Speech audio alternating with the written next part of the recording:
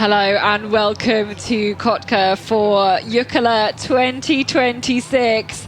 We're here in this arena, in the drizzle, in the rain, ready for the start of this epic 7-person relay going through the night. We've got nearly 2,000 teams lining up, ready to start their competition. I'm Catherine Bett. I'm joined by Martin Bostrom, ready to take you through the night here on this epic relay. Of course, we've already had Venla this morning, lots of teams going out into the terrain, a chance to see what it is like out there, and now it is time for Jukola as well. It is raining, it's about 12 degrees. I think probably when you're out running, it's okay, but it's not very fun for these guys warming up here, is it? Exactly. If you're one of the top teams, then you don't need to line up quite yet. But some of the teams with the biggest numbers, they've already been standing for a few minutes in the rain waiting for their maps, and they'll still be waiting another 10 minutes for that. Yeah, exactly, because the top teams, as you can see, they're running with these white vests on. The number corresponds to the position they finished in last year, so we can pick out some of the top teams here in this in the camera shots nice and easily, and then they get ordered here into this melee of runners. They get given their maps and then ready to head out. And so there you can see the differences on the legs. We start out about 13 kilometers, then slightly shorter, then the long leg through the night. A couple of shorter courses, then 4 and 5 before 6 and then 7, the final leg, the longest one, round about 16 kilometers, and yeah, that's where we'll see some of the top teams heading out there. So lots of people who maybe will be running a little bit later on tonight. Maybe they've raced already in Venla, getting a chance to line the run out here and see what is always a great spectacle of orienteering. And I mean, you've been here before. You've been, one of these guys making it to the starting point here, the front of this relay. How are these men going to be feeling right now? You definitely feel the adrenaline pumping when you're waiting for the start signal, which is, this year will be a bit of a surprise for some of them maybe. But then, the pace in the first 100 meters is absolutely insane, and nobody really has time to read the map in the first, I'd say 20 seconds, and then you just try to position yourself in a place where you're not being stepped on and you're not having runners passing you left and right. You just want to get out there towards the start point, and then once you're getting closer to that, then you need to start opening your map and actually start concentrating on the orienteering part. But I think it's crucial to have really fast legs in the first minute of running, so that you get in a comfortable position if you're one of those low number starting teams, because there's a big group of guys chasing you down. Yeah, you say you kind of look back and you just see all these people behind you. It's an incredible feeling. I mean, so we were running through the start list here. Of course, our top favourite teams you can see with the lowest numbers, as you can imagine. Storatuna have won it 6 times in a row. It is incredible, the form that this club has had. Can they do it again, and who are going to be their biggest challenges? I think maybe their biggest challenges is their health situation, because we have some question marks on the first leg runner Ole Kalered, fourth leg runner Jesper Svensk, and fifth leg runner Emil Svensk, who have they've been in their winning teams before, but they've had some health challenges earlier this spring, and we might talk about that later. But challenges to them are definitely the 2 Finnish teams, Helsingin Suunnistajat and Kalevan Rasti, who line up with a strong team all through the night and until the morning. And then I think also Nydalen, who has start number 24, they've been strengthened to this year. So here's their first leg runner. Everybody in the first line, of course, has a strong team since they've been so high up last year, so everybody at this point has a chance, but we have just a few favorites. Here's one of them and their first leg runner, Ville Passanen for Kalevan Rasti. Yeah, Calvin Rastic was 11th last time. Winners of Tiomila, they'll have loads and loads of confidence based on that one as well. Here's Cuvée, a load of experience in that team. You know, some of the older runners, but I mean, the experience is going to count for a lot in this kind of terrain. MS Palmer, this is Ira Heinonen, one of the other Finnish clubs, looking to do another great job here out on the terrain. Number 8, the Danish team, Fermtisvilde, they've recruited some New Zealanders into their team recently, but Elias Inge Kosgaard is going to start them off. Jakob Seinthal on their last leg. Terving is in number 7. Maybe not some of the big hitters that Terving have had in previous years. Yeah, not the strongest lineup for them this year.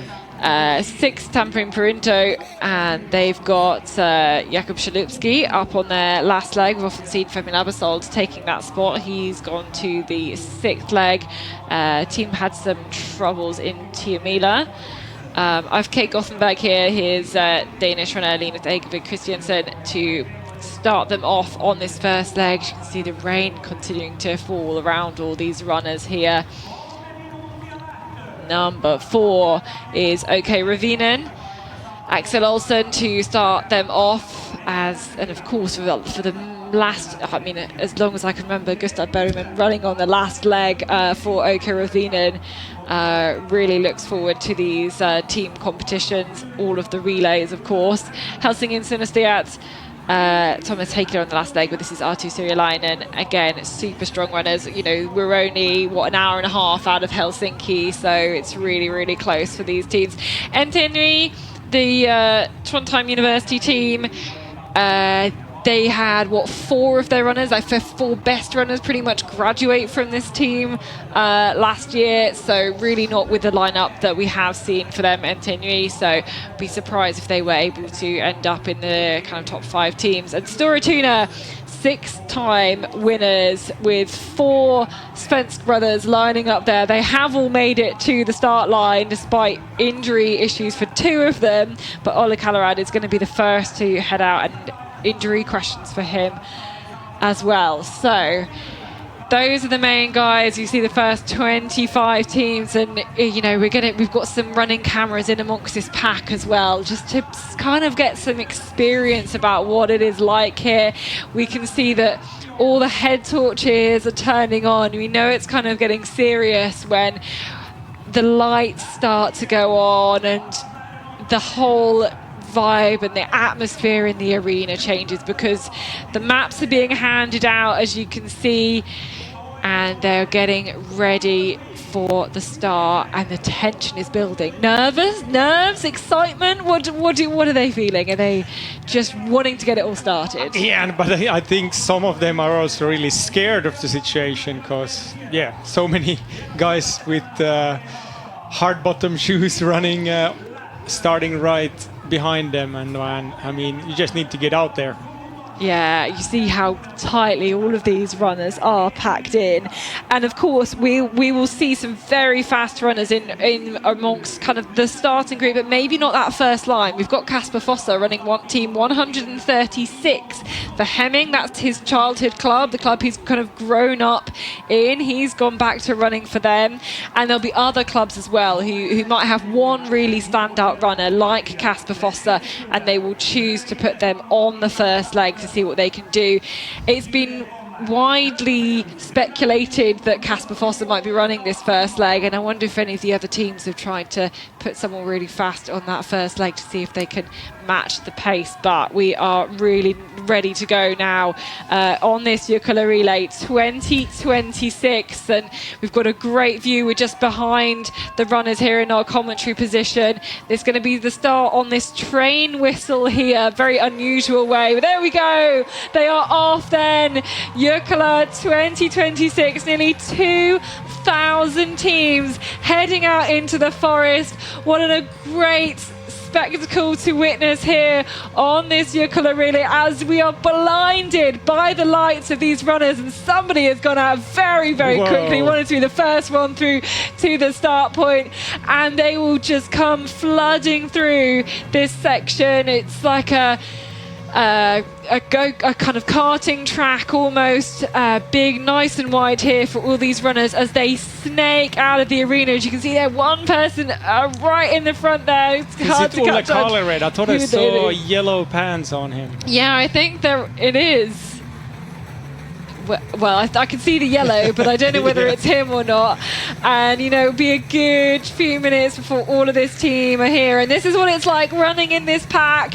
As the leaders go into the forest, they'll hit the start control really, really soon. And then the navigation begins. You just got to try and, stay calm and do your own thing here as we see, thousands of head torches start to light up this forest as the runners snake their way through into the terrain. Here are the leaders coming through to the start point after 90 seconds of running. And now the Jukola 2026 really is underway as the navigation begins. And again, you're trying to wrestle for position in amongst this whole pack. You're going to maybe try and go around the outside and take over a few runners. And at the same time, you need to read your map. At the same time, you need to read your map. And we're still in amongst the runners as, for these top runners, there's so many bodies, but it's quite quiet in the forest as well. That's what I always find so surreal is everyone's got super focus. A bit further back, everyone will be talking to each other, but right at the front here, there's so much intensity, right? Yeah, I think in the first minutes you're not hearing anybody sharing codes, but then once you kind of settle into a group, then you will start hearing Finnish words which most runners from outside won't understand. And if you have somebody from before, then you will be sharing codes with them. I think that's the typical way of doing it. It's nicer to know that if the people around you are going to the same controller as you or not. You see somebody just stop there trying to read their map, and they go out of this start point into green forest, and it's so hard to get through, as you can see from the pictures there. You can see everyone's really actually sticking quite close together. Actually, I think this is still part of the run out because you can see the wooden barriers on the way, so that's why everybody's so concentrated through here. But being amongst these runners here, you get a chance to see just how many bodies there are, just what the terrain is like, and it can be quite frustrating if you're stuck behind somebody going through this green. I guess you've just got to try and keep calm and not get too frustrated or distracted by that. Yeah, it's really chaos-like, especially when you have thick forest like this ahead of you in the first minutes. But yeah, you don't really know where you're placed amongst the teams around you until you get into some clearer forest, and then you might be able to see if there's some trains formed. What's interesting is that, we talked before about Heming's Kasper Fosser. He's taking a different route through that first patch of green. He actually finds some white forest, and he's on a different bearing than most of the other GPS teams. Yeah, you can kind of see, I guess, in that picture there how now they split up, they fan out a little bit more into these different directions as our camera runner is overtaken by one of the runners from Lynx and hitting the track here, and you can see lots of different kind of options then being taken by these runners. And one of the options is to go around on a road for a bit. That's also what Kasper Fosser was doing here. Yeah, it's so the sun has set. There is a little bit of light still in the sky. We've still got some rain and drizzle around. And here is what it looks like a little bit further back in the pack with runners going out on this first leg. It truly is a mass participation event. I mean, people finishing on the women's course only, still quite recently. But yeah, here we go. This is, you can see the two different options as you were explaining earlier. So yeah, we're not showing the first controls yet, but we can show this part, which way they're heading, and it's a quite big distance already between these two route choices, how far apart from each other they are, even if they're going into the same direction in the end.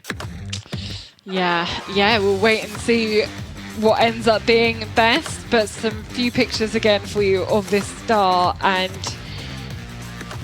yeah, I think being either being a part of this start or watching it and just getting the excitement, I think is something you've got to do as an orienteer. I think just, you know, from like somebody like me coming from quite a small orienteering nation, just seeing so many orienteers all together in this one place and so many teams, but so many people who love this sport. Like, I love this sport. It's such a exciting place to be, coming to these big relays like this. And this is really, you know, something you should have on your orienteering bucket list. Absolutely, I think so. Yes. This is the one thing you need to do as an orienteer.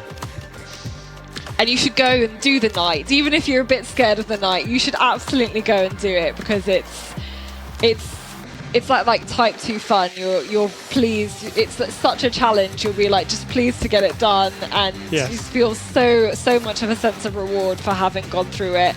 And that's probably all the people watching at home who are not these people right at the front here, where, you know, a lot of your, you know, kind of training and everything is geared to running this like first leg at Jukola as well. And what are the skills that you need to be a really good first leg runner? I think you need to have really good pace in your legs. Like for that first 1 or 2 minutes of running, it's really quick. So you need to have the fitness that you can withstand that and still have a good 10-11 kilometers left to go after that.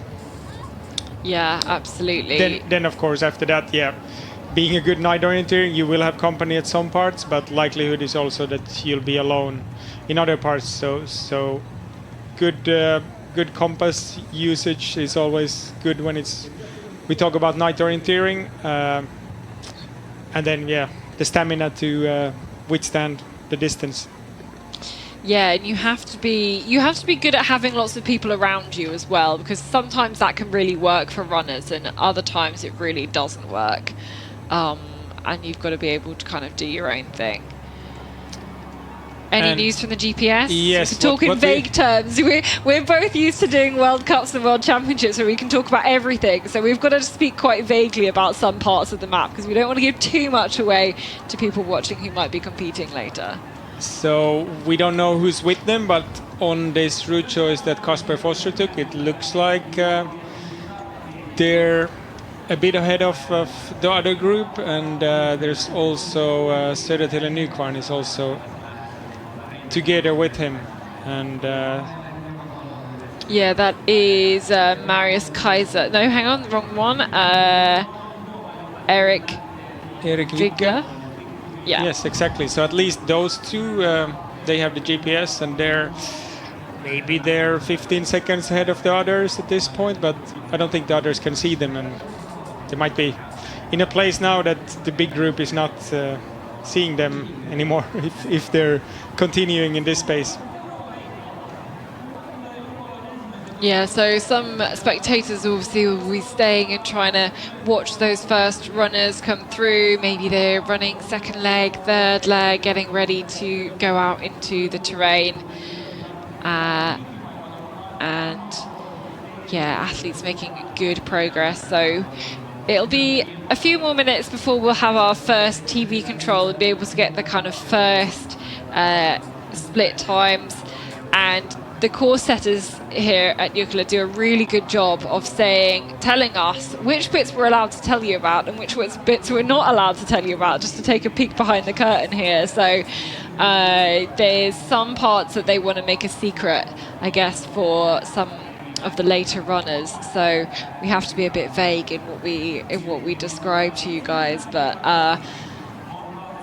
yeah, certainly lots of different route choices being taken here, and as we expected, a really fast and strong start from one Mr. Kasper Foster. Yeah, there was some speculation before if you should set up your team so that the runner can go with Kasper, but how many runners are there really who can stay with Kasper? I mean, none, none. Exactly. That's the point. Is that I mean, he's a two-time long-distance world champion. Is a former sprint world champion as well. Is going to want to try and get another sprint world title to add to his collection in very, very shortly. And I think for him, it's you know, he's so competitive. He's going to want to show everybody that even though he's probably done barely any forest orienteering this year, that he's still the one to beat. Yeah, and I think running for Hemming, he can really run without pressure. There's no expectation for the team as a whole, so he can just go out and enjoy a nice night orienteering experience for himself. And that's actually kind of what we saw for the women on the first leg. And actually around a few of the legs, there was a lot of what I would call kind of safety orienteering, you know, like people taking in a few extra seconds or things like that just to make sure they weren't going to make any mistakes. And now I'm just looking at Kasper Fosse. Is he making a mistake here? I'm just going to check. I don't know if we can check anything. No, we don't know whether he's going to the right control. But here he is. Here he is on the picture. I think he's taken his first control, and we can see him in the picture. No lights in front of him, so we're thinking he took at least this control as the first person and heading out towards his second one. It wasn't an optimal approach to that control, but his speed is still superior to the others. So here he is, and I'd like to look behind him now. What does look behind this camera runner? I think so. I mean, he definitely made a mistake going into his control. Not a big one. You're right, but he's still in the lead here, and we'll see if we can catch any other runners along the way as well as they continue. And yeah, I mean, look at these pictures that we can see like sparkling through the forest here. I think that's kind of a felled area here, you can see the edge of the forest, so athletes emerging from the forest here. Yeah, you can see one light here in the right lower part that's ahead of the others, but there's also one alone light that's heading straight through this area, and we don't know for sure. That must be a camera runner or something like that, I think, who's gone straight through because they're much in a different place. And but now we have a big group here. Exactly. It was the other orienteers came from another control at this point, so Kasper is not in the absolute lead now. No, and just looking at the different shirts, we can see IFK Gothenburg there, and maybe, I don't know whether those were Tone Metz and Kvyat top. But it wouldn't be IFK Göteborg's first team since he wasn't wearing GPS West. I think we're way back in the pack there, actually. It's easy to see whether they're one of the top teams because they're wearing the white GPS vest. And so now emerging from the forest, crossing a power line here. And again, like two different groups, one on the edge of this open area and another big trail coming a bit more through the forest here. It looks like they're quite far from each other, again, like these two lines of runners coming through. Oh, down again. Our camera operator trying to follow through. And yeah, it's obviously in these semi-open areas or these areas with younger trees, it can be very tricky to make good progress through them. I think here's, as an orienteer, what you should be using is the power line. You see the poles of the power line, you can kind of gauge how far you are from the poles. If you're not, I think this one group is running right next to the power line poles, so they know exactly where they are when they're crossing this, and I think such a big feature you should definitely use once you cross it. Yeah, exactly. And on some parts of this map where there aren't as many features, I mean, this isn't really one of them, but yeah, you use that. It's like a bonus control for free, isn't it, really? If you're having a bit of struggles, then it's really easy to see that you're going in the right direction. And this is Jukola magic as its best. You can see it's hundreds of lights already here over this first part, and then hundreds and hundreds coming. Yeah, further still down. on the right, there's still all of those other lights there as well. Yeah, some of them haven't found their first control yet, and some are already heading to their second control at this point.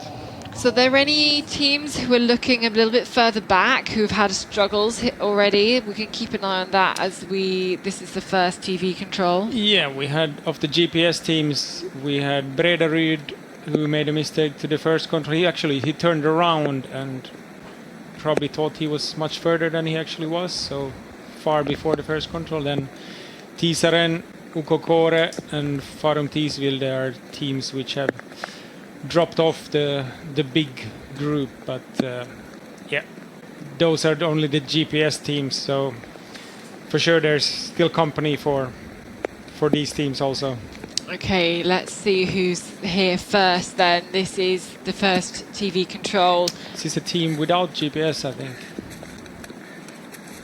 Tulinger, Simon Emark, who has got a gap. Yeah. This is very strong for the Swedish runner, sometimes in kind of a national team, not as much recently. Yeah, and he's not focusing on a sprint, so that's why he's had a pure forest season so far, while many others have been running on harder surface. And look at that, half a minute. That's an impressive start. Yeah. He's kind of got away. He is a really good night orienteer, so this proves, and he probably enjoys his task too. Okay, so Turin Sinisiat, second team with Mihaly Orme is there now. Kasper Fossa was through their third. Calvin Rasti was in fourth place, so one of those top teams.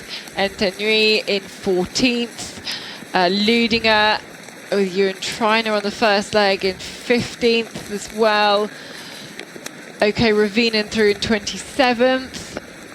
And yeah, loads of other teams coming through now to try and keep an eye on some of the top ones. IFK Gothenburg with Linus Egerby Christiansen through in 36th, a minute 9 seconds back. MS Palmer in 43rd, and yeah, we just keep ticking up these teams here.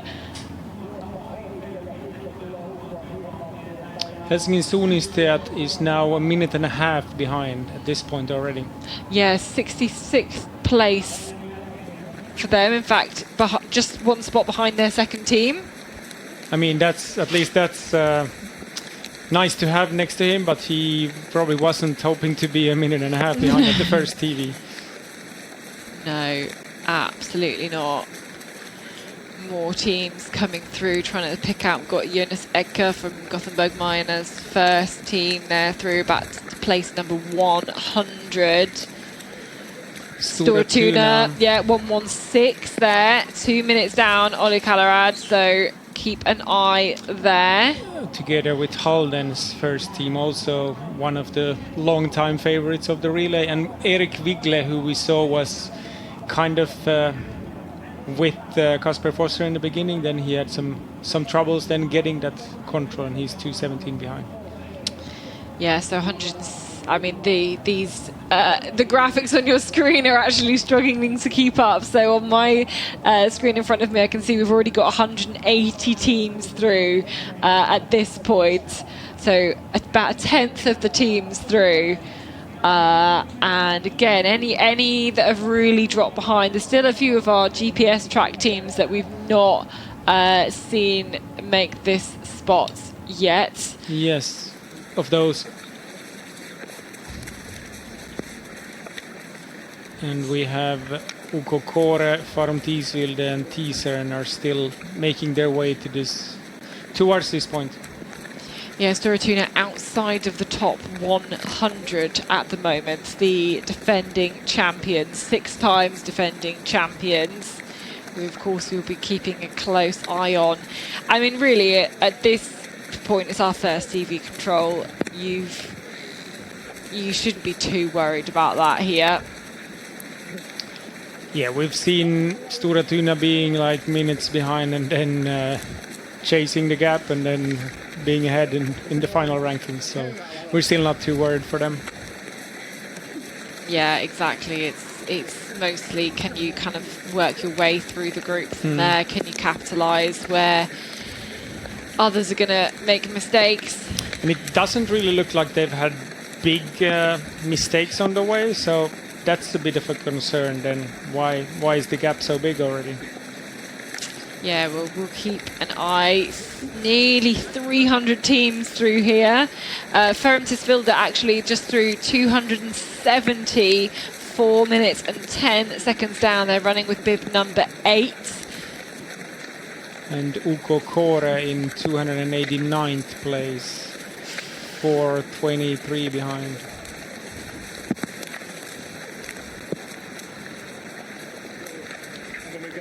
Now, what I meant to look up was which is the club that has the most teams. It would probably be Helsingin Synästajat, but how many teams they've got, I'm not sure. We'll have time to look it up. We'll have time to look it up in the night.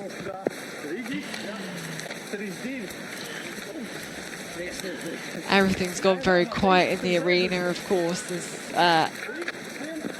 still quite a lot of people, though, who are sticking out there.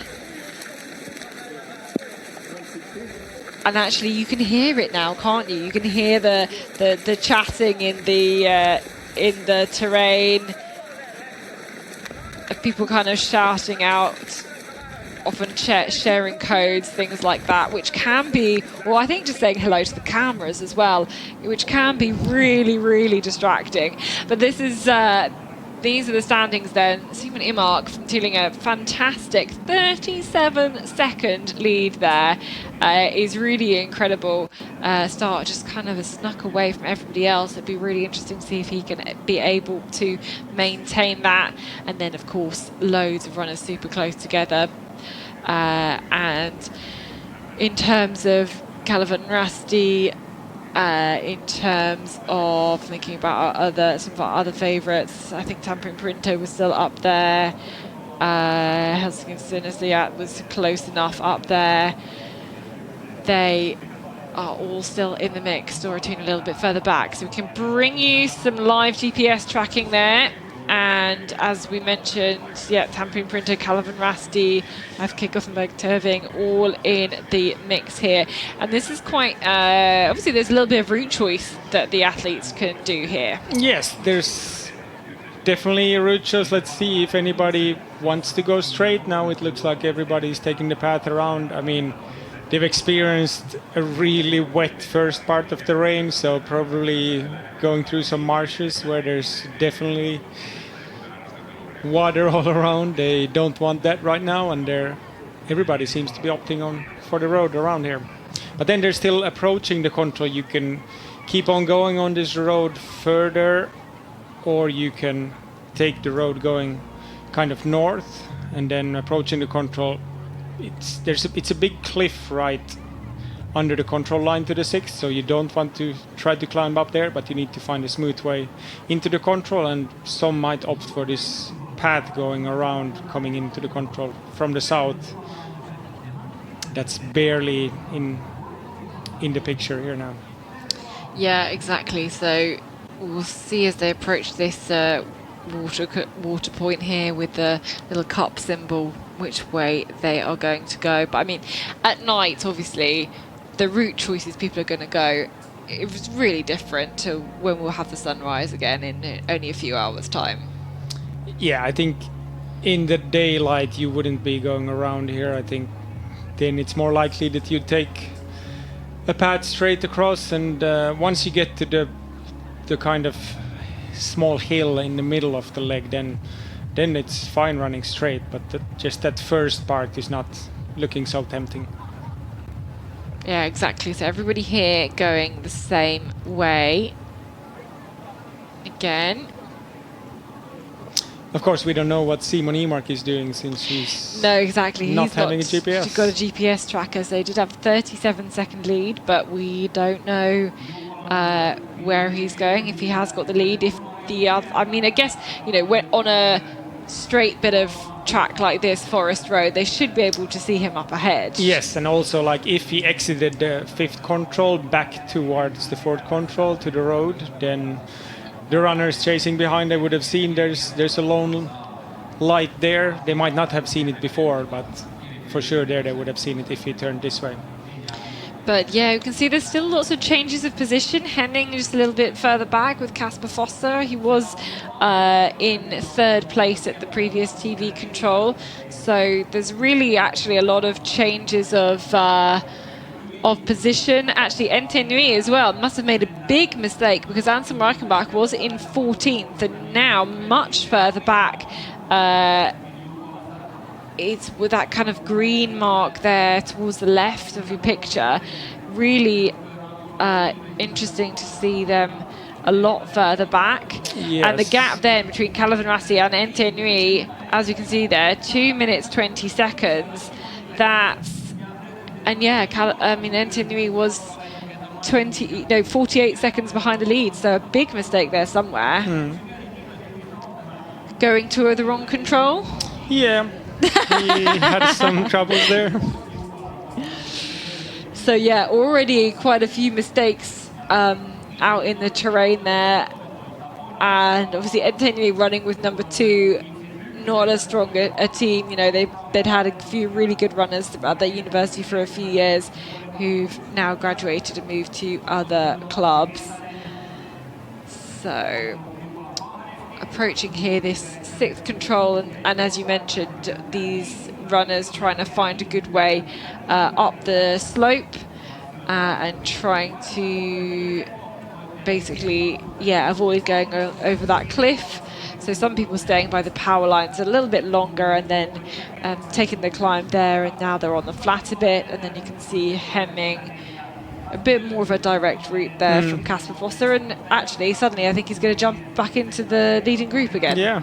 All changed. I mean, he doesn't need to do the saving route choice here, but the ones going to the power line, they can see the pole on the top and they have a 100% sure way to find the control from there, while the way Kasper took it, once you're climbing up a hill, your view is not very big. You just see a big wall in front of you, and once you get on top of the hill, then you see more again. But yeah, nicely done from Kasper. Yep, and onwards towards the next control, dropping back down off this hill. And of course, night orienteering, night training is such a big part of club culture and big part of the club trainings for all of these guys. So they'll be, they'll have got really used to being able to tackle this kind of a course in the dark, obviously. Yeah, I think night orienteering, like in the club trains, I think it's even a bigger tradition in Swedish and Norwegian club than it is in Finnish club, since the winter in some parts of Finland can be pretty harsh and not much orienteering is done. It was an exception this year, so many of the teams, the Finnish teams, were stronger in Tiomila because there wasn't that long of a winter. Because there was less snow. Yeah, there was less snow, so you could do more orienteering through the winter, and Tiomila is early in the spring, so you already had the routine down this year.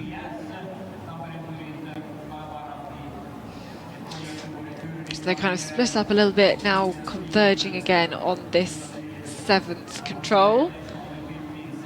And this is a really nice part of the terrain where you have these bits of gray on the map, meaning it's really good visibility in that area. And even if you don't have the reflectors on the controls here, as you have in Tiomila, for example, it's easy to find a control when it's so open forest here. Yeah, so here they come into the next control, and we'll see who is in the lead. It was Tullinger. It is now Hemming and Kasper Harlan Foster. Then Kopan Aarhus is next with Andreas Bock-Bjørnsen. Tullinger, though, still in their 3rd place. And then Jerke Lusel, great to see him running well on this first leg for Hageby.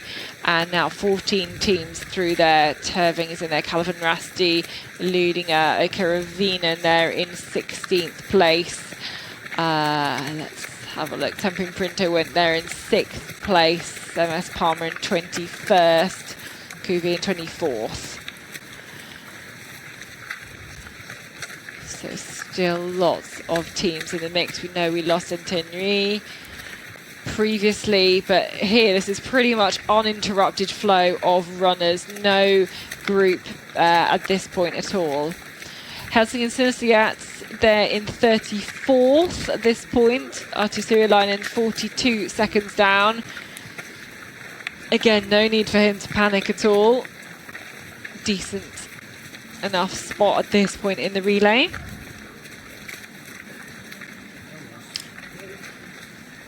There's 14 Kalista Nuseva-Voima there in 52nd. There's Storatuna, 53rd, so moving back up through the pack. Halden, 56th. And actually, look how wet this part of the forest is as well. This is a control that the women have already had earlier, so that's why it's already a path just around the control point itself.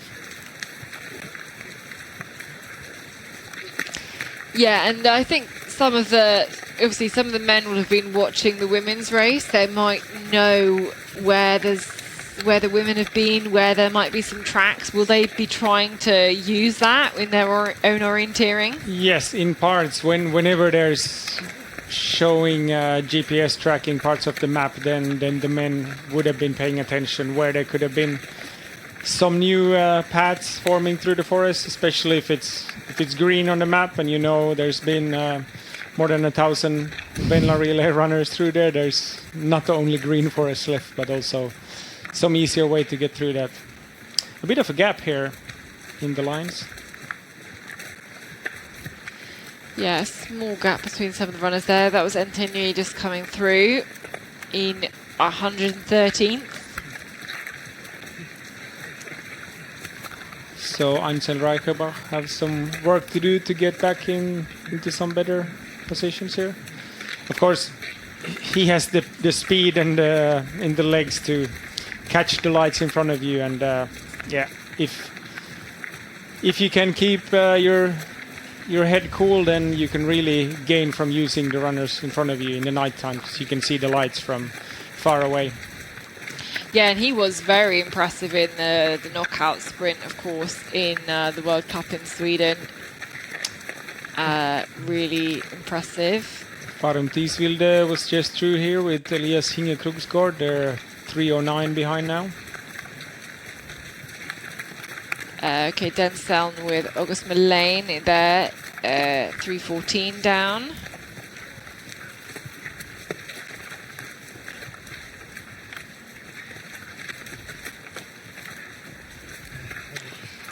And it really is just relentless then here, these athletes coming through, lighting up the forest. Of course, it's such a different experience running, you know, just of how much you're able to see, not by your head torch, but by other people's head torches as well, when you're running in a big group like this. And of course, these head torches, they are really strong, so this is quite different than orienteering in the nighttime used to be 20 years ago, when you didn't have the power and the headlamps that you have these days. So it's kind of changed the game for night orienteering with these light but still really powerful headlamps that you have now. Yeah, exactly. You can see a lot of people wearing their battery underneath their club vest, so on their back. That's why some of them have very odd-shaped backs. But yeah, they're super lightweight and many lumens. Really lights up the forest. But it does mean if you don't have a really strong head torch, you can really notice the difference. 230 teams through now, and we're only 5 minutes behind the leaders. Here we can follow some of them scrambling through the forest. This is, yeah, shorts option here. Is that Gothenburg Miner, one of their team? It looks like their colours. I think it's Jarker Lusell. Hagaby.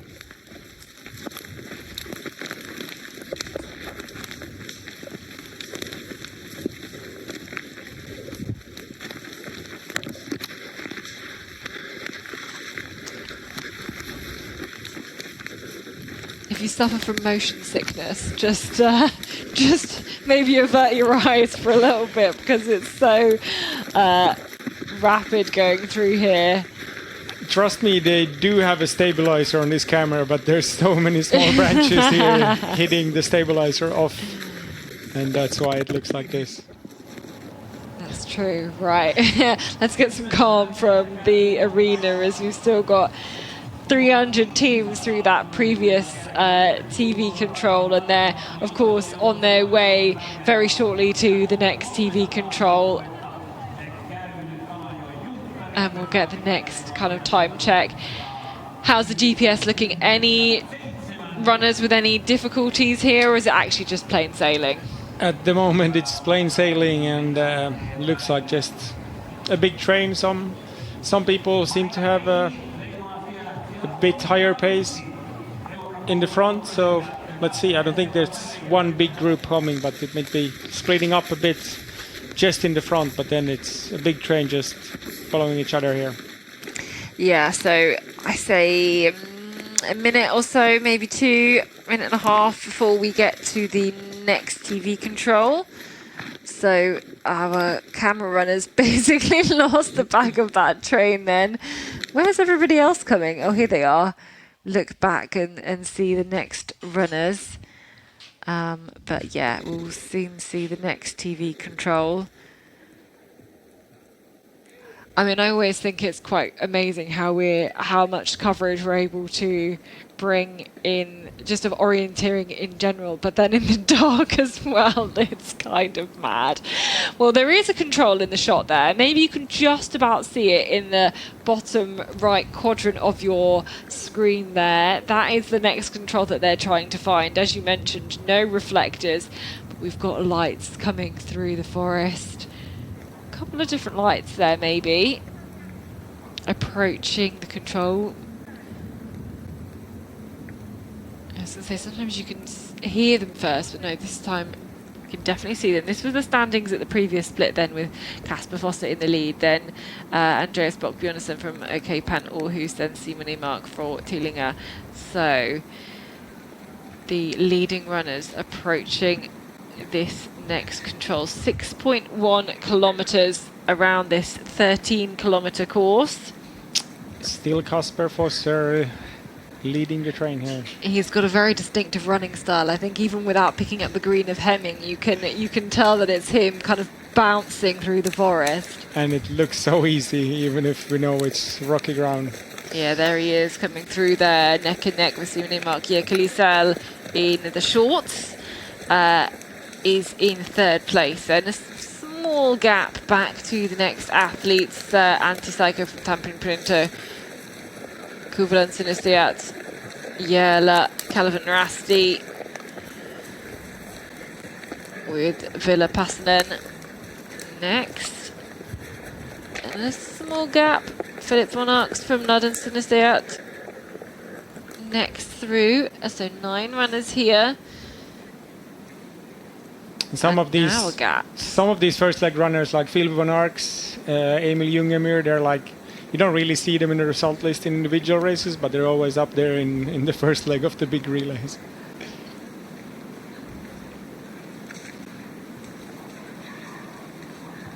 It's just something about once you have a good first leg in one of these big relays, then you kind of know what to do and how to think in the forest, when you need to really be sure where you are and when you can use the other backs, the other lights around you. Then you know the recipe for a good first leg. And now there's a swarm of runners here from position 10 onwards. It was Noel Brown from This is the peloton. Yeah, exactly. This is the peloton. Really can compare it here. And we've now got 30 runners through. And yeah, I mean, obviously every type of terrain is different, but obviously that feeling of running the first leg, very similar. And we're, as I said, an hour and a half east of Helsinki, just a little bit in from the coast here, and it's super, super flat. Really is. We've got 2.5 meter contours, by the way, here on the map, and This is very typical terrain for this part of Finland. Yes, basically it's really stony, but really flat. So yeah, the ice age left behind it lots of stones that it scraped off some mountains before the ice age, and most of them ended up in this part of Finland. So yeah, in the whole relay we have, I think, just over 1,000 meters of climbing, and that's over the distance of 82 kilometers. So then it's not a lot. No, it really isn't. And but yeah, that's where we'll have these different characteristics of the different kind of terrains play out. But I mean, the women were running a little bit slower than we expected. We'll kind of keep an eye on that in terms of the men's running time. We expect this first leg, I think, to be about 72 minutes of running on this first leg, about 13K. Yeah, I think we're just a little bit behind, maybe a minute or so behind schedule at this point. Oh, 38 minutes was the first team. Yeah, then we're already a few minutes, 3.5 minutes behind. So maybe the rain has made the ground a bit softer, a bit slower to proceed, and that could be one reason. Like every time you run through a marsh, it gets just so much slower. Every time you go through a bush, you get a bit wetter, and it wears you down throughout the distance.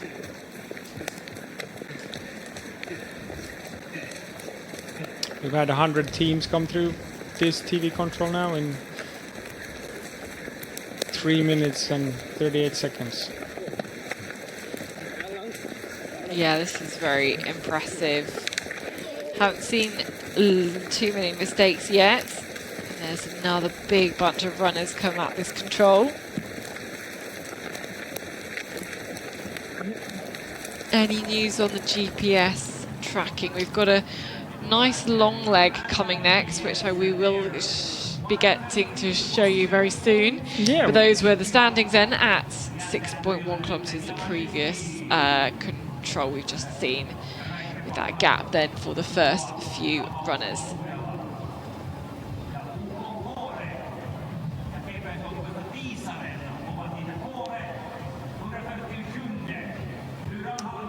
So 3 runners out in the leading group: Kasper Hallenfosser, Simone Mark and Jerker Lucel. And it's fair to say I think they're all going the same way to the next control. It's a great arena here. Really, it feels really big actually. Really spread out, this arena, and quite exciting. There's Helsingin here in 26th spot at this previous control. They're kind of safe in this safe big group, and but they're taking a different route choice than the leading teams took. The leading. Yeah, this is a fairly long leg here. So you can see these 3 dots. They're the 3 leading runners. They're choosing one way, and then the other teams all going pretty much a different way. So we'll see if they're able to catch up any time. When you're doing night orienteering, it's really nice to get some paths under your feet, and the ones going to the right here, they have a nice big path in this last third of the leg. If you go left of this Saarijärvi lake, then yeah, the last part of the leg is not so nice. If you try to force through this green, you're probably going to be losing some time here, and yeah, it takes a while until you can really get your position into this next slope towards the control. If you come from the road to the right, then you can really have a safe entry into the control. Yeah, you get the higher speed on the track, and you could avoid the green as well. Obviously going a bit further around, you've got to go through some of this marshy rubbish at the moment, but actually, yeah, I wonder whether they'll be able to catch up or even overtake the leading 3, who've just taken this very straight option. You've got to go across these power lines as well, which whilst they give you obviously some not, it's very obvious where you are at that point. You can see all the green stripes underneath it where there's all this undergrowth and small young trees that have kind of grown up naturally underneath the power line. They might decide to run along this smaller power line, but the runnability there is not great. So let's see how they do it here. And you can see, gauge from there, the length of the line the GPS dot is leaving behind it, which is 15 seconds. You can see how far they get in that time, and still looking like they're proceeding pretty well next to the lake. And we know that there were some more teams with Kasper Fosser at the previous TV control, so we're expecting them to also be in this same group. Yeah, absolutely. There were 9 teams kind of all together, well, in one train, and then another gap of about 50 seconds before the next lot of teams. So they're probably all in that group, going very close to the lake at the moment. And as you can see, the main casualties so far, Entenui, from a previous control, going to the wrong one. And we also have the GPS teams. We don't see it in the picture, but some of the other teams are also still behind. Bredaryd, Kåre, and Tiseren are on that same route choice, somewhere around Entenui. Yeah. So if you're running this leg, have you tried to kind of stay at home in your accommodation or something? Probably if you're among these elite athletes to watch the women's race, then when do teams try and tend to get to the arena and get ready to be running this leg? Probably an hour and a half or 2 hours before your leg. Maybe it's nice to feel a bit of the atmosphere around in the arena, and that will get your heart rate up a bit, and then you probably start warming up somewhere between 1 hour or 30 minutes before. I think for the first leg it's a bit different when you're confined to this warm-up area next to the start for the last 20 or 30 minutes, so you might want to start your warm-up a bit earlier, since you might be standing the last minutes before the start. Then of course if you're on one of the later legs, then you don't really know exactly when your runner is coming in, so you're warming up probably a bit longer just for safety than you would for an individual race where you know when your start time is. I know some runners who really like first leg simply because they know when they're going to start. It's just a nice like a stress-free thing for them, and that's why they really like running first leg. Now you can see the GPS tail of the runners on the path. It's strung out. It's really a lot longer than those going through the green at this point. Yes, you can see they were by the smaller power line. Now they've crossed the bigger one and now heading through the green. The course setters said that that particular power line actually wasn't very good to run underneath it, even though there aren't any green stripes on the yellow symbol. But of course they are much closer to the control. But again, it's much harder to approach that control from basically being on the straight line in terms of what your attack point is. Otherwise you've got a nice little safety, you've got the bend of the path, you've got the hill there to help you into the control if you've taken the longer way around. Yeah, it'll be interesting to see how they choose to go from here. Like, they could find the corner of the small water course in here in the flat area before they start climbing, or do they go up to the path earlier so they can kind of gauge a bit how far they've on the path running up the hill? Like, there's rocks on the side of the path, but there's probably lots of rocks in the terrain, so it's not really sure where you are until you reach the top of the hill and it flattens out. Yeah, exactly. There's lots of, the boulders have to be a certain size before they can appear on the map. But here we go then. Simon Emark has taken the lead and he's punching a control, and so we're expecting this to be the control leg we just saw, and he's probably already at the 12th control now. Yeah, he's pushed ahead again here.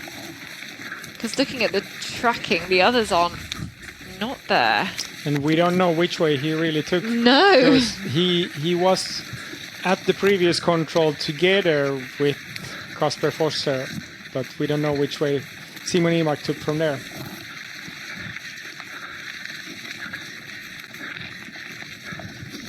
But he's just managed to drop them. Maybe everyone else is so worried about where Kasper Foster is going that they're just not looking at where he's going. Maybe? Could be, or if he just exited the previous control to a totally different direction, then maybe he's not quite as famous as Kasper Foster, so the others chose to follow Kasper instead. Or maybe they were all just going to go that way anyway. Sometimes you have a critical mass of people that go, and then it doesn't matter who's in that group, everyone else is just going to go the same way.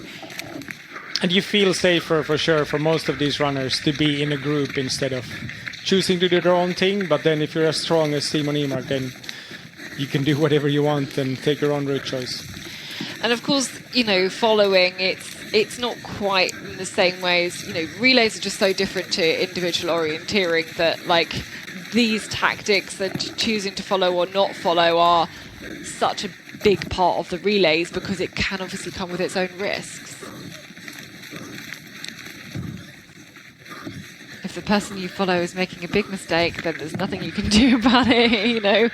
You've got to spot that they're doing that and then do the right thing. You've still got to be orienteering. So you can see we're on a small path here, heading towards the next control, which is where we'll get another time check, as we can switch again to that camera. We can't even see the control here. It's basically a black screen. There's some sort of light, which I did see blinking in the distance. Now I've got nothing.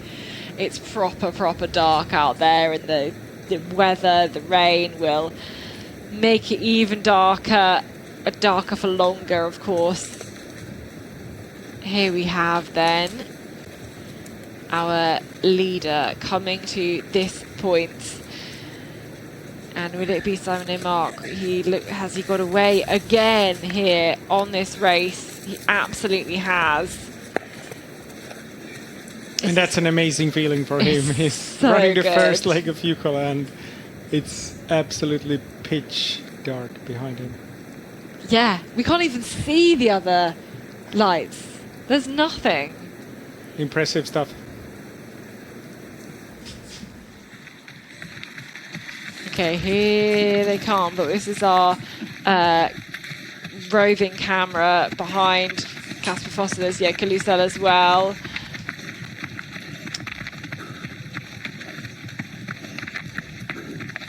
Andreas Bock-Bjornsson for Okopan Aarhus there, number 87.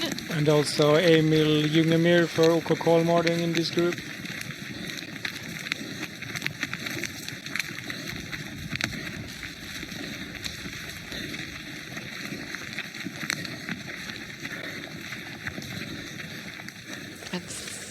So now the gap a minute. He's made a breakaway of a minute. Has Simon Emark.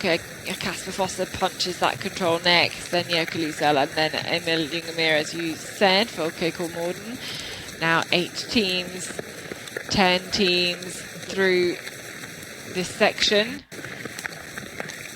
And now, as we said, so that team, the group that kind of had got ahead, they went towards the kind of to the left of the lake, has just grouped back up then with the other group who went to the right of the lake. Exactly. So it looked like going right to the lake was slightly faster, or then the execution was just better from there. And so Sture Thune climbing back up then through the ranks, now 27th, 147 behind from Olle Kallarad. We saw, Helsingstons was right up there as well. Turving in 19th. OK, Ravinen in 39th, 204 down.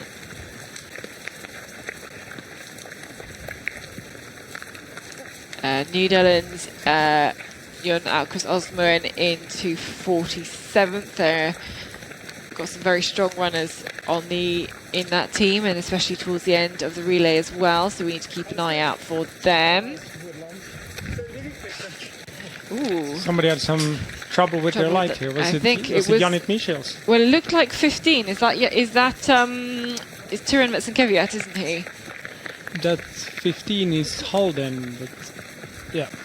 Maybe it was Halden. It looked like a 15 on the top, but it's quite hard to see. It is.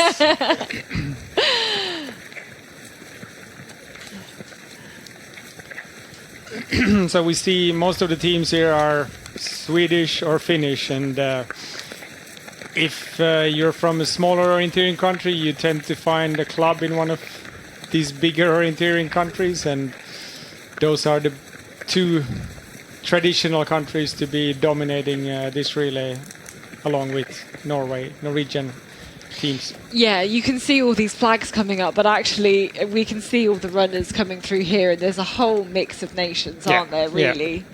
Yeah. Again, yes, lots of Finns and lots of Swedes, but also Danes, Germans, Brits, Czech athletes, loads of different runners coming through. Here, Belgians, we have Yannick Michels running first leg. Again, I love that Yannick Michels runs Jukola. He's such a sprint orienteer. Like he is one of those proper sprint orienteer through and through, but yet he always kind of comes to run at Jukola, and often running on first leg as well. Yeah, I think for many of the guys, like serving their team in Jukola is a big part of their team culture, so they don't want to let their teammates down by skipping it for training, even if it's world champs in only 4 weeks. And so if you are from Belgium or wherever, how do you go about finding which club you're going to join? How does that work? I think Yannick had a smaller Finnish club before, but then probably once he runs a few races in Finland, then some of the bigger clubs sees his potential, and then they approach lure him. Yeah, okay. I think that's how it goes. It might go another way. Maybe you have a friend who's already in the club and you join that team. And but I think some of the bigger clubs, they are actually actively scouting for runners from other smaller clubs or from other countries than the big orienteering countries they're based in. And I think Jukola relay is such a big addition, like, to the orienteering culture as a whole. If we would only have individual races, we wouldn't have this many athletes still doing orienteering, if that would be the only interesting thing. But relays is something that keeps the spark alive for many of these runners that are coming through here, and their season might be over when the morning comes after Jukola, and then their sights on the next year's Tiumila or Jukola again. I mean, already in Venla, I've seen so many names of orienteering legends kind of come through, and yeah, we have exactly the same thing going on here. Like, names who, I mean, obviously I have most of the focus on world champs and world cups, but I've been doing that since 2015, and so occasionally I see some names that I haven't really seen since like 2015 coming up here, which is actually always really exciting. Oh yeah, you are still orienteering, but just here. This defines if you're an orienteer or not. What do you do the weekend before midsummer?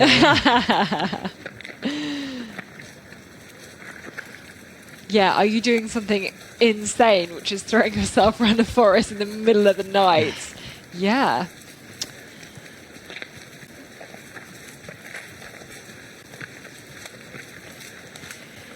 So yeah, close to 200 teams through now, 7 minutes behind the leaders. And now, I think this is the first point we've had a little gap. After 179 teams going through, we finally have a gap. We had one gap just in the beginning of the Oh, well, that's standings true. here too. Yeah, see what it mark. Yeah, 1:10, 1 minute 10-second gap, and it's very frustrating that he doesn't have a GPS tracker because we're tracking everybody else chasing him. We have no idea what Simone Mark is doing, so it's proving quite tricky to keep track of this one. Anything interesting being shown in the GPS from the runners that we do have tracked? Any mistakes we need to point out? Nothing really that I can tell the viewers right now. Some teams I think here are having some challenges, but it's a bit hard to tell what's going on. I think MS Parma and is that Helsingin Sunisted? Yes, they're going a strange direction right now. And I think, yeah, looks like they'll be dropping behind quite a bit, these two teams. So, yeah, Arttu Syrjäläinen didn't have the best start of the relay. Then he caught up again with the big group and kept Hoa's hopes alive. But now he's having some troubles out there, and he's definitely losing, I'd say, some minutes right now. So, and also Tampere and Perinto is shown here. Yes, so just on a different line. Oh no, this is you're so close here. You had a boulder, but you see hundreds of them. There, he got it.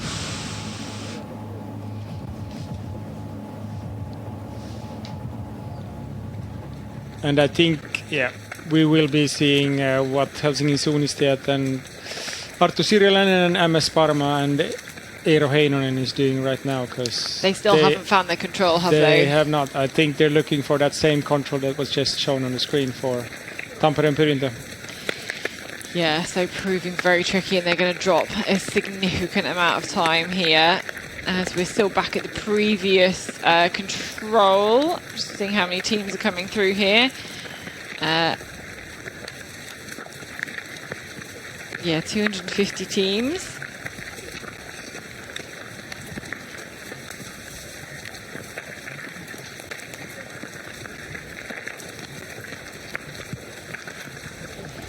Including some teams in the 1800s, 1861.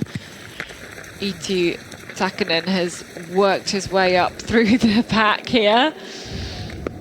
Okay, so we're waiting at the next TV control then for the next athletes to come through. And Simone Mark for Tillinger had a 70-second gap. Here's a light. I put all my money on it still being Simone Mark. He's such a stable night runner that he can get away even from Kasper Fosser. And it does look like just one light. But we're being blinded through here. This looks like him. Kind of white and the red and green. Yeah. 63 minutes of running. Clear air.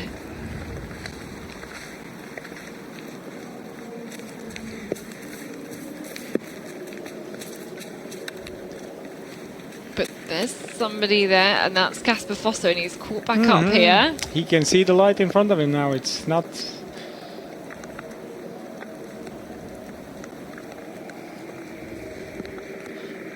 And Kasper seemed like he had a group with him earlier, but he's alone now.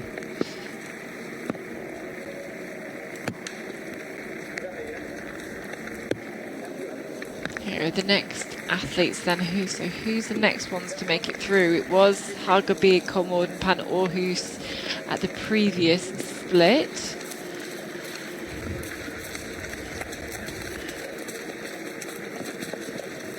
Kouvolan Sunistet was that? No, it was Espoon Achilles. Whoa. Number 111. Pyry Riisanen. And Umeå and Kuvi and Pankranstad and Uppsala Orientering. So these are teams who are not there. They were nowhere near the front. So it's totally changed again. And these last few controls have proved really tricky. Yes, and Really tricky for some teams. Have those teams we were looking at, have they found their control yes, yet? they're heading MS Palmer towards the next again. and who else was in it? It was Helsingin Suunnistajat, so of course it was. team number 3 and one of the favorites for this year. So really lots of things are happening in this area, and it's not going to be just one big train, but we're going to be seeing these small groups come through now. So Philip van Ark's at the lead of this little group here.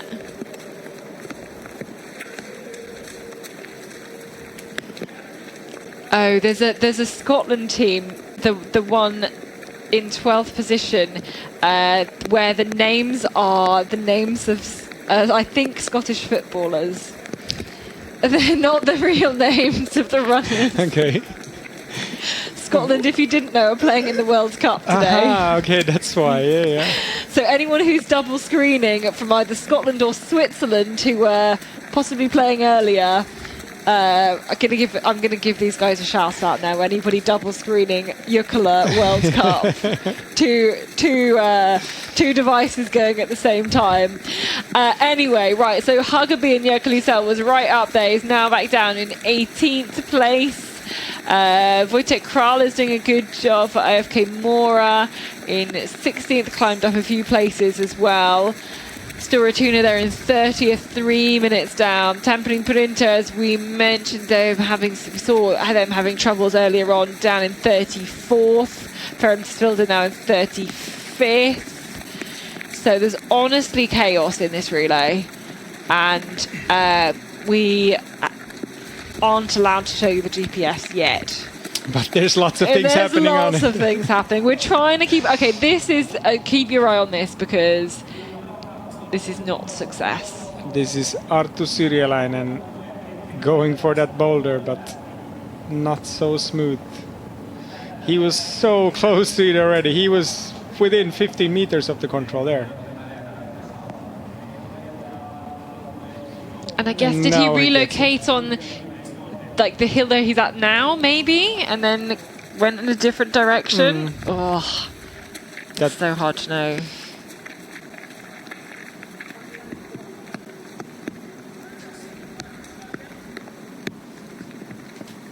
And we haven't seen him come through this TV control yet, so that's already more than 4 minutes past, and it will take maybe another minute before he's here.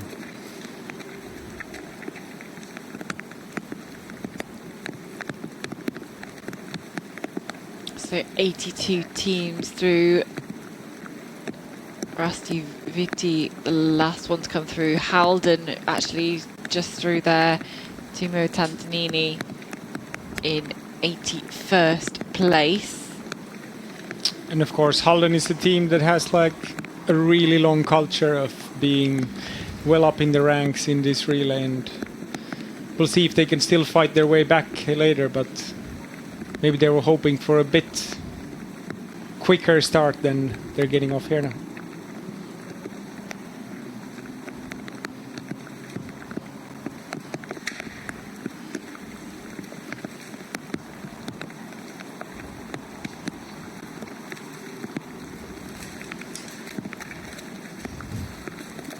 I'm just Googling the names of that Scotland team just to check they are footballers. And what does the number, was it 3540? What does that mean? Yeah, he is a Scottish football. I don't know. They are Scottish footballers, Scottish football legends. Impressive if they're actually them running. But either way, yeah, and they're either 12th way. in Jukola. Yeah. I think there's probably an Edinburgh University team having some fun there. If I was to guess. Yeah. Sounds like a university thing to do, team thing to do. I'm sure someone's listening who can tell me. And this is also happening in the forest. Ooh. Ooh. So one of the world's best orienteering can have mistakes like this, and then many others can also. And we know he was 16 seconds behind Simon Emark at the previous TV. Where is Simon now? We don't know that because he doesn't have a GPS. Yeah, so was he making the same mistake? Was he not? When are we going to get... No, we've still got a few controls before we get the next one. Maybe 3 or 4 minutes before we get the next... Maybe a bit longer before we get the next one. Hopefully we can have some camera running here even before we see some more TV control actual point where we get a time. That looked like August Mollén from Ukodensen who just came through there, yeah. Yeah. It's probably a bit disappointing also for him to be this far down. Yeah, I mean, he's had a tough sprint season as well. I would have really expected him to have been up there in the knockout, of course, with his great results from previous years. He's European knockout champion, if memory serves me correct. Yeah. And I think he's only made the Swedish team for the World Championships because he's got that personal place. He had some injury troubles early in the spring and was hopeful to get into the shape earlier, but yeah, it took some time, and that might explain why he's some minutes behind here. So Atunda just going through there, trying to look. Brederud, Tizirin, teams, Okokora, teams that made it into the top 25 last time, starting on that first line of the big start for the relay, down outside of the top 100.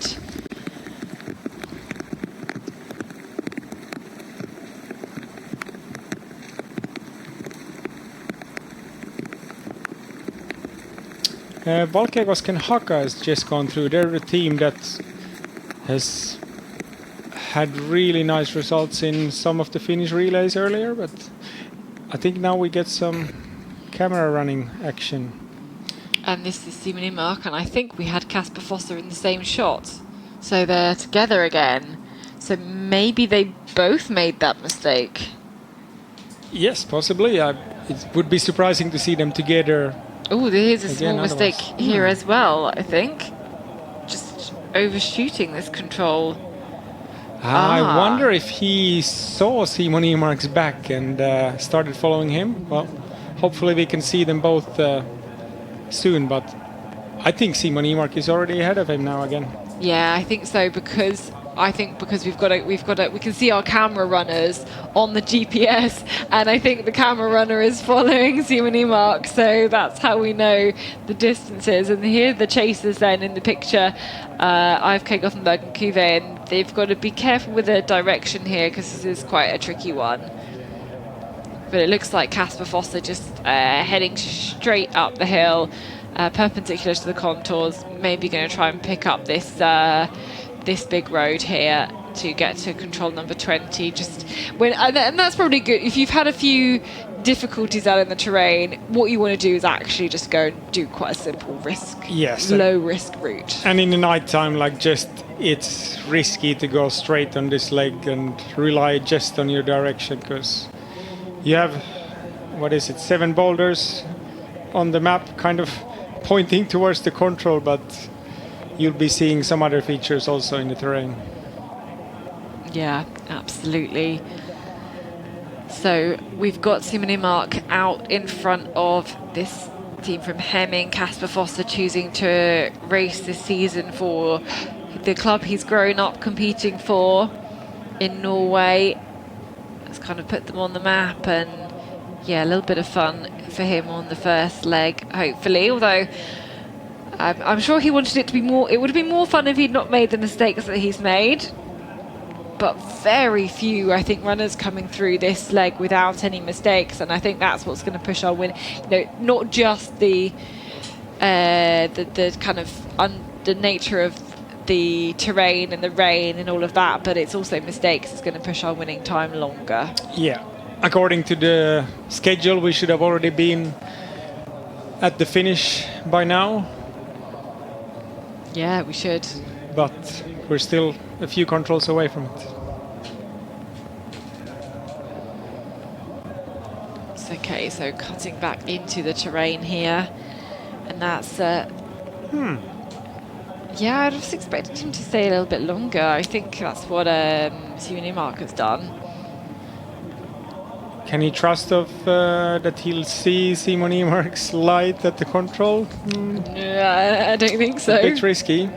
Maybe if he would be running for one of the top teams, this would not be according to the playbook. I think some of the bigger teams. Explain that. Why is that? Because you want to avoid big mistakes, and then going straight through a terrain like this with barely any features on would not be part of that. You'd rather take a safe route around, and if you do that for 7 consecutive legs, or at least 6.5, then you're likely to be higher up in the ranks than taking risks all the way, and sometimes it's failing. So this is the kind of spectator control, pre-spectator control at the very end of the runway. You can see the rain falling down here. This is the car, and this is the lead then for Simon Emark, who is still doing a really good run here. He's kind of just staying solid when other people were making mistakes. I'm really hoping we can hear from him on the interviews later as the time ticks up. Where is Kasper Foster?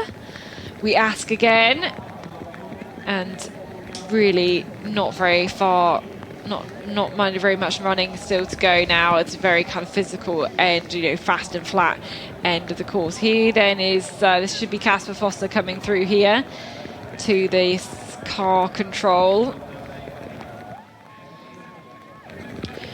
And in front of our arena commentary position, in the distance, we can see the second leg runners ready to go.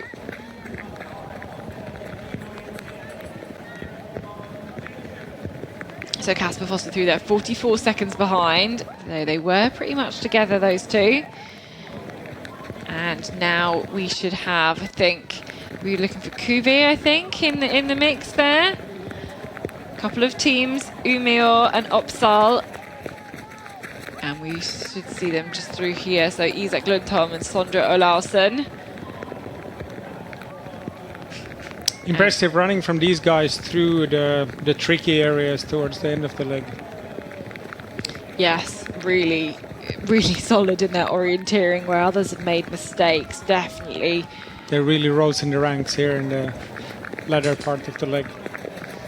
As IFK Gothenburg and Kuve, both of them through there, are a couple of our tracked teams in 5th and 6th. Linus Egerby Christensen and Daniel Pampura. This is Nicholas Kastner from Pan Kristianstad.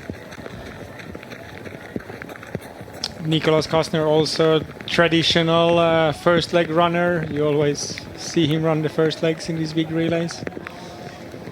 Also heading to World Champs for Austria. Nice, you are now coach of the Austrian team. This is where you can give us some good insight. And the next teams coming through here. Now it looks like a bigger group, so this is kind of the main pack now coming. Some of these teams were in the absolute leading pack earlier, and then they've fallen off on some of these controls that we recently had in some tricky areas. Yes, but do we have our main favourites in there? Actually, no, we don't, because Helsing and Sunnesteat are way behind and Calvin Rasti are well behind. Yes. We're thinking about our favourites, then they're nowhere to be seen in this. Yeah. So we'll keep, in fact, Calvin Rasti there, 29th, so 2:49 behind. So that's where they are. And looking out for Helsing and Sunnesteat as well. We'll keep an eye on them after mistakes, which of course we saw on the pictures. But here we go. At the end of this first leg, this was such an impressive performance from Simon Emark here. Really quality night orienteering going on. Sticking with the speed of Kasper Foster, but just getting the navigation right in key moments of the race. He kind of snuck ahead every so often, then kind of got caught back again, and then snuck ahead again. And he honestly should be so pleased with this performance here as he punches there after 79 minutes of running. Tulinger in the lead here. And where's everybody else? Here he comes. Here's Kasper Foster then into second place on this relay. and he's going to go and punch the finish 30 seconds or so down, and then we have a few more runners coming through here as well. Looking out for Umeå and Uppsala, next few runners through. And of course, yeah, these two teams that have finished, we're not expecting them to be quite up in the fight for the win later in the morning. You can see Simon Mug. What number am I? 68. Have I got 68? There we go. What number am I? But yeah, really impressive there. Casper Foster's the next one. And you're right. These are two teams that have had really outstanding runners on their first leg, and they've put them off to the best possible start. We'll see how long they hang on for. But in terms of the overall expected Jukola relay win, then they're very unlikely to be featuring, but it's still, I mean, what a platform for those two runners who've made a really great start. Absolutely. And this is like coming first to the finish of a leg, in especially the first leg. It's a dream of all orienteers, and you really need to fight for this, and really nice performance all the way through for Simon Imark. We haven't seen his GPS, but getting a gap over Casper Foster, you have to be doing pretty good stuff out in the forest. Yep, so more teams come through to the finish now. Kuve, AFK Gothenburg, Kristianstad. 10 teams now punching the finish. This is Kuve, Daniel Pampura to hand over to the Estonian Lauri Sild. They hold the map out with the number showing, because the outgoing runner is responsible for seeing that number and checking it is the right one. Because as I was putting it to some of the teams earlier when I was explaining what you have to do, Daniel Pampura, his head is mush. He doesn't know anything right now. He cannot be trusted to pick up the right map. It is the outgoing runner's responsibility to do that. As Niklas Kastner is going to hand over to Jesper Johansson there in 7th place. So the outgoing runner, the idea is they're fresher. They've got to check that the number is correct. And loads of guys through here now on this exchange. You've got to spot your next runner going and maybe shout something across the wall as well. So Tampering Perinto just gone through there in the exchange. And of the favorites, Coleman Rusty came through 2:45 behind the lead. We had two EFK leading teams come 2.5 minutes behind the lead. And we'll watch out for where Helsing and Sunesteate are as well, because that's going to be really key. Of the favorites, New Dalens was 3 minutes 11 seconds behind, still in contention. We had Helsingin Sunisted's second team with Matthias Peter came through, but still no signs of Helsingin Sunisted's first team.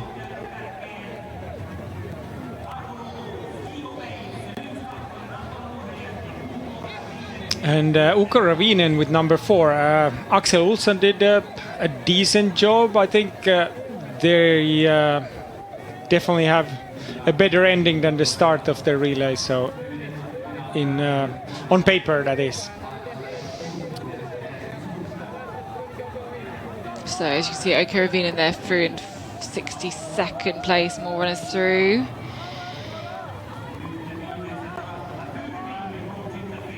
I've managed to find out who the Scotland team are. They're not students. They're old enough to know better? No. They're having a good fun. Duncan Coombs on the first leg. Impressive run. He finished in 49th place, only 3 minutes behind the leader.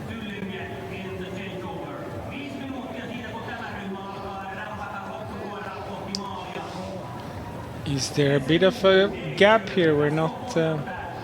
You should be seeing lots more runners through. It's whether let me just refresh. Oh, there we go. There's a bit of a... Yeah, there was a big gap. A gap of about a minute now. Now we have more teams finishing. Okay, Pan Aarhus were well up there. Andreas Bock-Bjornsson has dropped loads of time. And have we got Helsing and Sunesteate in yet? We haven't seen them punch out here yet.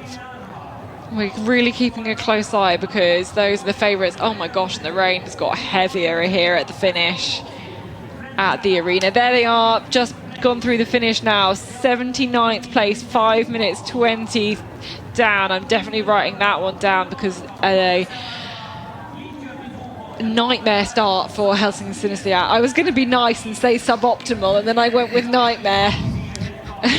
Yes, that's not where you want to be. I mean, 5 minutes 20. We've seen teams catch that time before, but it puts your next leg runner in a uncomfortable situation, running out and being one of the favorites. That's not really the kind of start you want to have.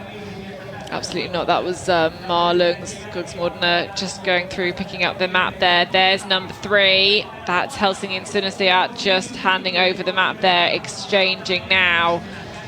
And still quite a few teams, those white GPS vests as well. So, yeah, very, very tricky.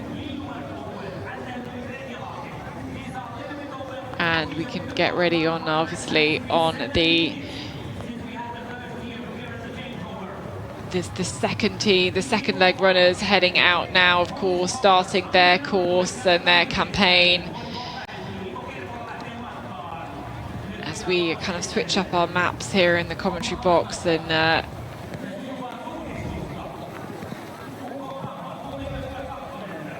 get ready for the second leg as more and more teams come through. 100 teams now within 6 minutes. Many of these runners punching above their weights. And yeah, look at how many outgoing runners there are waiting for their routes. If you can kind of see in the background, they get some indication as to when their runners are kind of coming through, so they can get ready and be at that changeover wall, like not too early as well. You know, you don't want to be waiting there too early, and it is actually just really exhausting trying to see your runner in amongst the crowd. Like it's not easy, especially, I mean, even in the light it's not easy when you have loads and loads of runners coming through, and especially not in the dark either. Exactly, you're blinded by the lights, and they don't know better than to keep the light on until they've found their runner, but it's actually blinding the guys waiting here. Yeah, more teams waiting here, ready to do the exchange. You can see them peering through the rain. There we go. Number 20 here. That's Tiziren. Oscar Andren handing over to Jan Gaida. And there we can hear then from Simon Mark, who's done a fantastic job on that first leg. That looks so impressive. But we didn't have GPS tracking for you, so but it looked really good. Tell us a little bit about your race and what you wanted to do out there. Yeah, so I had a pretty good start. I don't think we took the first route choice optimal. We went a bit too much in the forest, but then I got my forking well and got a gap there, so that was nice. But then this terrain is super hard when it's these areas where there's no details, they're quite green, so as soon as you get unsure, it's difficult to relocate. So I had some troubles with that, where I got a gap and then made a mistake, and the other guys caught me. So, but it was really nice to be first in the end. Yeah, and did you know how much of a gap you had? Did you ever look back and see that there was no one behind you? Yeah, well, I noticed after the long leg, I took my own route choice there. Everyone else followed Kasper, so then I got a gap, and I understood that I was first there because I saw the other lamps coming in. So, but then I made a mistake in the end, and then I don't know how, but me and Kasper got away in the end. So, and then I got there was a difficult stone in the end, which I caught before him, so then I got another gap. So yeah, that's where you managed to get that gap in the end. Anyway, great work. We'll let you go and get dry and chat to other people as well, because it is very, very wet out there, but well done in your run today. Thank you. All right, there's Simon and Mark. We're coming into the finish in the lead here, 26 seconds ahead of Kasper Harlem Foster, as the rain absolutely teems down here in this arena. You can see it's pretty much as heavy as it's been all day. And yeah, not fun for the runners. They're going to get very cold very quickly, so we'll try not to keep them for too long. And we see a bit of a gap here again. There's no runners changing over right now. So I'm just trying to get, we'll get our second map ready. We've been given a whole booklet full of all the maps. So in a little behind the scenes moment, we're going to throw out the first map from today. And we will get the second map so we can start looking in towards the next legs in these courses. We still see runners kind of coming through the terrain here, and the first leg runners are making their way through on their way out of the arena, and it'll be a while before we can show you some GPS, but we'll keep an eye on the GPS tracking and see if anybody's making any mistakes. But yeah, what an exciting first leg already. We could see, I mean, Simon Limok did a great job of explaining there. He was kind of playing cat and mouse with him and Kasper Foster, and he kind of made a mistake and was reeled back in. Then the others were making mistakes. You saw the two of them in that shot there, and that tricky stone, as he mentioned, towards the end. We've seen big misses from Tampering Perinto, from Entenui, from Helsingin Sunnestayat, from Caliban Rasti, and yeah, it's all all go here as well. Like, it's really exciting one. There was the handover in the lead then for Tulinger for Simon and Mark. There's Entenui waiting there, team number 2. So for the exchange. Ansel Reisenbach had some big troubles in many places throughout this first leg, and start number 2 brings you some pressure to perform, and he's still not given the map over. He's still waiting there, right on the line here for his runner to come through, and here we go, there he is. He's calling out for Anselm Reichenbach here. There's the exchange. 12 minutes down, absolutely gutting there for Anselm Reichenbach.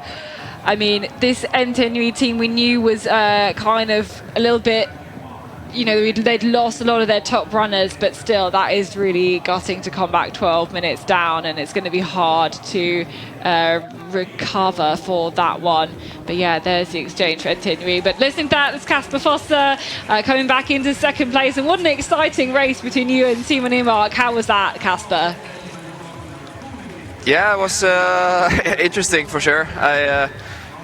I saw him several times during the course, but we were quite far apart at some point. So it was a good cat and mouse fight out there. And I did this mistake on the last, one of the last controls, and then I noticed that it would be hard to catch up with that again towards the finish. What is it like with so much sprint focus in your season so far to come running this this leg, and for your club that your childhood club that you're coming back to? What was that like? The 2 challenges there. Yeah, it's really fun to be back in Hemming, and also quite fun to try these first legs again.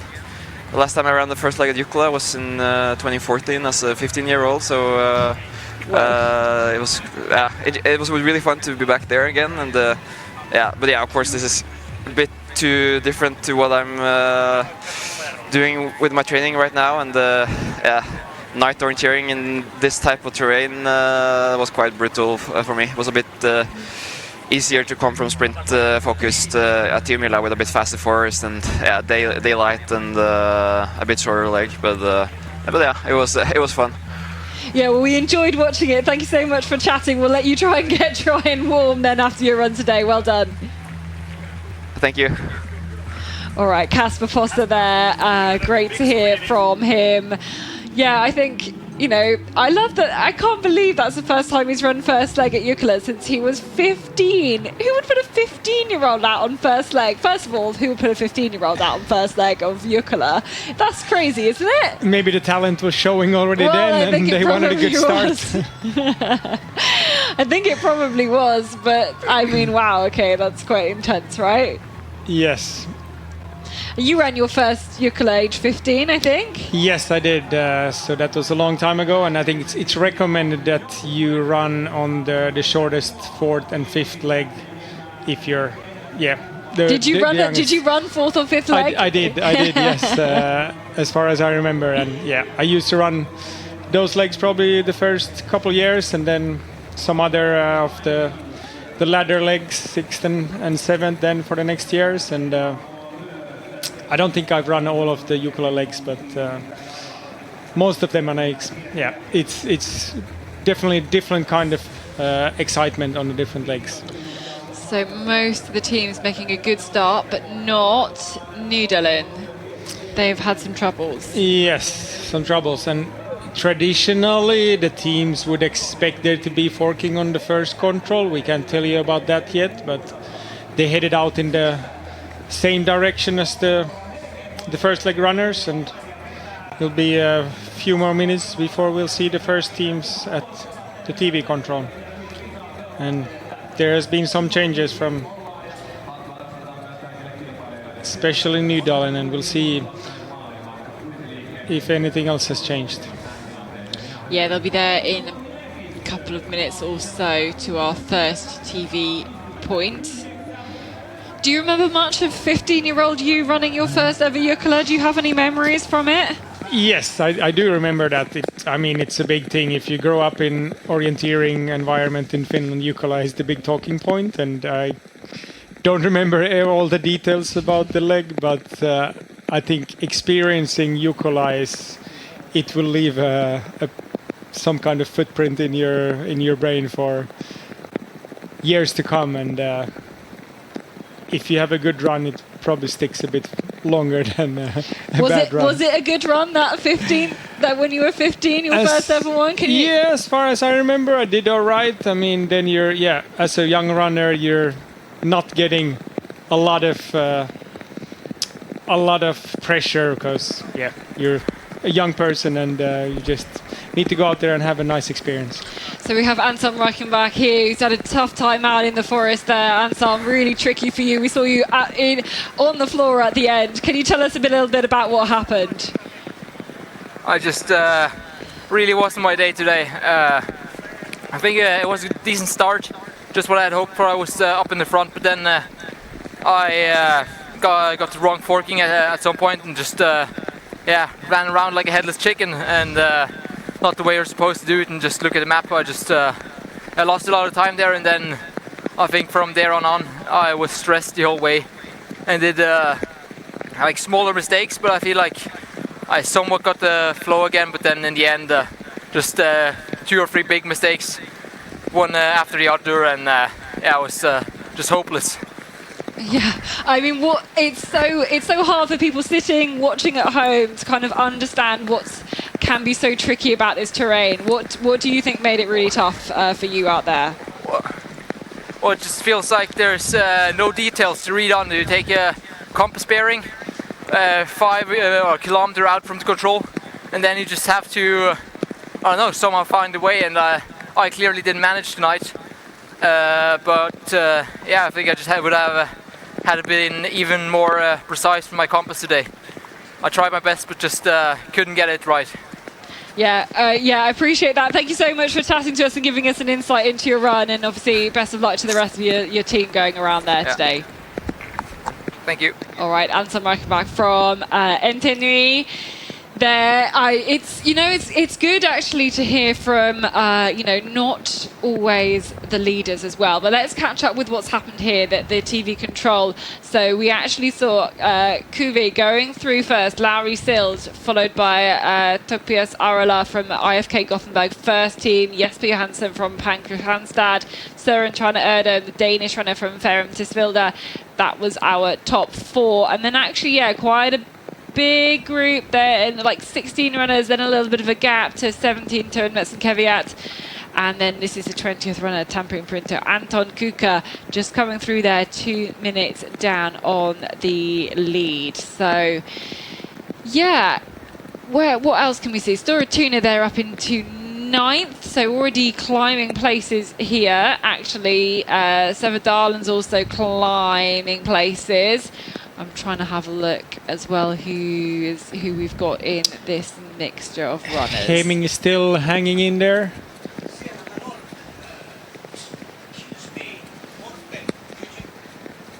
So yeah, we've got a few Pamin Rasti coming through there now. Another big group of runners here after this first section of this course. Kulinger, Thomas Janowski.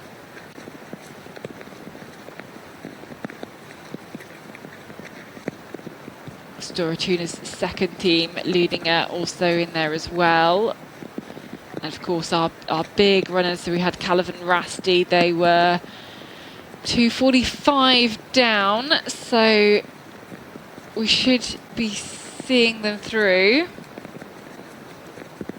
soon if they've been able to maintain that position. Just checking they haven't climbed loads.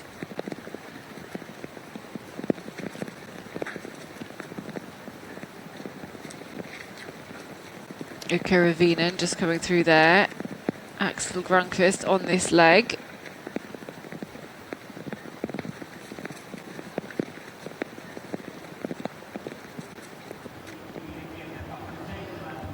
And this is why we're not seeing Calvin Rasti. Goodness me, there's more issues here for Calvin Rasti.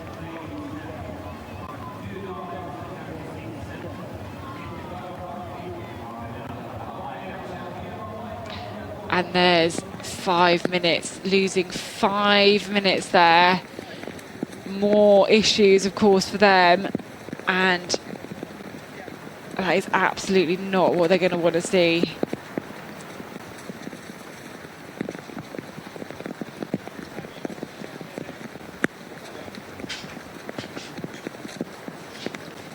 So there's the Scottish team. I'll have to refer to my notes to find out who that actually is. It's not, in fact, the Scottish footballer there. It is Doug Tully going through. But yeah, Morten Bostrom sitting alongside me, just coming back into the commentary position. You missed another mistake for Calvin Rasti. 5 minutes of time lost. We saw it on the picture there. That is really, really big for them. You know, the team that one of the teams we want to count out in amongst our favourites. They won Tiamila, you know, with Mika Kimmel on the last leg, winning that duel against Heikkilä, Thomas Heikkilä, and another mistake then for Calvin Rasti as we're try and see them through. In fact, Helsingin Sundsvall, we've seen them through in 46th place, still about.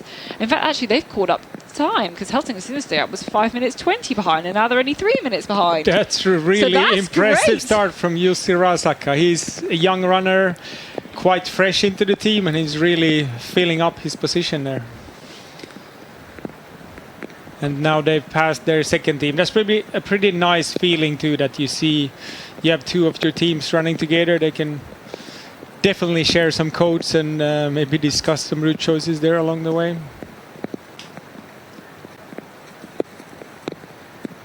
Yeah, for Calvin Rasti, I mean, they have possibly the strongest two last leg runners, but it doesn't help much if you're minutes and minutes behind already at this point of the relay. And I think that's a crucial thing, like during these night legs, especially the first 3 legs, if you're not in a group with other fast runners, you tend to lose more and more time as the distance goes on, because it helps when having other fast runners around you and helping you both with navigation and keeping up the speed. Yeah, it's all about, it's not quite the long night in Tiamila where it's all about hitting the train, obviously for that unforked long night leg, but it's kind of a similar concept, isn't it? Yeah, and that's basically why you see it stringing out, and we don't see like punches taking here every second now, but it's usually a few seconds here and there, and then if you're not in one of the faster groups, then the clock is ticking. Yeah, and it's ticking for Calavan Rasti, who has gone through there in 78th place. So they were 36th in the last time at the changeover. So now 7 minutes behind the leaders. Lauri Nenenen with the mistake there, really tough. Seeing some women running in amongst his teams. Jenny Backlid.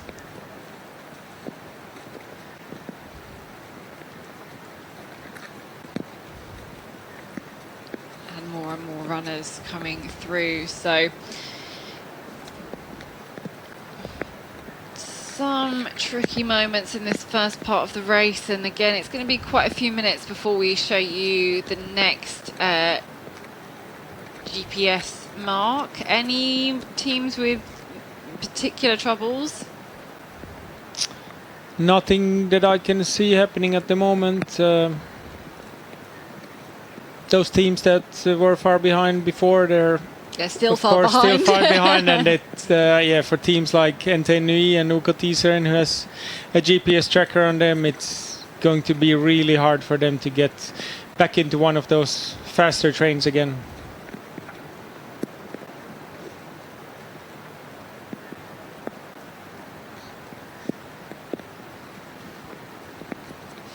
Yeah, there'll be a few more minutes before their next TV control, and then we've got a little bit more GPS tracking that we'll be able to show you. And these runners would have taken some insights, obviously, from their incoming runner as well. They'll have watched a lot of the women's race. Maybe they will have asked some questions to the runners running Venla. What if you were, asking questions? And actually it's often best that the runner still to run asks the questions of the person who's come in, rather than the person who's already run just spouting loads of information that you don't necessarily need. If you were running this race, what would you ask the women in your club who'd already run? You'd probably ask about how the runnability on marshes are, runnability below cliffs, is it rocky, and you'd like to know kind of information which you can't get from the map, but which you clearly get a feeling from in the terrain. And maybe, something about the mapping style, if you kind of have the same orienteering language, so you can speak in terms of how generalized is it, and what kind of objects were clear in the terrain, what were you orienteering off of. They won't be having the same control legs exactly as the women's had, but they'll still be partly in the same terrain, even if they're coming from different directions. So knowledge like this could be really important to get from the previous runners and from the women. And you said the mapping style. How would you characterize this mapping style? Janne Weckman, who's drawn this map, he's drawn lots of maps, also the maps of one of the mapper of the world champs in Kuopio last year, so many of the elite orienteers would be well known with his mapping style, and it's generalized in such a way that anything that's on the map you can surely find it in the terrain. It's not like some maps that we had maybe 10 or 20 years ago at Jukola also, where there was just lots of detail on the map, and you really need to. Then it was the orienteer's job to simplify shuffle it through all that information and find what can be used from there. While now you have less features on the map, but those are then really clear also in the terrain. Yes, you have to do a lot of map to ground. You can't be looking into the terrain going, what's this, is it on my map? You really have to be active and going, I'm expecting a boulder next, oh yes, there it is, there's the hill, there's the ditch, or whatever it is, and being really proactive, I guess, in your orienteering. And I guess the international mapping standard has also gotten some new updates like in recent years, and that's I think this mapping follows the standard pretty well, and you can't have black objects too close together, and there's some minimum distances that you need to follow for it to be according to the international mapping standards. And that means that wherever you go in the world, you kind of have the same kind of map, even if the terrain, of course, differs in different countries and different parts of one country even, but you can trust the information, and you know that knee-height boulders will not be mapped anywhere in Finland. They should not be mapped anywhere in the world. But, No, but you're looking at me because they are mapped where I come from. Exactly. In here we have so many boulders, so sometimes the mapper need to have a decision. Okay, we only map those which are 1 meter and 20 centimeters high, and leave out all the smaller ones. Just hoping we can zoom in a little bit on our GPS as we kind of take a look at. Are there any mistakes? This Yeah, could it's be hard to GPS see. errors. Yeah, over I'm there. thinking there is. It looks like it's a bit dodgy GPS over there. Yeah, where I'm from, any rock, just anything. I mean, it can be the size of a loaf of bread. That's going to get on the map. Really? Yeah. I mean, you can't look ahead and see it. Sometimes a little bit. It's a bit of there aren't any rock, and it's a bit of concrete that the military have left there. And that is my boulder, because there is no rock on the map whatsoever. If you would map boulders that size in this terrain, it would be covered with black. It would you'd just have black on the map. So this is why when I got to running in any Nordic terrain, like I just wouldn't instinctively just wouldn't use boulders. Because I just wasn't, I'm so used to them just not being there. And the fact that you can look in the terrain and go, yeah, that's a boulder about the size of a house. Oh, right, okay. I mean, now I use boulders when I navigate, so it's all good. Right, should we focus on the race then here? We'll get off to some other tangents later as we go through the night. So let's see who is in the lead here, because I think it's going to be all change again. It was Kuvi and Gothenburg here. Ferentesvilde and Kuvi now in the lead here. That is Søren Trane Erdem making a good start here, climbing up from 15th place. Very good. And Lauri Sild here for Kuve, Jesper Johansson from Pankratstad, and 3 teams through with nobody else yet.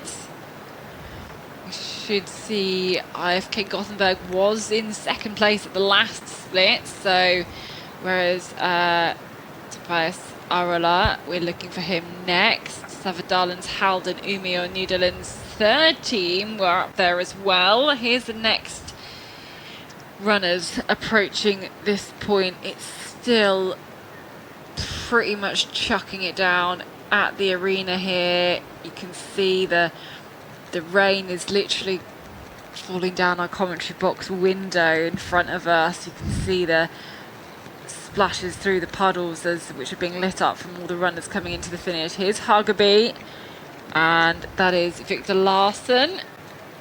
Halvin Rasti 2, Savadalen's Turnmets and Keviat, OK Linne with Milos Nikodim, former Czech international. Halden's there with Björn Sederberg.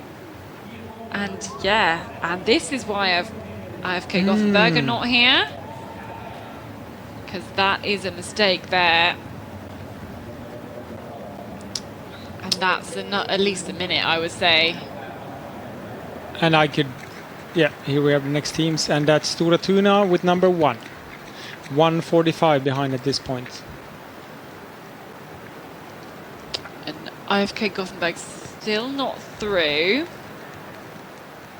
But we have another team from the same city. Ludwig Rosén running for Göteborg-Majorna.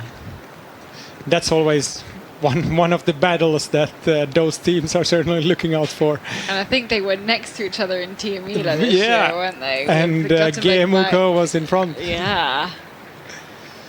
Now we had 2 Nydalens teams, so another one of the favorites through. Yeah, both 2:16 down. And also IFK Lidingö, IK HP Husqvarna and EL Tyring 2nd team. And I would expect the kind of the types of teams that we have here in this group, things are still going to go up and down quite a lot, probably in this leg as well, but definitely towards the rest of the relay, because we'll have runners of different standards who might not be able to keep up as much, or are going to push it so hard they're going to be making mistakes out in the forest. Exactly, and we saw like lots of teams making mistakes towards the end of the first leg, and I think all the teams are expecting it to be forked against this leg, so maybe they have taken knowledge of that and can try to do really careful stuff towards the end of the leg. Yeah, so Tampere Printer in 22nd, OK Ravinen in 24th. Have we had IFK's first team through yet? The second team came through, but I don't think we've seen them yet. But no, Helsingborg City has just gone through, 339 down, so still making it. So that's about the same as the last split, I think. He had a fantastic start of the relay, and now he's running the same pace as the leading.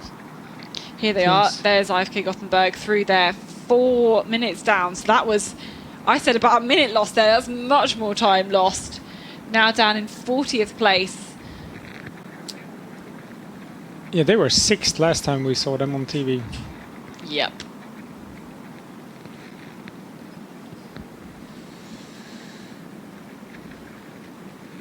Södertälje Nykvarn, another legendary club in the big relays with Kent Olsson here, 4 minutes behind.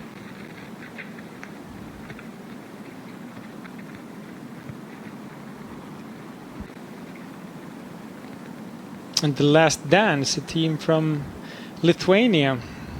It's nice to see teams from these a little less traditional countries in the relay having a team, I'm guessing, consisting of Lithuanian runners mostly. Yeah, it's good rather than seeing them kind of split up and go to different like Nordic clubs. Then they're all actually just now you can choosing to run together. You know, you can actually see the strength of the orienteers from this country when they're representing a club from there. Okay, so we've got another slightly longer leg here with some different route choices, I think, that can be taken, but at least here most runners going straight. GMOK going around, as is New Zealand, so we'll see what that does to their routes, whether they can go a little bit quicker on the path there. And now live with the runners here, so you can see Kuvi and Fermtisvilda in with the lead, but obviously lots of teams not tracked at all on this picture, like Hageby, Savadalens is there as well. Quite a few teams not got the GPS tracker, but certainly Fermtisvilda Kuvi, and we would expect Pankra into that mix as well in that leading pair, still with a good position here.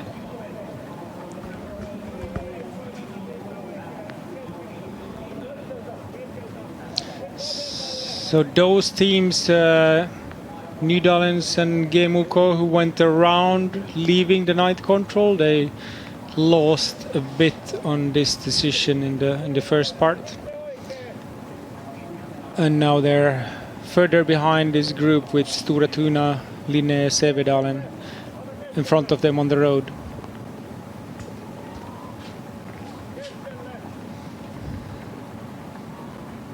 Yeah, so trying to avoid the climb, trying to avoid the rock maybe, but going that extra distance and dropping time. Now Kuvi and Fermtisvilda have to be careful here because they're in the green. They are, just up from the bottom of the slope. It shouldn't be too tricky, but of course you just have the section where the visibility just drops a lot here. Of course, I'm just trying to think about how many other people will have been through this section. Not very many at all. We did have, that's kind of where the long leg could have gone on the previous one. Of they had, I think they had the next control.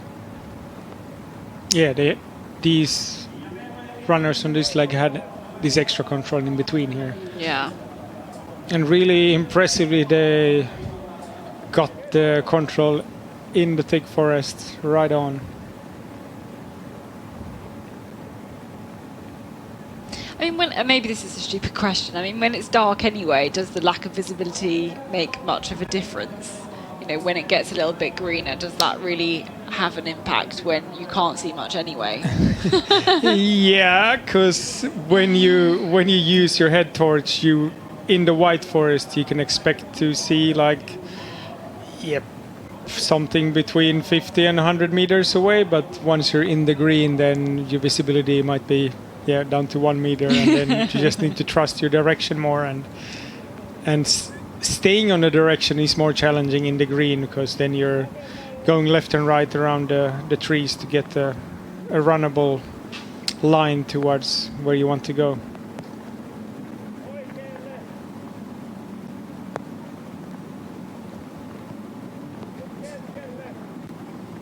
And also this next group seem to get the tent control without any problems.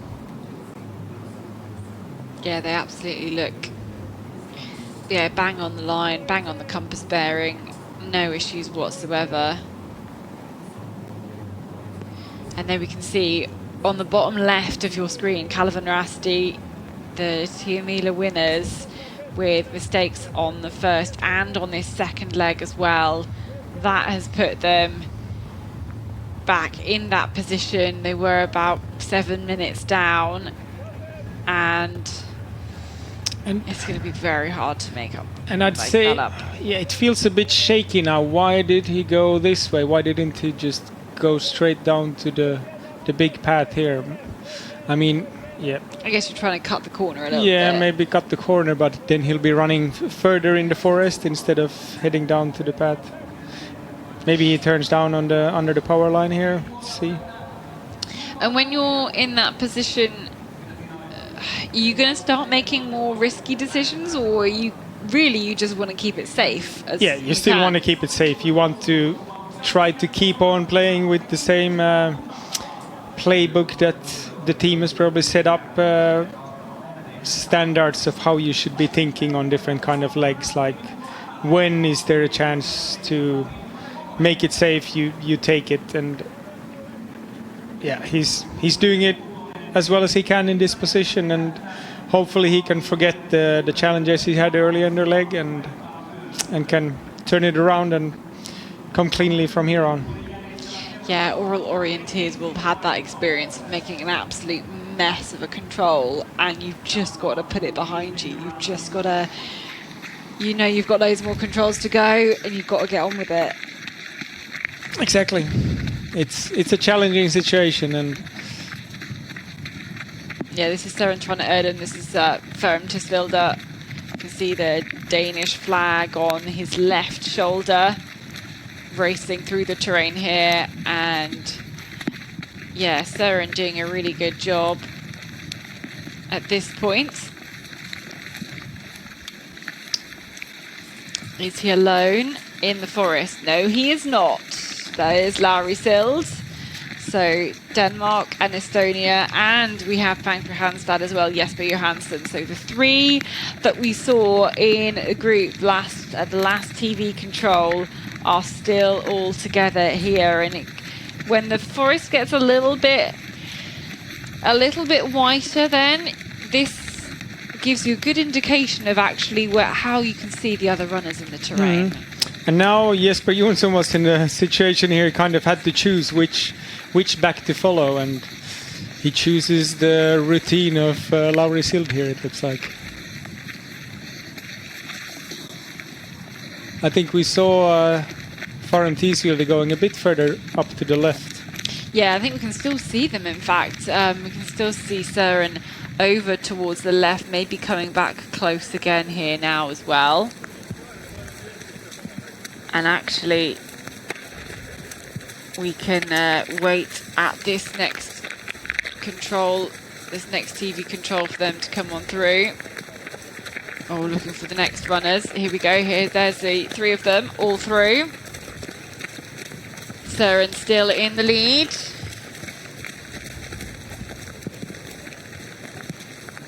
With a few unforked controls leading up to this one. We see in the front the runner on the first leg, who's taking a bit more time to decide on his route choice to the next. So yeah, so you control 13 there. That's where we've just seen all these athletes, and so some different. That's what is the Netherlands doing there? Going, kind of dropping a lot, and then going. Will end up having to go back on himself here to I that think control. he just wanted the safe way to the control. Like maybe he thought that going through the green would be risky, but now he followed the wrong path up the hill, and he might have lost his group now. Well, yeah, because I think there's Netherlands' third team, which is who Yeah, that is was the there. Netherlands back for sure. Yeah. I was like, but there's Netherlands, but I think that's the third team, and so they're going to be here very soon. There's Linné, Netherlands. Third team, as we mentioned, Storatuna there in 6th place. Turnmetz and Keviat, Halden, Hemming still in there actually as well in 14th. Göteborg Mayen as well, leading Johan Langerak. The Dutch international. Great work for a Dutch international Yes, for sure. on this second leg. When the only Dutch, the most famous Dutch international, Yves van Dongen, is head and shoulders above all the rest. Johan Langerak would be then the only international Dutch in this competition weekend here, since Yves is not here. Yeah, exactly. Focusing on the World Championships.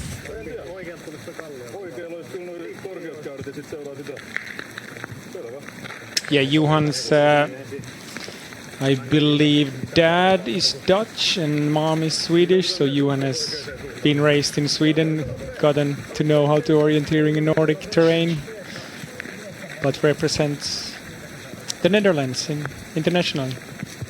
Yeah, go for it. It's like the opposite to Yves van Dongen, who has grown up in the Netherlands, moved to Sweden, which is where she picked up orienteering, She picked it up as an adult, and that is, I would say, like 95% of the people here, at least in these top teams, would have been doing it since they were a child. Yes, exactly. Okay, so a load more runners. You can see that the second leg runners coming through in amongst all of these first leg runners just waiting here, and this is a big train here now of runners from about position 22 with Helsing and Sinestiat, who's still gaining time on the leaders here. Yeah, Helsing and Sinestiat at the changeover, 78th place, now up to 22nd. They were 5:20 behind, now 3:06. So if there is one success story in this leg, it's it's Helsing and Sinestiat at this point.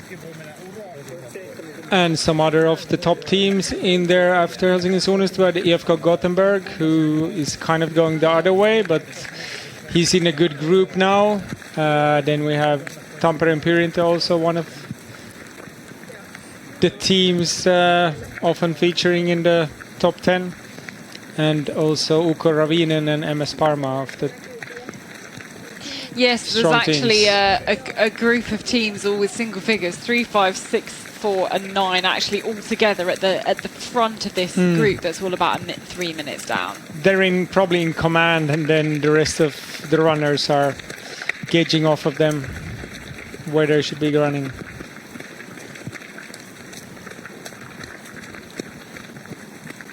We remember, on the first leg we had lots of changes in the standings towards the end of the leg, and we're coming into that same area now on this leg that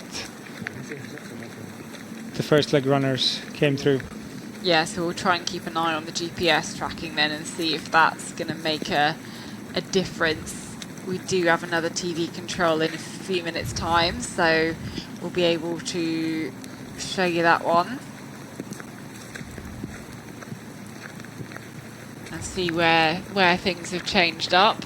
So of course it was the three runners got a lead of about 1 minute and 20 seconds. So Fermtisville, Cuvée and Pan Kristianstad have a lead of 1 minute and 20 seconds back to OK Linné and Unos Nikodim, who is chasing there. So will they still have that whole lead come the end of this very tricky section, which they're all heading into now?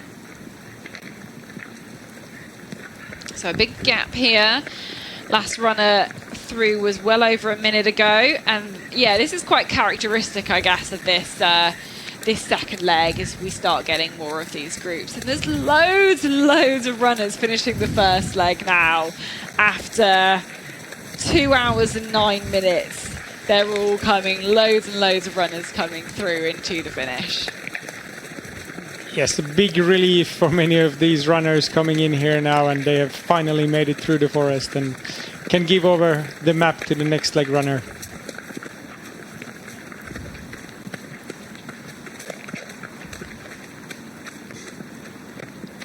This was, in the TV control, an interesting group with second team runners coming through. And the standings then at the second leg at 6.8 kilometers. Yeah, 6.8 kilometers of 11.2 on this second leg.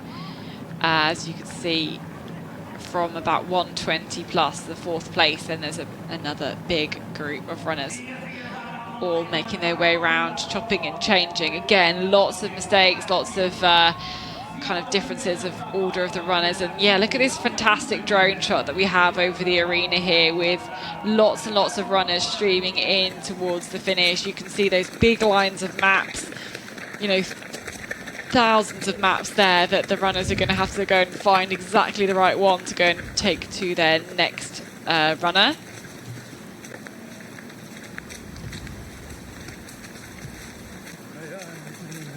Yeah, on the second leg, you tend to see like these groups forming, and if it's an unforked section that we have just had before this TV control, then the group tend to stick together pretty well. But then if there's a forked section, then of course you need to find your own control, and then the groups tend to split up again at these parts. And tactically, team selection speaking, what, you know, who are you going to put on this kind of leg? You want really stable runners, night orienteers, with hopefully lots of routine of doing things, small decisions right throughout the leg. I mean, it's quite a long leg, so you will definitely have times where you're the only runner in the group going to your control. On the first leg, you have more of a chance of finding groups all the time to go to your control, but now it's already splitting up here, and even more on the third leg. So you need to be a skilled night orienteer to manage to keep up the pace with some of the bigger groups forming, and at some point expect to be all by yourself already here. Yes, we're looking for the leading three then. Are they still all together? Because we've jumped through to the next control now. And they are on the approach, so we're watching out for some speedy guys with some bright head torches. Yes. And there they are coming through here. That's Sarah Tyler Erdem, Larry Selden, Jesper Johansson in the same order as well, as we've pretty much seen them most of the way around this line there. And now they kind of split up a little bit here. As you can see, some of these massive boulders out there being lit up by the head torches of some of these previous runners. Oh, never a good sign where we see a runner highlighted here, and a massive mistake from Halden. Just no concept of the distance here. And yeah, that's a big time loss then for Halden. It is Bjorn Sederberg there for Halden, who they were in 10th position, won't be now. And so the gap, what was it, minute 20 back to the next runners. Where is it now, as we'll see the next group ready to descend on this control. It was OK Linné in fourth last time. Who will it be this time? Here we can see that's the runner with a bright head torch. That'll be one of ours. It is Stora Tuna then up into 4th place. The 6 times defending champions. Racing, I think it's Stora Tuna's night kit. It's the black with the accents of yellow. And yeah, lots of other runners through now. Netherlands, again, their 3rd team doing a fantastic job. Turin Metzenkeviat with Daniel Kashin there as well, Russian runner. I think Netherlands has got back actually into the mix there, into 7th place under Arntzen, Hageby and Opsal as well. I'm not sure Björn Cederberg has found that control he was looking for yet. He's together with Sevedalen over there, still searching for the control.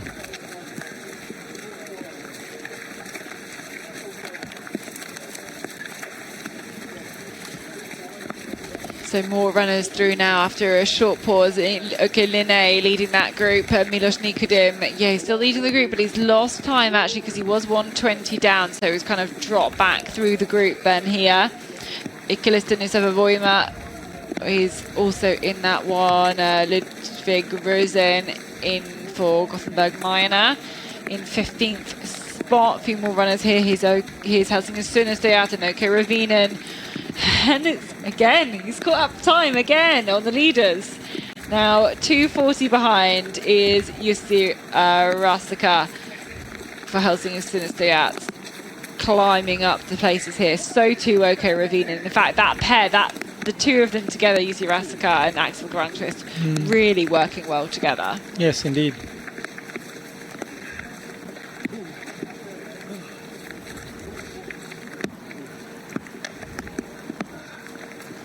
There's Tampere Printo with Anton Kuka, 3 minutes down.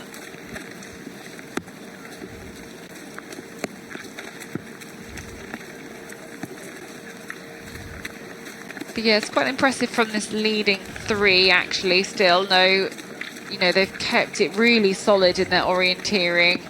They, you know, don't seem to be under too much pressure, or not see, you know, that's not showing in their orienteering. 23 teams through here now. Tobias Henriksson from Pamian Rasti. There's Thielinger, and there's IFK Gothenburg with Tobias Arola into 26th place, 4 minutes down. Södertälje, Nick Barndrew as well, Ekfra.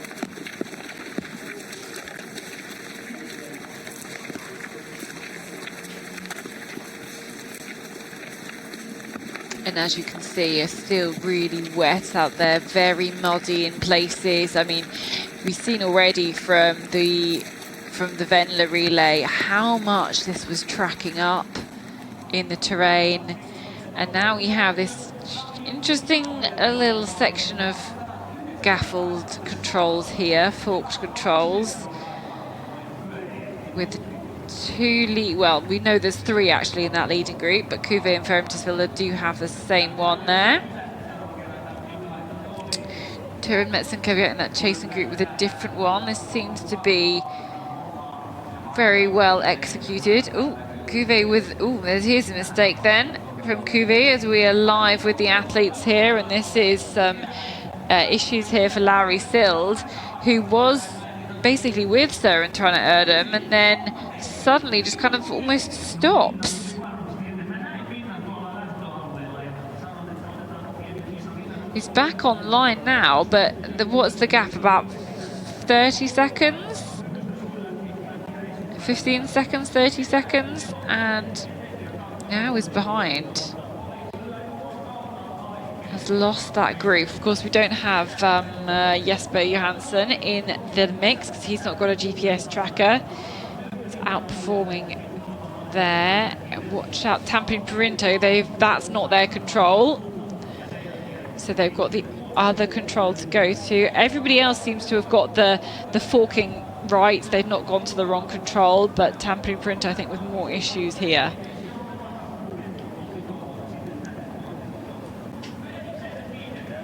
I think Anton Kuka was by himself before, but now it kind of feels like he had found some company who had a different forking than him. Yeah, they've dragged him off into the wrong direction, and Pemi and Rasti behind have to be careful as well. But here's Søren trying to Erdem. This is the lead at the moment on this relay, wearing bib number 8, just trying to overtake some of the different runners here. Maybe they, whoa, some collisions you've got to avoid. They might not know that here is the leading athletes coming through. I think when they see the camera runner following them, they will know that this is in fact the leading team coming through here, climbing up the slope towards, on the way back to the arena basically here, on the final straight on this race. And a really good job from Søren trying to Erdem. Yeah, it's really definitely tracked up in places here, and it's kind of it's a choice of staying the track where you can see all these runners ahead, or do you go kind of around and try and overtake them that way. And actually Søren now on the path here. So different routes and a different control he's heading to here. So it makes sense for Søren to be doing a run like that. In fact, there we go. There was Pankra Hanstad as well. So Jesper Johansson is there, and Larry Sild is the one who's dropped back off the pack there with Kuvi into 3rd place. So, Temper and Printo probably lost a little bit of time there. Pumi and Rassi certainly has, because they were in amongst IFK Gothenburg and MS Parma. But here is Kuvi in the very distinctive yellow top, and Larry Sild pushing hard here through the forest. Looking, it's so obvious when they're looking left and right. It's just follow their beam of light. And it gives us a kind of a sense of their orienteering technique, I think, when you can see exactly where they're looking.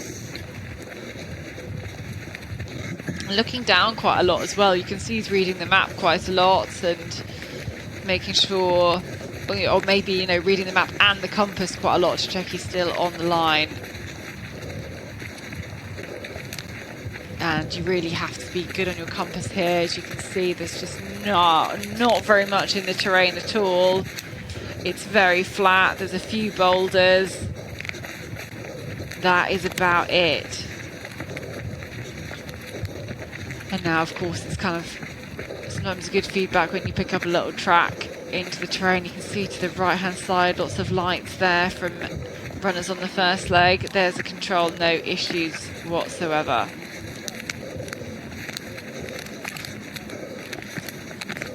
So this is the 3rd place team on their way through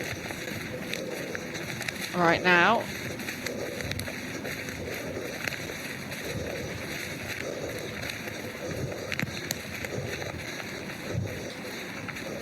Ooh, and you have to weave your way through runners going to a different control.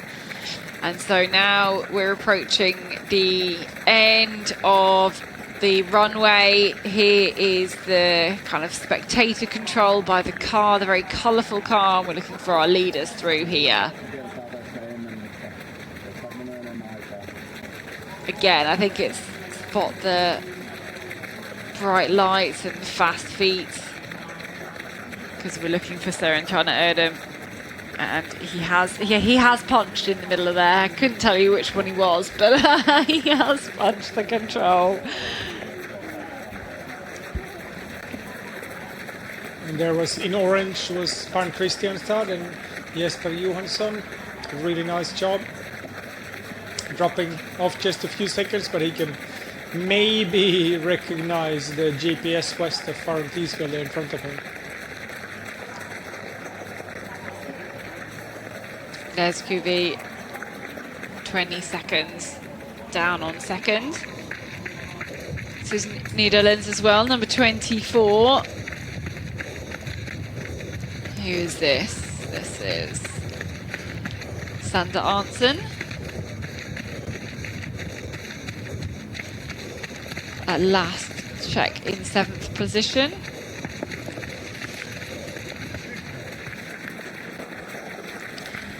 And I would probably be yelling quite a lot into the forest. It was like, going through, excuse me.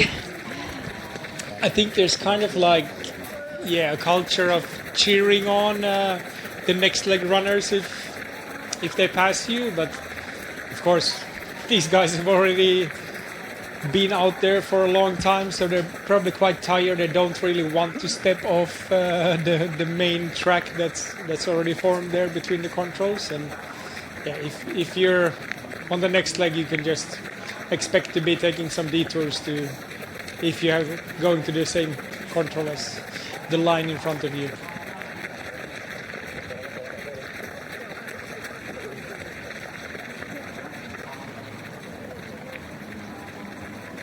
So here is our leader then through after the second leg. This is Søren Trane Erdem, who hopefully we can hear from. I think at the end of this it'd be great to hear about his experience out in the terrain, because he's had a brilliant second leg, just dropped the last runners in this last section here and looking very strong. There he is, punching the control there.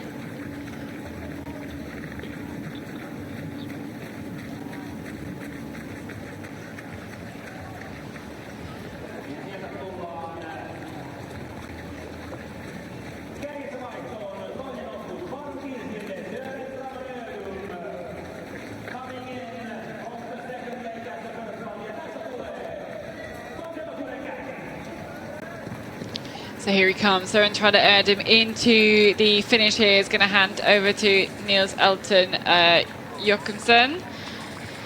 And just pulled out a lovely little gap here, really making an impact here on this second leg. Can take the applause as he runs in.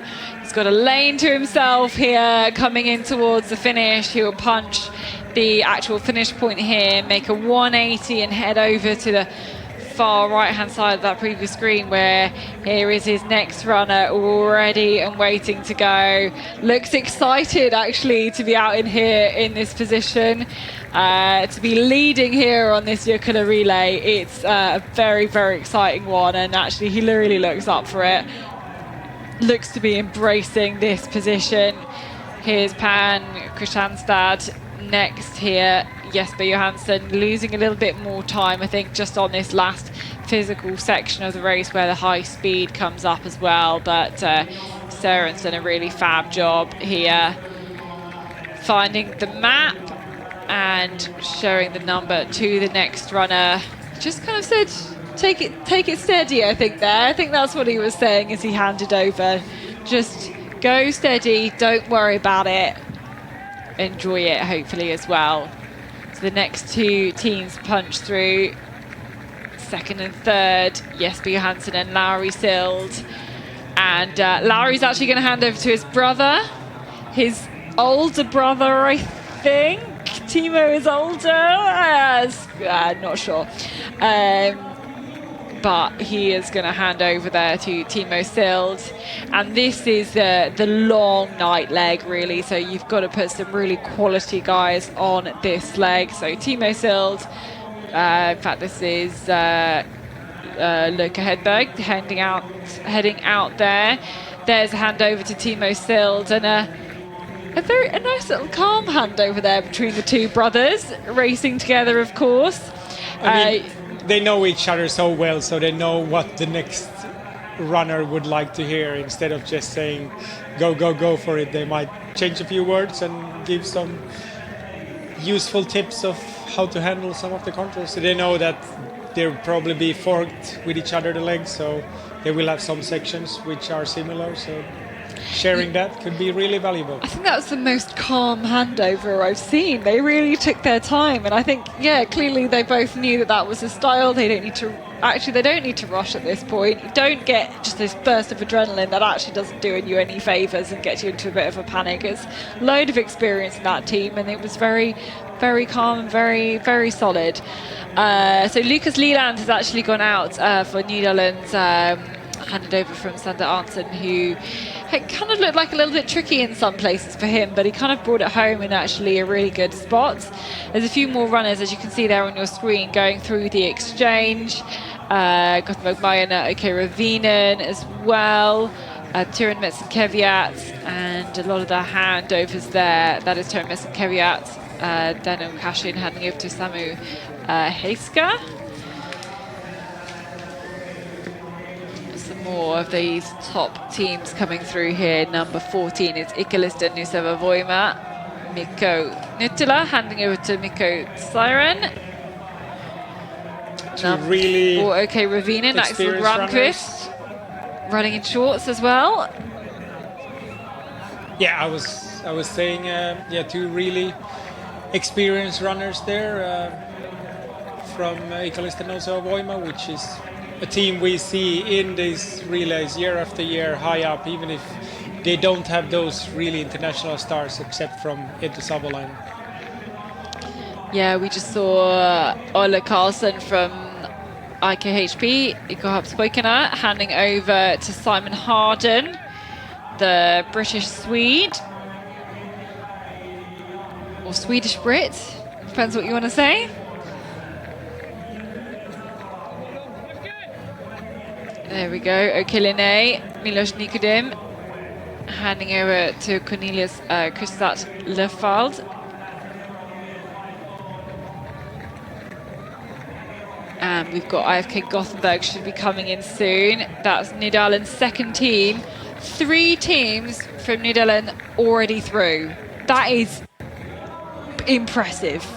Very impressive. Somehow, like Oslo seem to be, where Nydalen is from, seem to be like the orienteering magnet at the moment. There's lots of runners moving to Oslo, and it's not only Nydalen's from there. There's a couple other really strong teams also from there, and so they have really, like, in the night cups in the Oslo region this winter, there's been really quality stuff going on there, and it shows then in the result list, and Netherlands can have 3 teams this far up, and 21 runners needs to be in these 3 teams who are really high up. Yeah, and the tampering printer just handing over there Anton Kuka to Severi Kymäläinen. Again, very strong runner on home soil.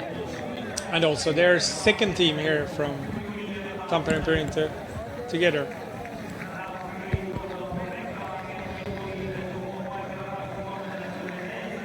So 26 teams on the exchange now. And who's been most impressive for you here? I think Jussi Rasaka from Helsingin Suunnisteet. He's taken time on the leaders, especially in the first part. He was shooting out like a rocket in the start, and I think he caught 2 minutes really early on the leg. But then I think we didn't see as many mistakes in this last part as we saw in the first leg. So we did from Halden. Yes, from some teams, but I think generally it just shows like the second team you can have a bit more calm, and I think the profile of the runners are just a bit more experienced runners who know how to handle the situation, and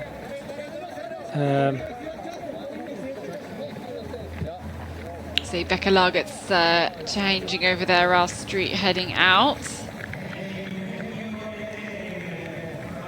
And so this next leg coming up, 14.8 kilometers in the dark as it hits 1:30 in the morning here in Kotka, in this runway, airport runway kind of racing track system network that's set up around here in the middle of the forest pretty much.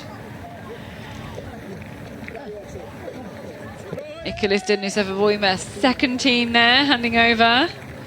Got team number 12 waiting there, that's Marlungs. They're in, what, 34th position, but actually climbing up a lot from 73rd on that leg. We had Espon Sunta, the organizing club of the Jukola, from 2 years from now in 2028. came in that group also.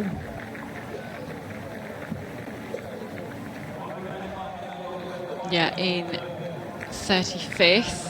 Another gap, here's Hemming. So that was obviously the team that changed over with Casper Foster on the first leg.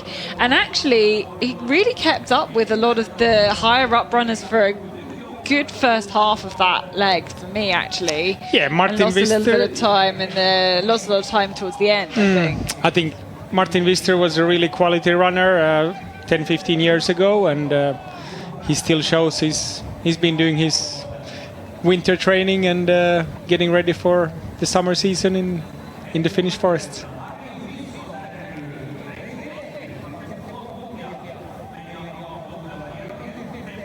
So, and of course, we've got our first leg runners heading out now, and they are out. Sorry, the third leg runners heading out to the first control.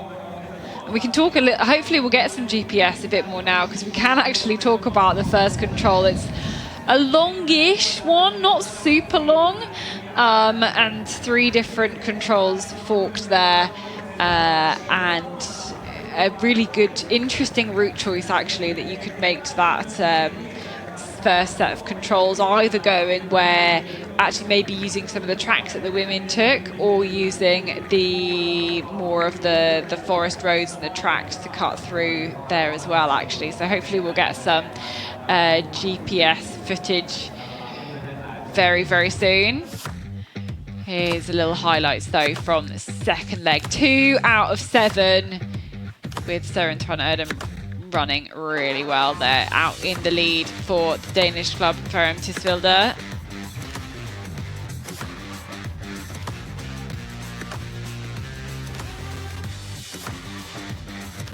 If we think of Ferrum Tisvilde's team as a whole, so they have Nils Helton Jokkomsen in the forest now, Marius Ödem, Felix Hunt, Sefa Fave, and Jakob Steinthal still to come. Do you think they'll still be up there when we reach the finish, or have they put their strongest runners early in the relay? I think the runners that they've had already have actually pulled together 2 really good performances. So if the rest of the team keeps this up, then there's no reason why they couldn't be. But you know, they've got some less experienced runners. We've got some New Zealand runners coming up later on, and I think they're going to find that really, really tricky. They're on the shorter legs, but you never know. A really interesting team to have up here. You never know. Yes, yeah. A mix of runners there. So we'll see. I think unlikely, but I would love to see it happen. Yeah, absolutely. Of course, he's here at the standings then after 2 of the 7 legs. And we've seen a lot of these teams come through the exchange, head out already on the 3rd leg. The big climber in there, of course, Helsing at the big time losses from Calvin Rasti, time losses from IFK Gothenburg, time losses for Tampere Printo as well. Although actually Tampere Printo has actually ended up fairly decently high up actually. So it's kind of sitting on a knife edge and just about holding it together maybe then for those runners. And so far of the teams who have finished the second leg, Jussi Rasaka from Helsingin Suunnisteet is the fastest runners. So there we go with... we can catch up then with the next runners then here. This is number 13. This is Turen Metzenkeviet, Samu Heiska.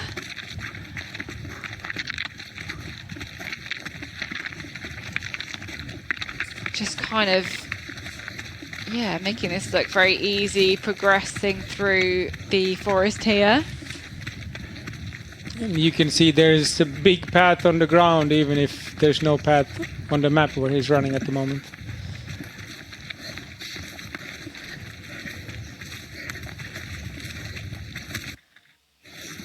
Quite an interesting running style, very wide arms there, but I guess that helps you kind of stay upright, I guess. This is Ikkalista Nuseva Voima, Mikko Siren.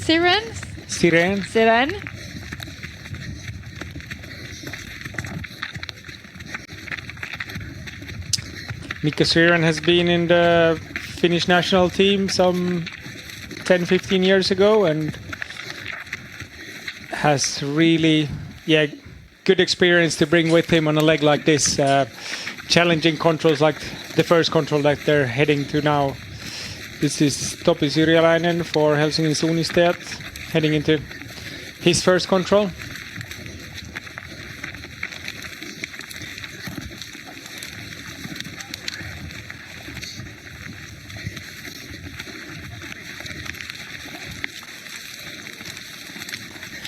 And actually, we're going to go from one Helsingin Suunnistajat runner to another because we have got the second leg runner, Jussi Rassaka, here, who you made a fantastic race here, climbing lots of time, climbing lots of places as well.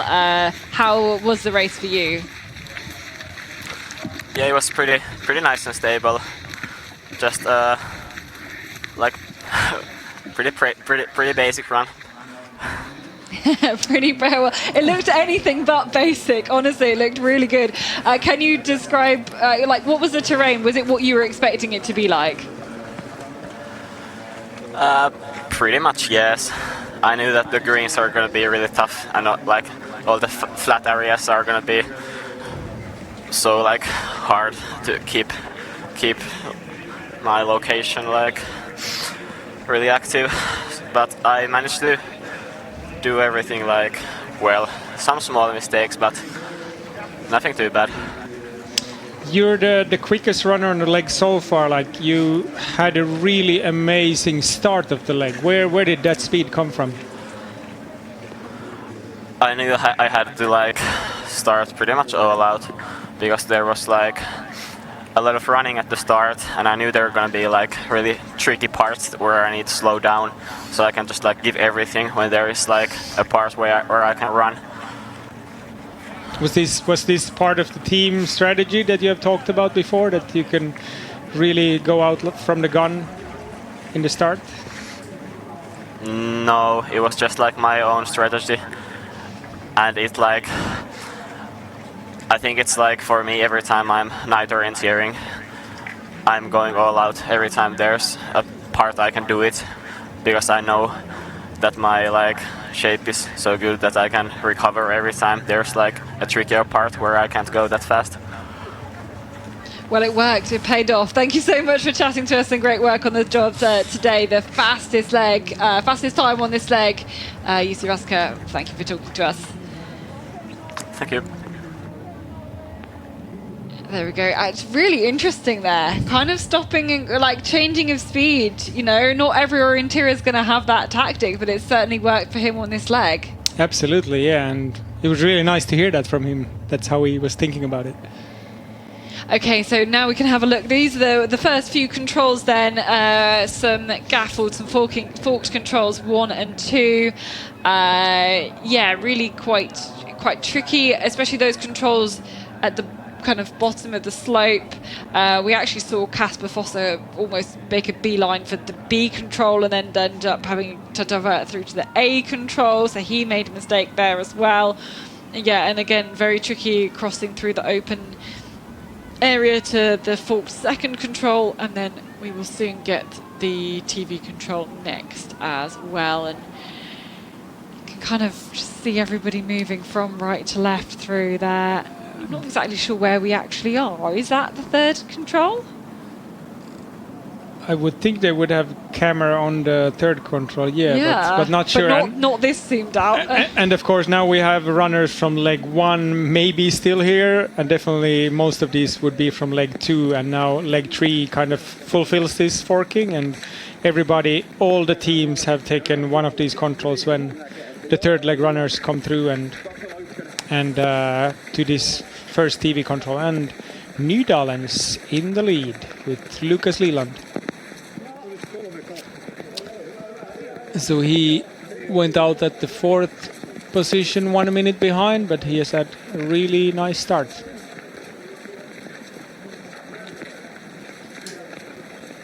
And of course here it's hard to follow someone because there's so many other runners in between, so it can be difficult for Turun Metsänkinen and Farum Tiisvelu to stay together here. And the next teams behind Ukko Ravinen, he might not see which is the runner that punched 10 seconds before, because there's so many runners from the previous legs in between here. And then big favorite, winner of the last 6 editions, Stora Tuna, only 44 seconds from the leading team now, together with Ikalisten Nousua Voima and Mikko Siren there.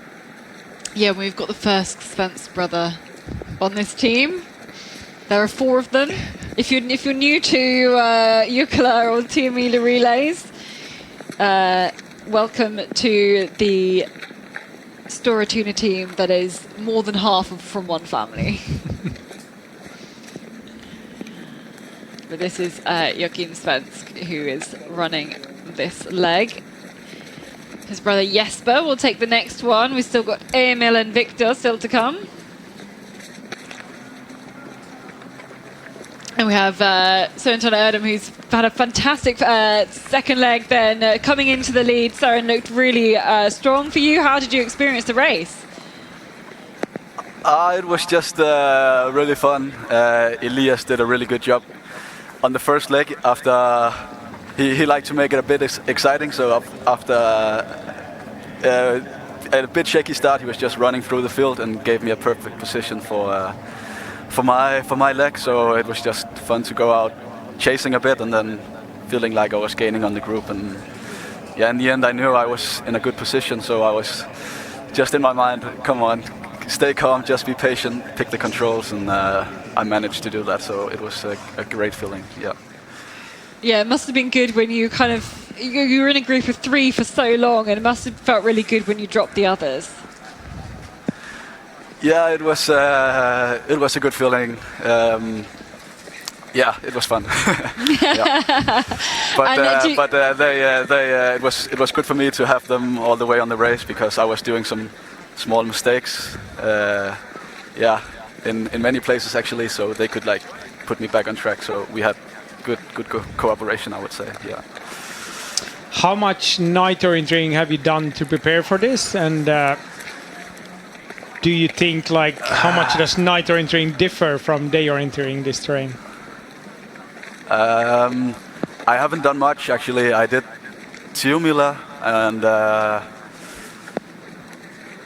some training camp.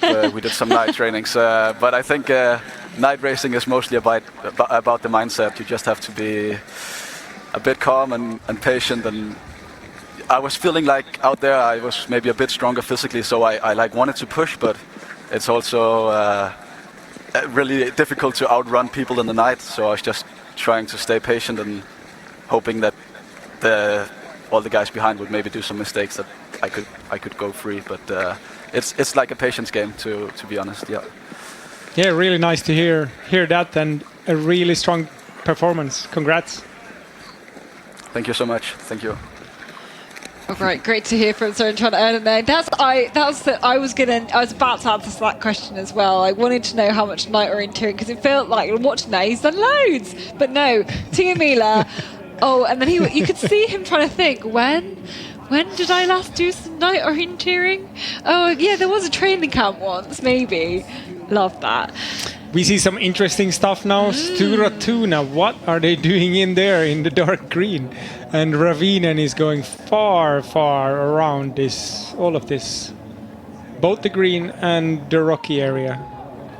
But not really a straight line towards the control. Why? How did he choose to go there? Yeah, and actually had F as well. Yeah, he came all the way through the other forkings and then... Yeah, surely that's not what you want to do, right? You definitely want to hit the kind of open rock, the open areas, even if with the green lines you want to go and then go in via the drinks control. Yeah, for sure. I don't know what happened here.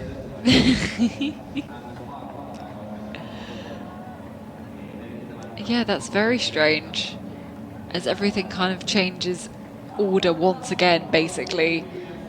And Ravinen Ravinen dropping behind because they were up with Stora Tuna, well, maybe now kind of together again, but certainly Kalista and Voima benefiting from actually maybe both Storatuna and Ravinen both making mistakes. I think Ikalista and also Voima took the optimal route choice using the grey hilltops here to the left of the line.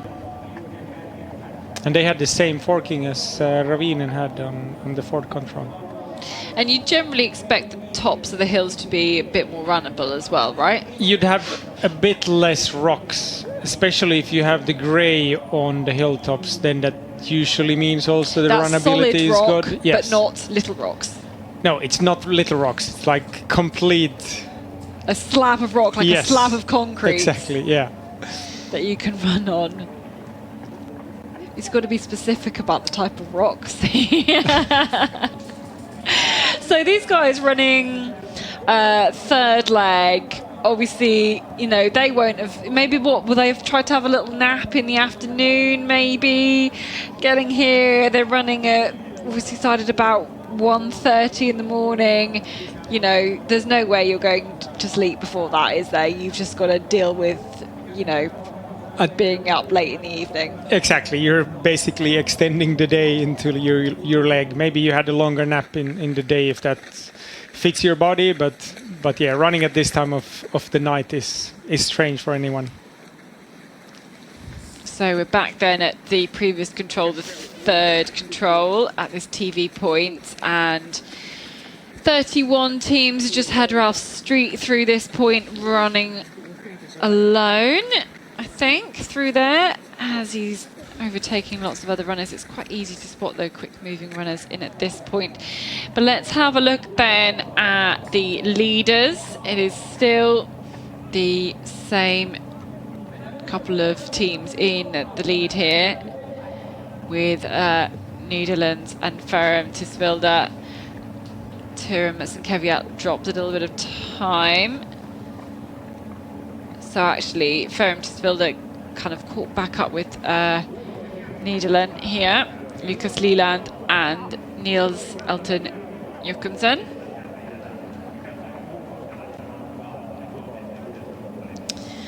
And at this point, yeah, you've got no option pretty much just to go through the marsh.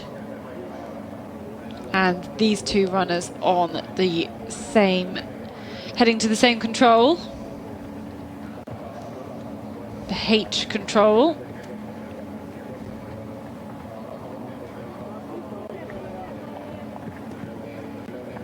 The H forking or the H gaffle. It's really interesting. In orienteering in the UK, we'd call it gaffling, which is the word, the Swedish word is used for this type of thing. But in the way international runners make the translation into English, they always say the word forking, but nobody in the UK knows what forking is. Do you know what fork is in Swedish? Yeah, gaffel.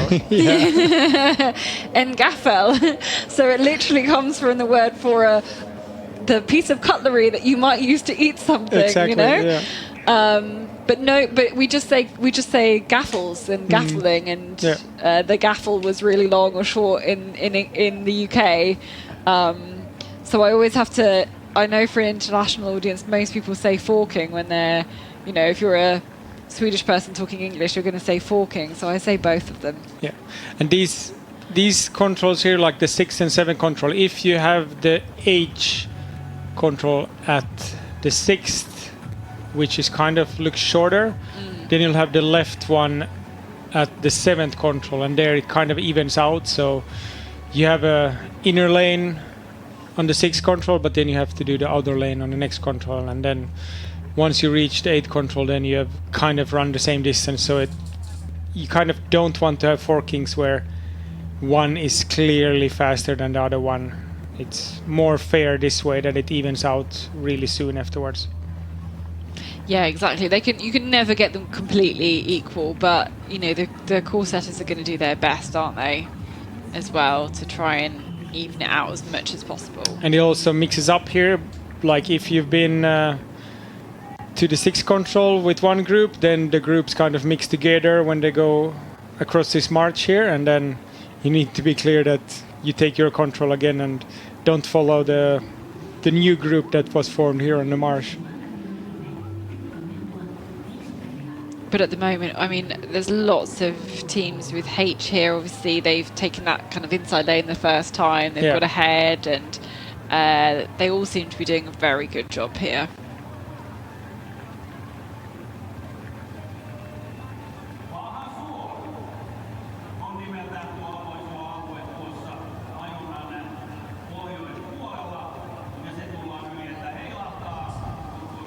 And this marsh, it's paha suo in Finnish, so it's bad marsh.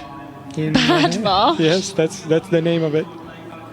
The marsh is called Bad Marsh. It's called Bad Marsh. Yeah, big marshes would usually have a name in Finland. Okay. As well as some of these hills had names, and why is it bad? Deep? The name doesn't say it. I think maybe it might have to do with we had the church hills, and I know we had the pastor's rocks were somewhere close to this terrain also, so it might have to do with. So this is like Satan's marsh, or something the devil's like this. marsh. Because like Tuomiojan Suo, which is just north of this, then again also seen written on the map. That's like. Tuomio is something you can get from a judge if you've done something bad. You get maybe judgment. Yeah, judgment marsh. So this is Judgment Marsh. So it's interesting names of this. We don't know the history behind all the names, but it's interesting reading of this, and the small lake that we've seen before, and we'll see later in this lake. It's called. Saarijärvi, so it's island lake, but there's actually no island in the lake. I don't know why. Okay, right. We're waiting for our next runners then here at the nearly 5 kilometre mark. Will it still be Netherlands in the lead? Yes, is the answer to that question with Lucas Leland. And we're looking for Fermtisvilde. There we go, in second place. You can see leaving in a different direction, disappearing off into the distance, into the right-hand side, which is what we'd expect. So that's all good. And those two teams with a gap there now still. So yeah, we know this is a longer leg, and they'll be heading off to a different direction than the runners, most of the runners punching that control. Yeah, there we have them on the picture there. Leaving that 9th control, which is where we've got the camera. Stora Tuna then obviously should be the next one we'll see at that point. Turnmets and Caveat as well, obviously coming to 8 from a different direction because have the G control. And again, looks pretty smooth behind. Actually, Linné has got to be careful, because they're heading to the H control, but they've actually got G. And so we're looking for the next team now. We're looking for Stora Tuna and Joachim Svensk through. We'll approach from the left and then disappear off into the right. It's actually almost easier to see him that way. There we go. Here's some fast runners coming through. There we go, Stora Tuna punching the control there. And disappears off. So the gap, 1 minute and 14 seconds. With Stora Tuna alone. I actually love. Has Linné got this one okay? No, they did not, and they're making the same mistake as Ravinen was making on this 7th control, both going to the wrong forking, and they have to come back to pick their control number G. So exactly that happened to them. I think they saw some lights ahead of them, and they followed that group to their control, and it's really vague coming into both of these controls, so difficult controls either way. And if you're a bit unsure, you might be safer following, or you feel safer following the others, but might be meaning you lose some minutes then. So just seen another group through then. Helsingin Sönestiat, Ikkelisten Isavavoima and Pan Kristianstad, Teppo Sirilainen, Mikko Siren and Loka Hedberg, all through there. 3 of them together. Actually, well, they've kind of split up and then they've joined back together again, I think. And we've got a few more runners approaching from the left now. There we go, there they are. Number 5 is IFK Gothenburg, and MS Palmer is also there too. The two of them together disappearing off towards the right. Another runner here from EcoHub's Poikana. Kuvi as well. Obviously Kuvi changed over in 3rd, so now dropped to 11th. Timo Sild there. We've got Alexander Kratov on the next leg.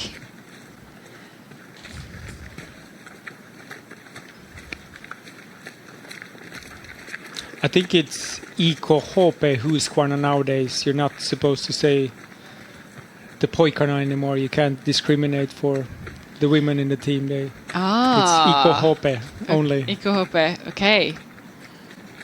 Most people still remember the past when it was Iko Hakarps Poikana.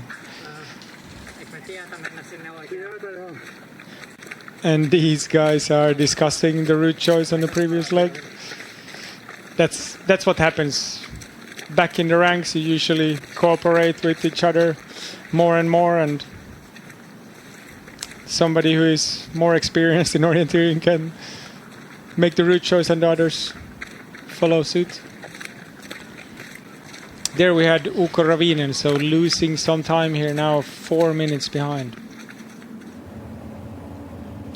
Yeah, let's go back to the GPS tracking and see the runners here. Now our leaders have to be careful here because they've got the J control. Storatuna still all alone here, and then just a few groups of kind of 2 or 3 all the way back.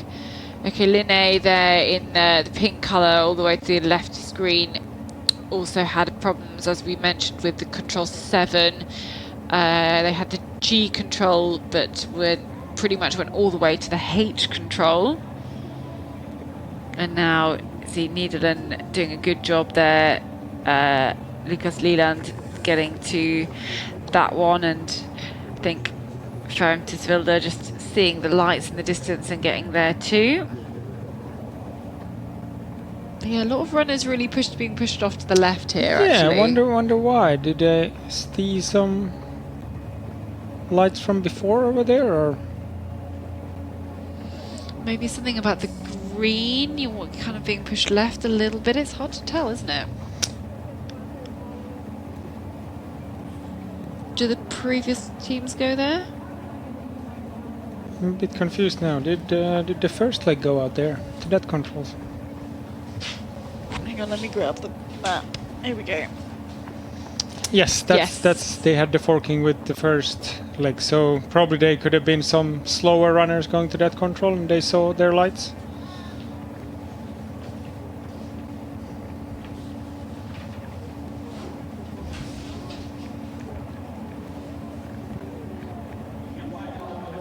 So now this part would have been forked with the first leg, while before we saw some controls had 3 forkings, so all 3 first legs, and then we had a section which was forked between the second leg and the third leg only.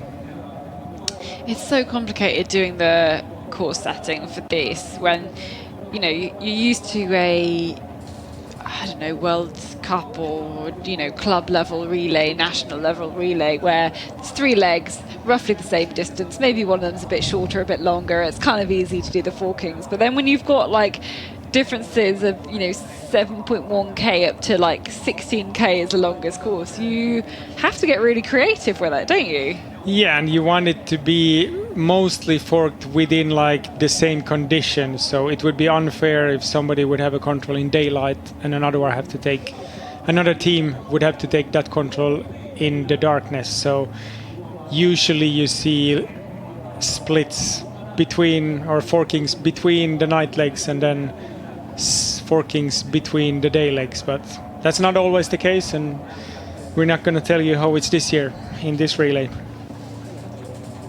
Absolutely not. And we catch up again with the leaders, Netherlands and Lucas Leland. Again, it's very tracked up in some of this part of the forest. You can hear it's quite solid underfoot. must have gone past 2 o'clock in the morning here. I'm just trying to find out when sunrise is. 3:43 is sunrise. So 1 hour and 40 minutes. So we would be past the darkest time of night by now. You can already see some blue up in the horizon here. So they will still be using their head torches for quite a while to go. But I'm trying to see if it's actually still raining. Has it stopped raining? I think it's at least raining less if it is. It wasn't hard. Okay, here's the next TV control then. Watching for our leaders. And seeing the gap. So still the same guys in the lead here. These two runners, I think, followed by our running camera operator. And Fermtisvilde and Nederland still together, as they were at the last TV split as well. Now they had the gap back to the chasing group, well actually the chasing one athlete, which is Joachim Svensk from Stora Tuna, was 1:19. And we know that, yeah, he's on his way to this control. Stora Tuna still alone in the forest.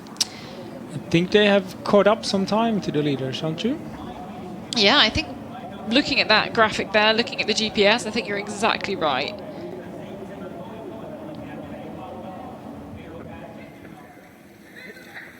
And here he is. Joachim Svensk from Stora Tuna.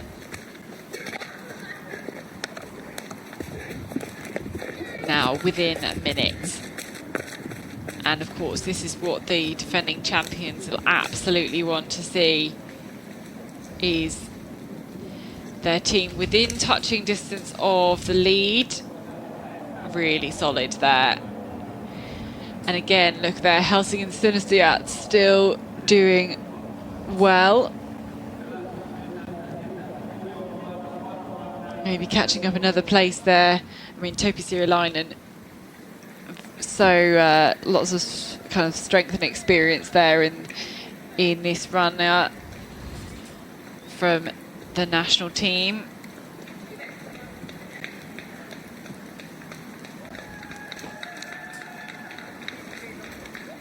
Some cheers out in the forest. And there he is, into 4th place. So climbing again for the Helsinki club, climbing up from 14th to 4th here on this leg. Ikilista Nuseva-Voima also climbing a little bit here as well, from Mikko Siren. And then we have a few more runners coming through now here.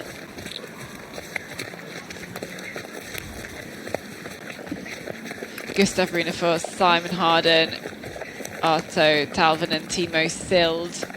A group of 4 then.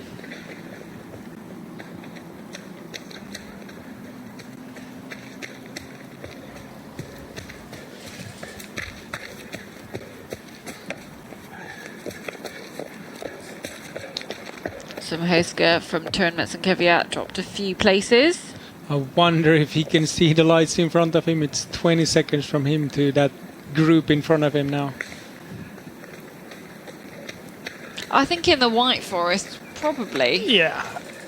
And if he sees them, then he will try to chase them down. I mean, he never know whether there will be a fourth control again, but then we have Tampereen Pyrintöön and Kalevan Rusty's second team. Yeah, that's Maxime Retourier there for Kalevan Rusty's second team. So their first team having issues, just to remind you, losing a couple of minutes, nearly 3 minutes on the first leg, and then having a big 5-minute error on the second leg. Kalevan Rusty, the winners of Tiomila, are in trouble. And we're still behind Fermtisvilde in the lead here alongside Netherlands. In fact, there he is, second place. We can see Netherlands just ahead. And back then at the previous control. Catch OK Ravinen there through.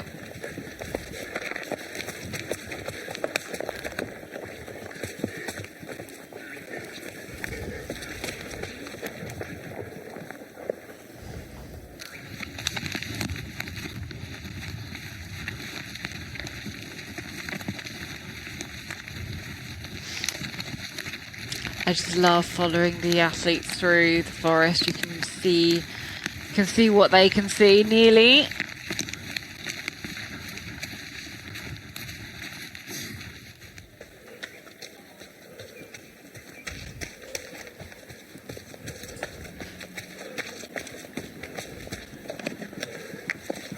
Next team through, OK Linné.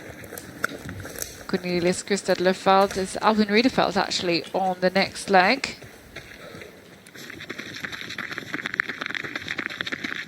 Taking one of the short legs. Here's Stora Tuna, the 6 times defending champions. And the gap that has grown to about 53 seconds. And obviously, at this part of the course, we've got these few tracks here, big forest roads. It makes sense, doesn't it, for them to take that? We just saw Stora Tuna in the picture. I wonder why he jumped off the track in that place. Surely you want to... Yeah, maybe really, but it looks so stony on the map. Would you really want to get off the track that early instead of continuing on the road to get there? Well, we'll see. He might lose time, or it kind of has to consider it will kind of catch back up on that point. I guess it's where you're looking to approach the control from, because this isn't a fun one. You've got lots of green before that control. Yeah, there's not really a clear way that's inviting coming into the control. What's the yellow open with scattered trees likely to be? I mean, that's likely to be a bit rubbish as well, isn't it? Yeah, could be, but at least you have the yellow there, so you have a bit better visibility, which usually also results in better runnability, but then you still have some green rubbish to get through before you get to the control ring. Looks like, is it Uppsal? Yes, I think that's 18 there, isn't it? Yep.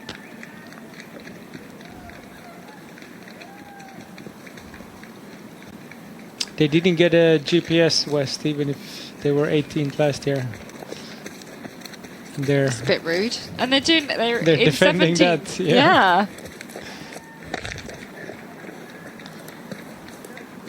I mean, you could see him, lots of map contact there, refolding, ready for the next leg as well. Exactly, he was already preparing for that. Like, you don't stop at the control, you already prepare your next leg before you punch the previous control. Turing's second team, I think. Yeah. They have some really experienced runners in the team in this. What, on this second? Well, overall, I think I've seen, in their second team, they had some really experienced runners that maybe they don't have quite the speed to make it to the first team, but they, still have the skills to make it through this terrain.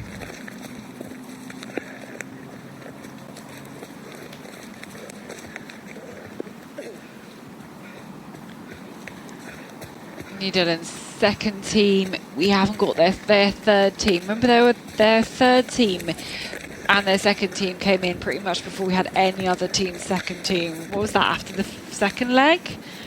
Can't remember. It's 2:13 in the morning. Okay, so now we see Stora Tuna. He came quite far then on the path or on the big road, and then attacking the control.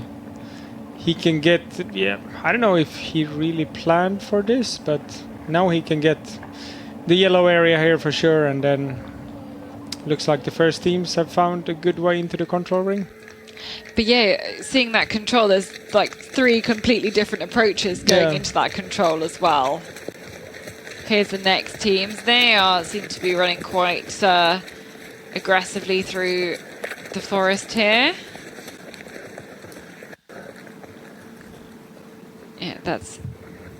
They're about 8.5 minutes down. Umeå, Brederud and Hemming.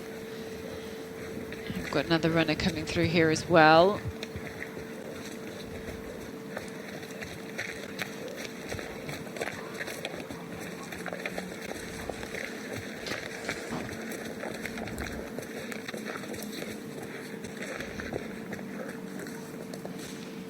So well done if you're still with us in the broadcast, because it is properly 2:15 in the morning local time.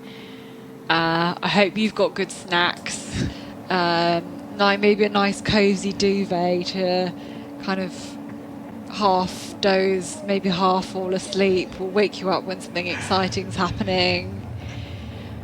Stora Tuna here, just got to be careful right in the circle. No, I think they've got control over the situation. Oh, we've just had delivery of pizza here at the... Good luck, guys! Yeah, thank you.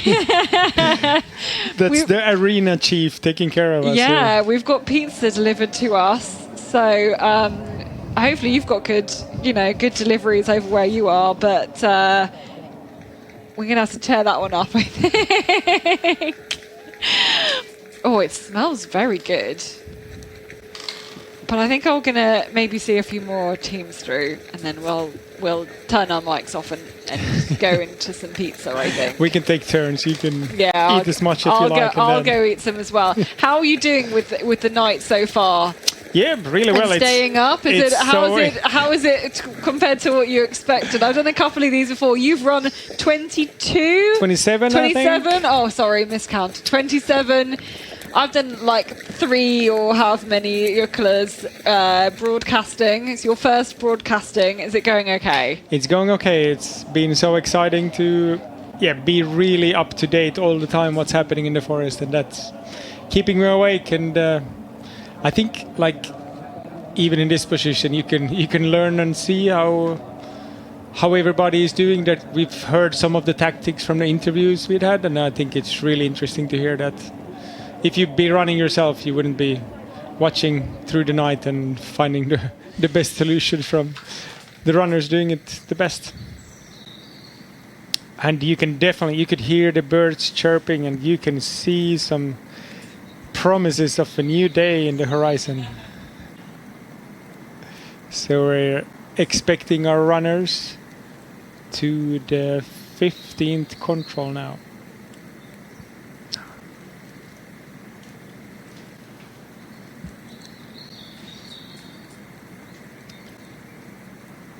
Is Farm Teesville and Nydalen still together?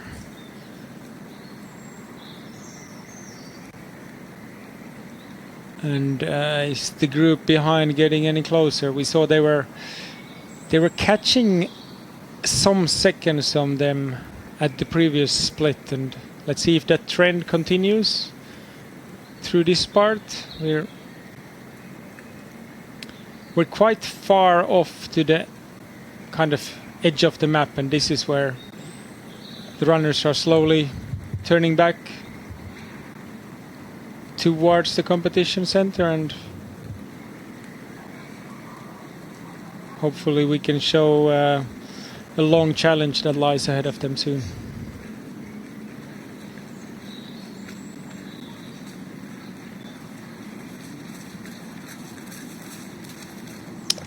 And here they are, and it's not just 2 lights. You can see more lights right behind. It's still Nydalens and Farm Teesville in front, but Stora Tuna has caught up with them.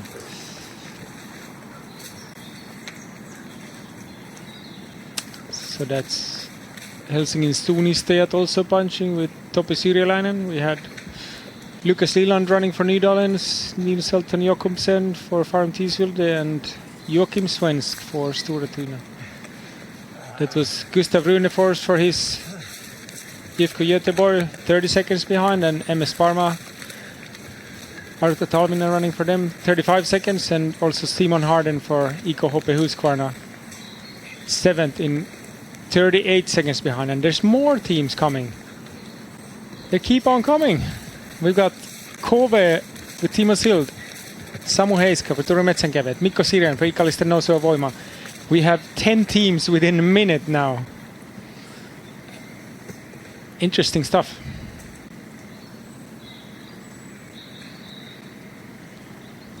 I'm still eating pizza, but how did that happen then? How did they get all close together again? We can't tell you everything what happened in the forest over there, since it's marked on our map. We can't give you away all the details yet, but I think they were a bigger group, and then you can have more lights shining towards the next control, and that might help them so much that they are being able to execute the legs more effectively. Like the leading teams doesn't really look like they had any major difficulties anywhere, but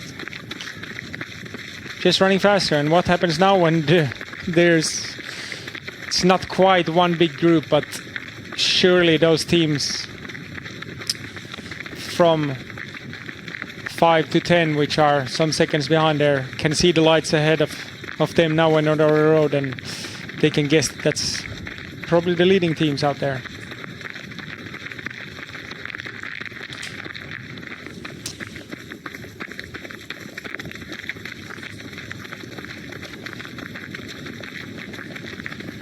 Yeah, so we look back through the terrain, and you can really see that the athletes coming together. You can see what they can see. You can see the lights, and obviously now these guys running side by side. This is Lukas Liland and Joachim Svensk, both here in the picture. The black top with the yellow accents for Stora Tuna. This is a club that mostly runs in the daytime in yellow, but they're one of a couple of clubs, I think Kalevan Rasti as well, who have this kind of like night kit, which is black. Mostly black. I guess it's so they help them blend in at night and nobody can see them, but it kind of doesn't really work when they have a white GPS vest as well. And you have to have the vest on top of your shirt. That's the sponsors of Jukola needs to be shown on top of your club uniform. The next teams now then in the next group: Tampere and Pyrinter, Kalevan Rasti's second team. Pan Kristianstad still holding on to this group now. Yeah, dropped from 2nd to 13th on this leg.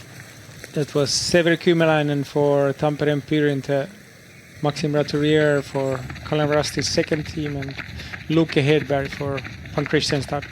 But here's the leading teams. Are they keeping up a pace that they can keep away from the chasers, or what's happening here?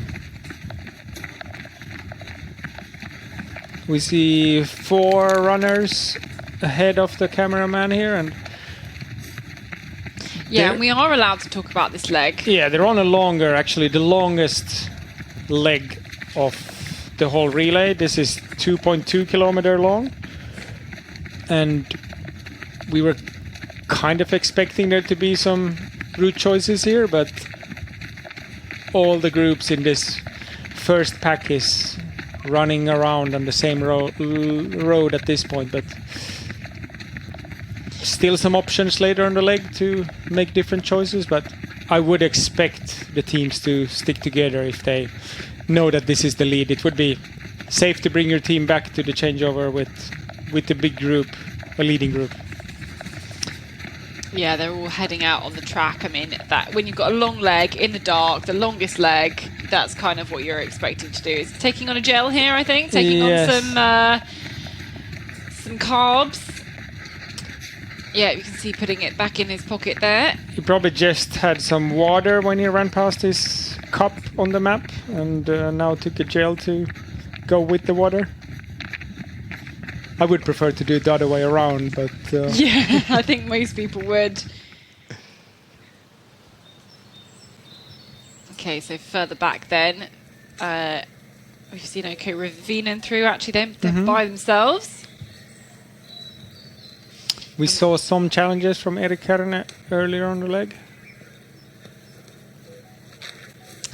Yeah, and it's good to see whether some of the chasing athletes are doing the same routes on this long leg compared to our leading teams. These guys don't seem to be in a hurry at all. No. It's Love Sintring running for Hagaby and Cornelius Christad Leftal for OK Linné. So let's have a look then at this long leg. This is this track route then being taken by this kind of leading pack of 10 teams. And it's 1 minute in between the first and the last runner in this group. Yeah. Yeah, it's a pack, but it's kind of not really a pack. Yeah, it's strung out now when they're on the road, so Topi Syrjalainen seems to be in the charge here, first in the group, and then maybe the pace is slightly too fast for Mikko Sire, and then last in the pack for Ikalista Nouseva Voima. Yeah, and you can see then obviously behind Tampere Frontona Kirvinen going different ways. And this is basically somebody, there's a landowner of this stretch of forest, and we've not got permission for this bit, but it makes quite an interesting route choice, doesn't it, actually? Absolutely, yeah. So you need to stay out of this area which has this red pinkish color on it. How many landowners in this forest were you telling me earlier? It was 250 landowners in the embargoed area, so the organizers, probably the course setter, would be the person who are contacting each of the landowners, asking for permission to either pass their areas that they own or have a control on them. Wow. And yeah, if there's one landowner that says no, then you can get around it like this. But if there's more landowners, then that might also dictate which part of the embargo you will be able to use in the end. So that's good to keep in mind when you're planning your course and wondering why your course, nobody's course, went to some area. It might be because of landowners. Maybe they have planted trees there. They don't want 2,000 runners running through it, or more if several legs could go through it. So we have some more runners approaching then here, 16 people through so far, and we'll head back to the GPS I'm sure soon, because we've got two different route choices being made by that leading pack of 10. There's Uppsal and Hemming. Stora Tuna second team, so too for Netherlands as well, and Helsingin Sinistriat as well. So quite a few second teams in this group.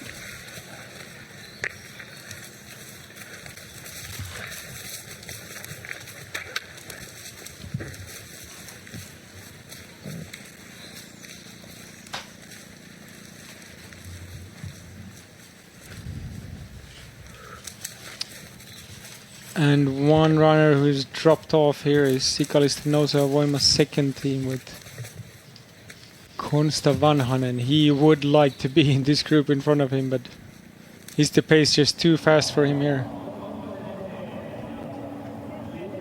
So we saw on this long leg, now they're splitting up in the later part of this leg, and interesting stuff. Helsingin Suunnistajat, MS Parma, IFK Göteborg, Ikalista Nouseva Voima is choosing this left option to get these small paths and coming into the control through white forest, while those teams going further right. There's also splitting up over there. So Nydalen, Kove and Turun Metsänkärvet, they're going all around this small forbidden patch on some paths, while Stora Tuna and Farm Tiesville, they're choosing a more straight option here, following this forbidden area edge.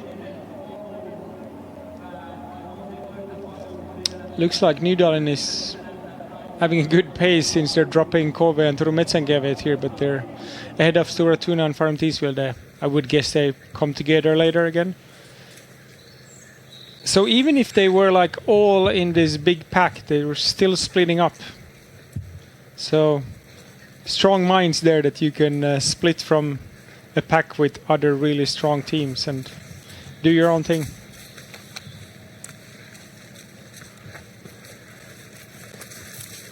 That's Becky Lagets punching ahead of some other teams coming in now. That's EL Tyrving's first team, Malungssuko Skogsmordarna. Turun Metsänkärvet's second team also in there, and some more lamps coming in. Fredrikstad. I think that's the first time we've noticed them in the relay.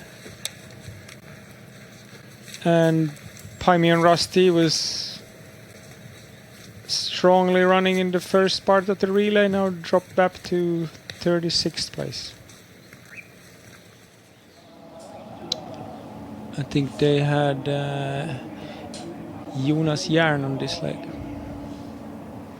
And now what happens here when it go closer? Looks like Nydalen's route choice is proving to be good. And now we see Kove is going around on the path a bit further to the right now, and will we find a good way to get into the control, approach the control from there?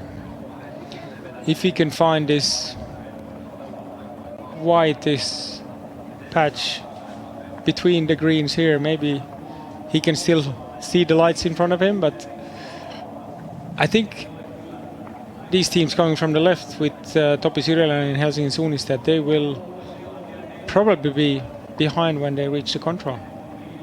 But this will be interesting, because then we see the control line towards the next control comes out towards this direction that they're coming in from. And Mikko Sirenen, Ikalisten Nouseva Voima, is having a tough time. He's lost this group, and now he's on his own on the left route choice.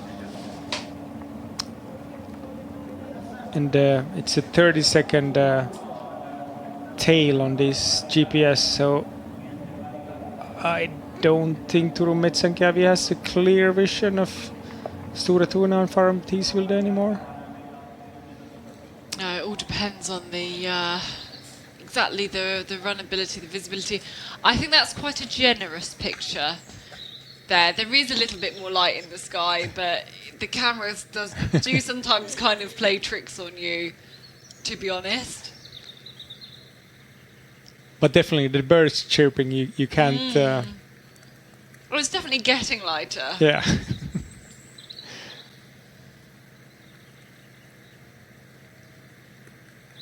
Can we also see any birds in the picture, or is it just the sound? No, I mean, I am not a bird person. I do not know. I wouldn't be able to tell you what birds they were, the sounds. Even if I saw the bird, I wouldn't be able to tell you what it was.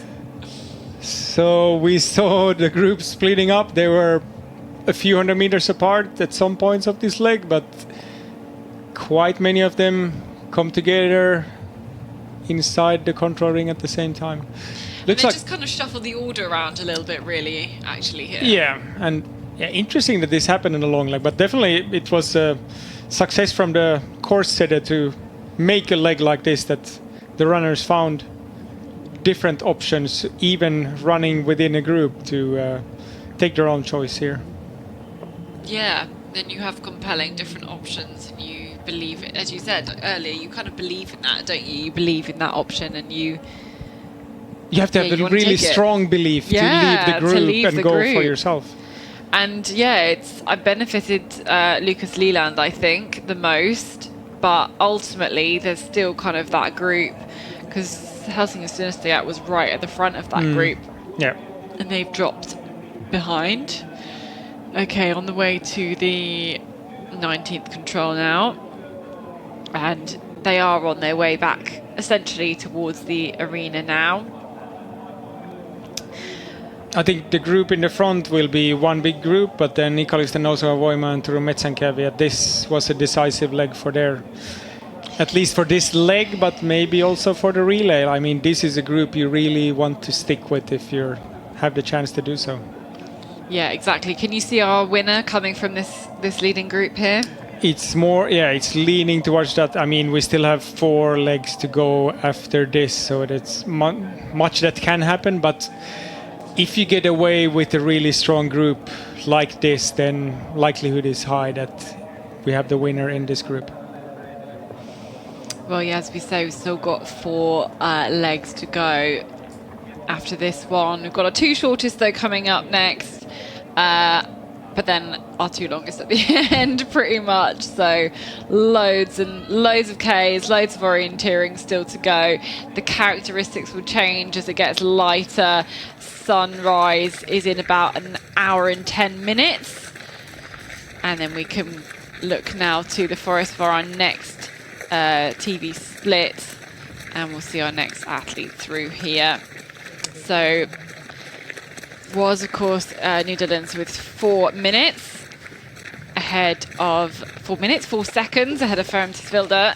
We're watching now in the forest for this control on the approach. You can see the lights coming through.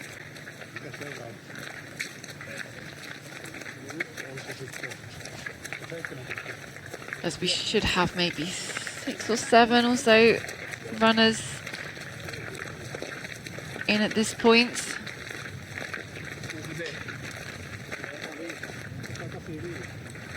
Again, the crunch of the metal daubs on the rock, and the chat through. But this quick moving group here are our leaders, I'm sure. And there's the control.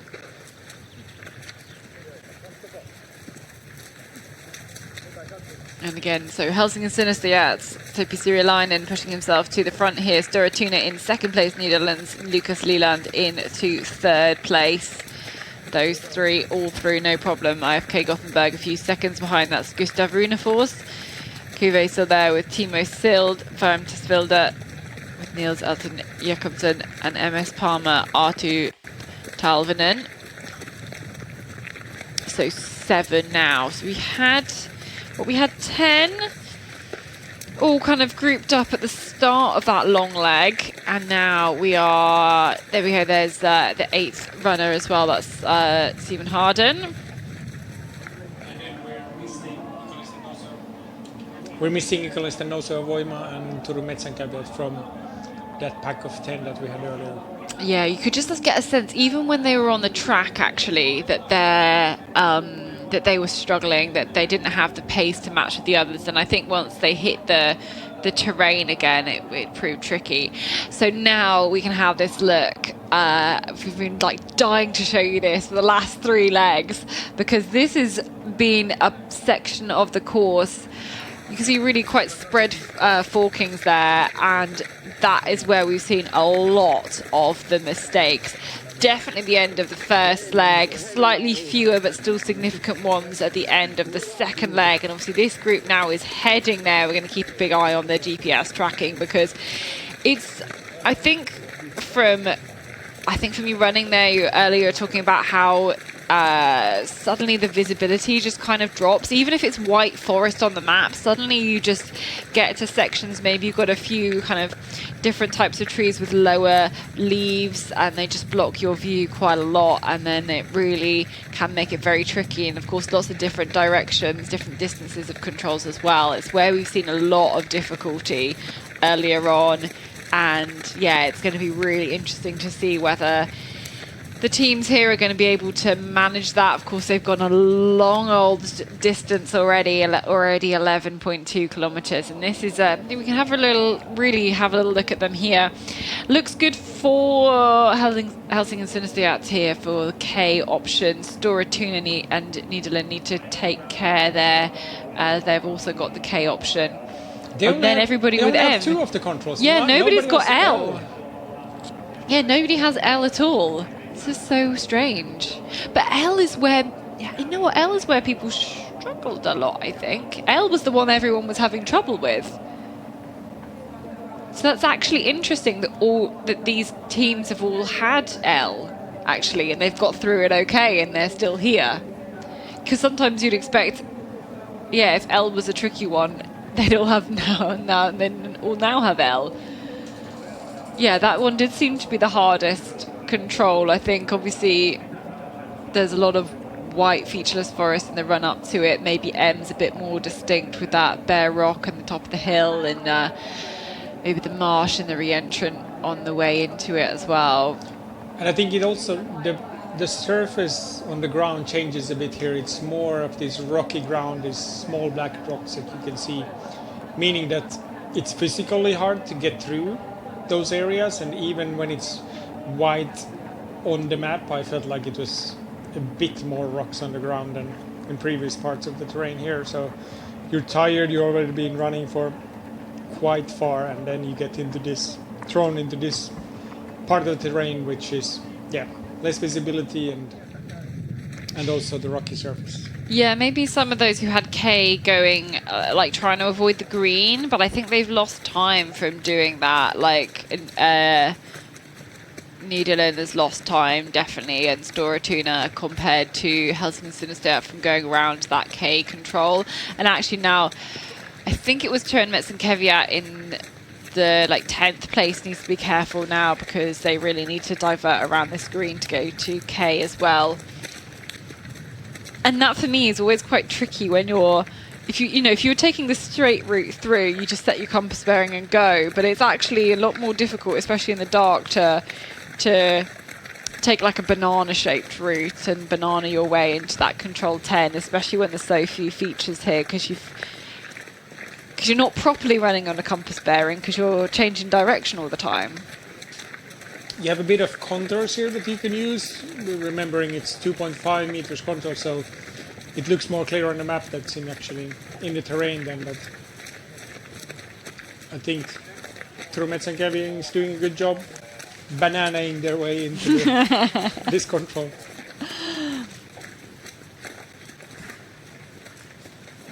I don't know if that's a phrase that many orienteers use, but like it's become part of my orienteering vocab. Yeah, I bananaed into that control. which really ultimately means I had quite bad direction, but I looked up and I spotted it over to one direction or the other.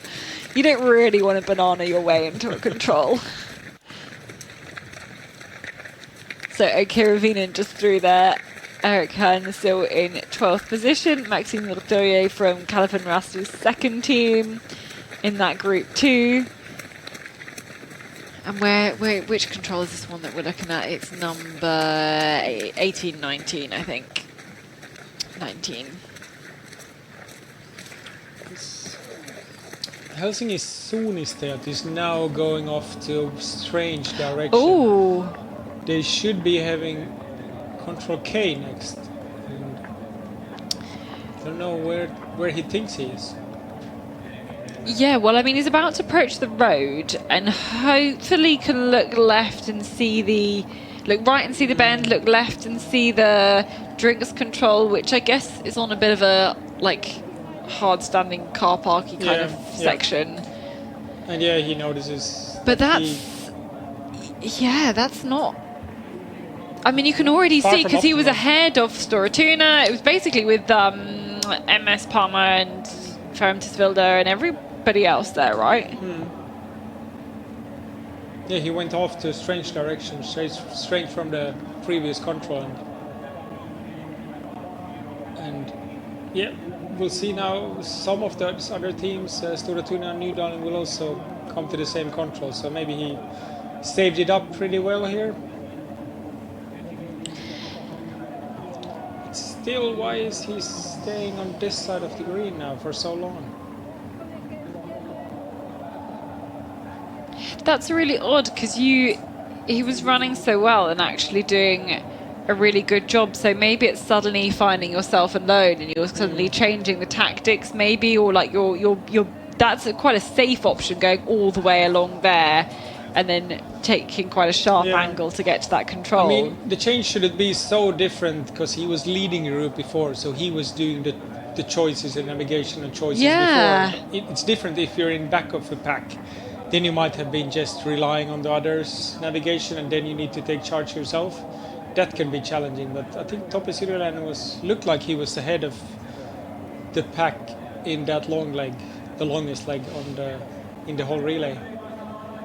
And now he came into the control all right then after some 90-degree turns there on the way.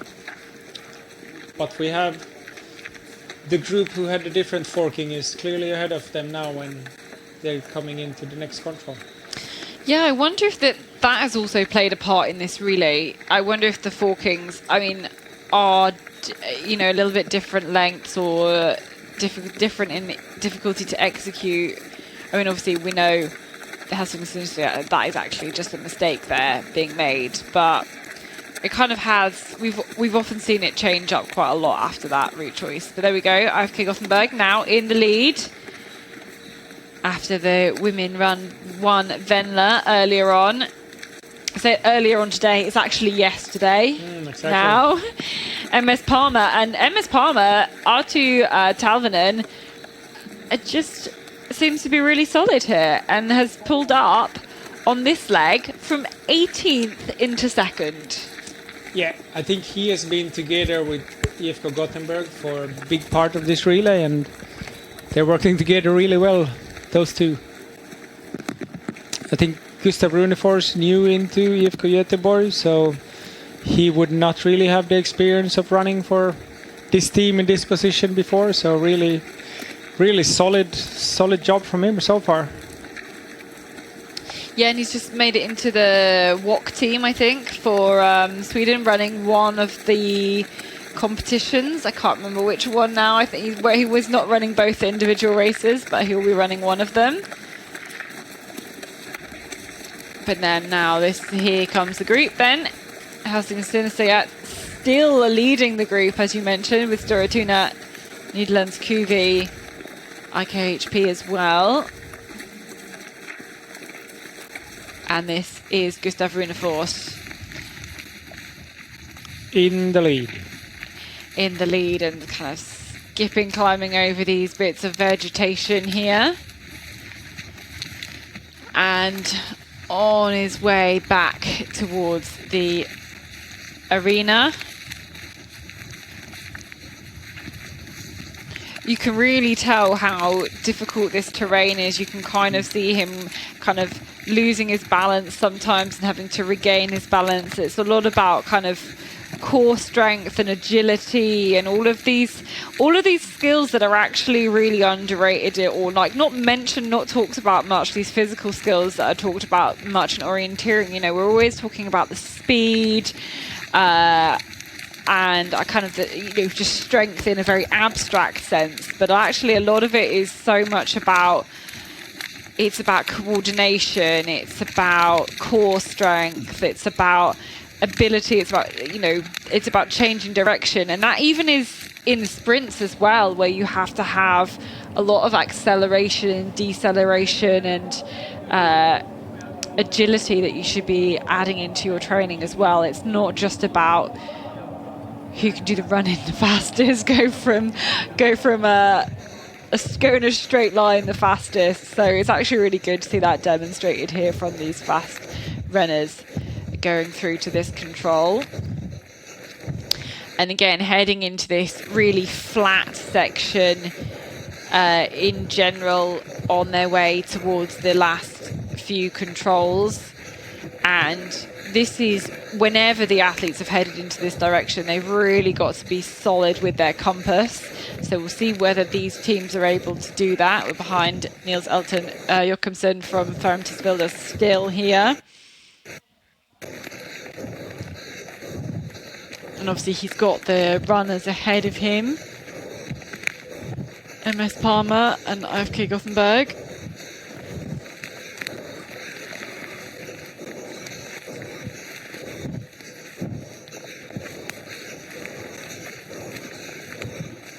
And I tell you what, they're bananaing their way into this one as well. And I think they're going to get there. I had a bit of doubts. But it does seem to be working.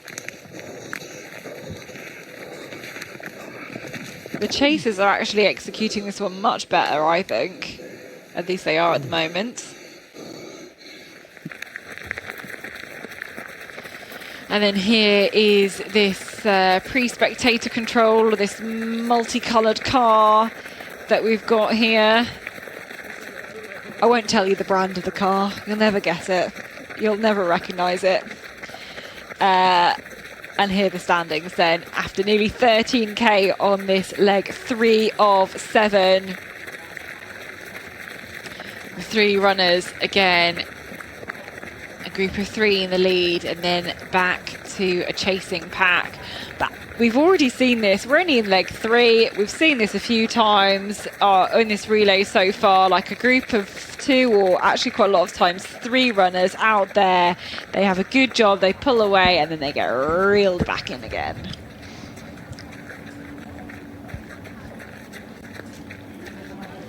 But these leading runners should be approaching this spectator control within seconds, I'd say, but there's still some speedy runners here from the second leg coming through this point.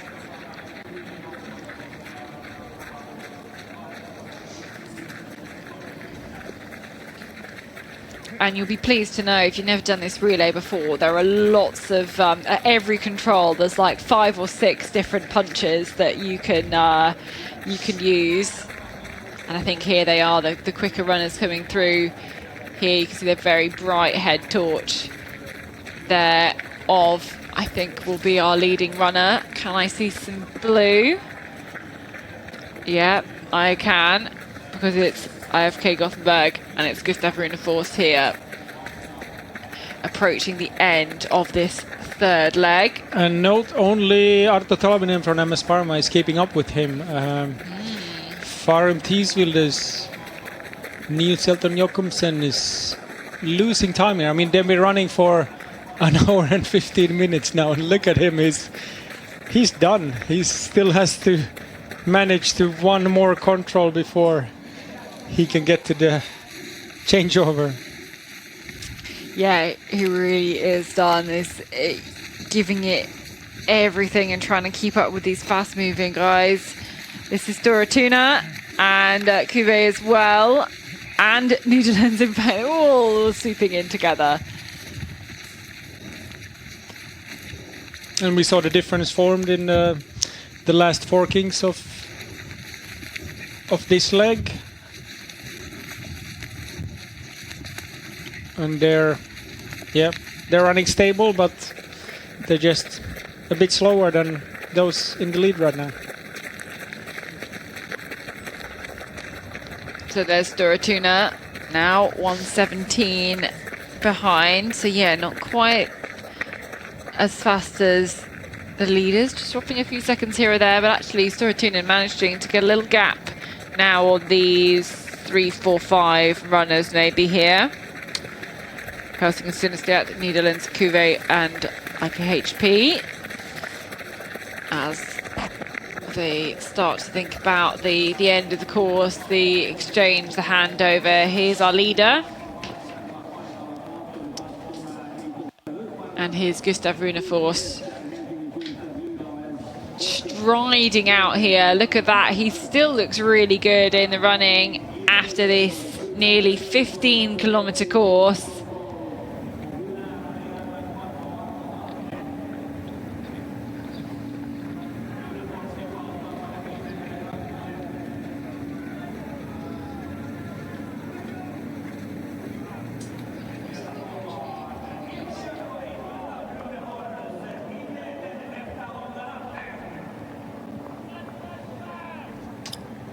And DFK Göteborg now making his way over the last contour of this course and in towards the changeover. What a nice first showing in Jukola for his team, for Gustav Runeforce. Yeah, he's really done a great job because he's caught up from 19th to 1st. We do get a little look at the time for the leg for the runners here, and yeah, he's by far the quickest on this. Well, not by far, but because actually Arto Talvinen, as you mentioned, has done there, but he is the quickest on this leg so far. And looking, yeah, he's pulled up his team into the lead. IFK Gothenburg into the lead as Vegard Kittelsen is waiting there next. This is MS Parma, and yeah, Arto Talvinen, second fastest on this leg so far. Super, just super stable. And then when all the others have faltered, he's just managed to maintain there into the second place. Really stable relay run once again from Arto Talvinen. Vilda, the next team through, so dropping from 1st to 3rd is still a really good run there from Niels Elton Jokumsen. Obviously went out in the lead. You could see that Søren Tone Erden was just like, keep it chill, and yeah, he's actually done a really good job here. No major time losses, just maybe running out of a little bit of steam at the end, but that's no big deal there. There's Jesper Svensk ready to go, wearing number 1 for Doratuna. And there is MS Parma handing over. Great work from Arto Talvinen. Here come the next runners though. There's Fermtisvilda handing over to Marius, trying to earn him. So again, another relay with brothers in the teams. So we had Søren on second leg, Marius on fourth leg. And now we've got Storatuna, Kuwait, Netherlands, Helsinki, but all of those punched at the finish. They've got to go underneath our commentary position, make a 180-degree turn, and then come back to the other one. There is team number 1, Storatuna, many years in a row wearing number 1. Can they have sorted it for 2027? Will they still have number 1 on their vest? We do think our winners most likely are going to come from some of the teams you see here on the bottom right-hand corner of your screen, as you have more teams changing over. Helsinki, great work there again from Topi Sirilainen, and the last 2 leg runners really climbing up, looking very impressive. And now Topi Sirilainen with lots of experience, handing over to Rasmus Töyrylä, which is also quite fresh into Helsinki Suunnistajaat, and I think he's still in the junior ranks, or just around 21.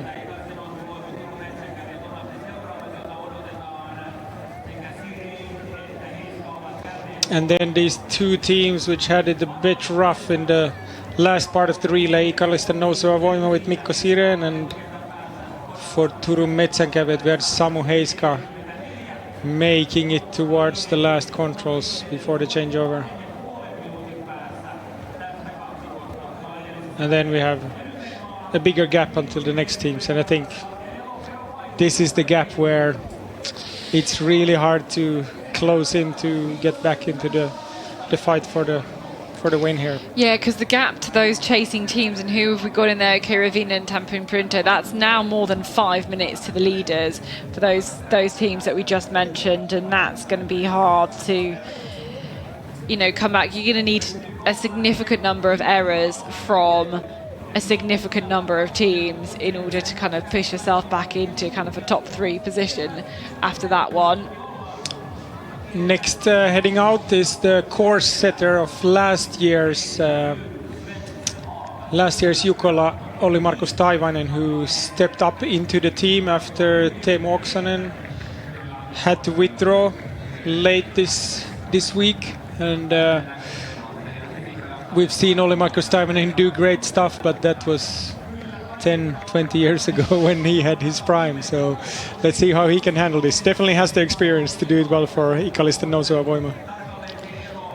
Yeah, it's not quite the same when you suddenly get pulled up into that first team. Maybe you'd set your sights on a nice little run out with the second team, no pressure or anything like that, and then oh no, now I really need to step up. It's kind of a mindset thing as well, isn't it, sometimes? But sometimes it can also be a good thing that you haven't had time to stress for it for days and days, but just called in and tried to fulfill the duty. Yeah, you haven't been thinking about it and stressing. Your stress is maybe only a few days as opposed to most of the year.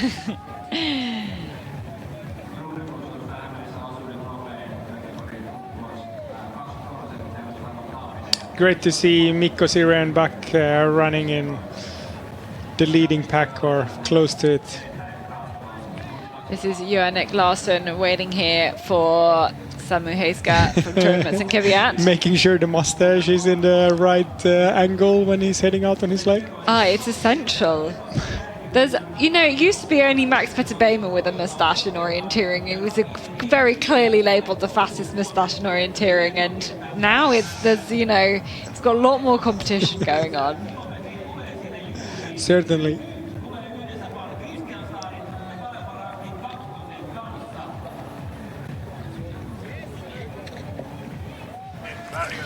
So Now the third leg runner from Ferrantisvilde, Niels Elton, joins us here, catching a breath. I can hear there, Niels. And we saw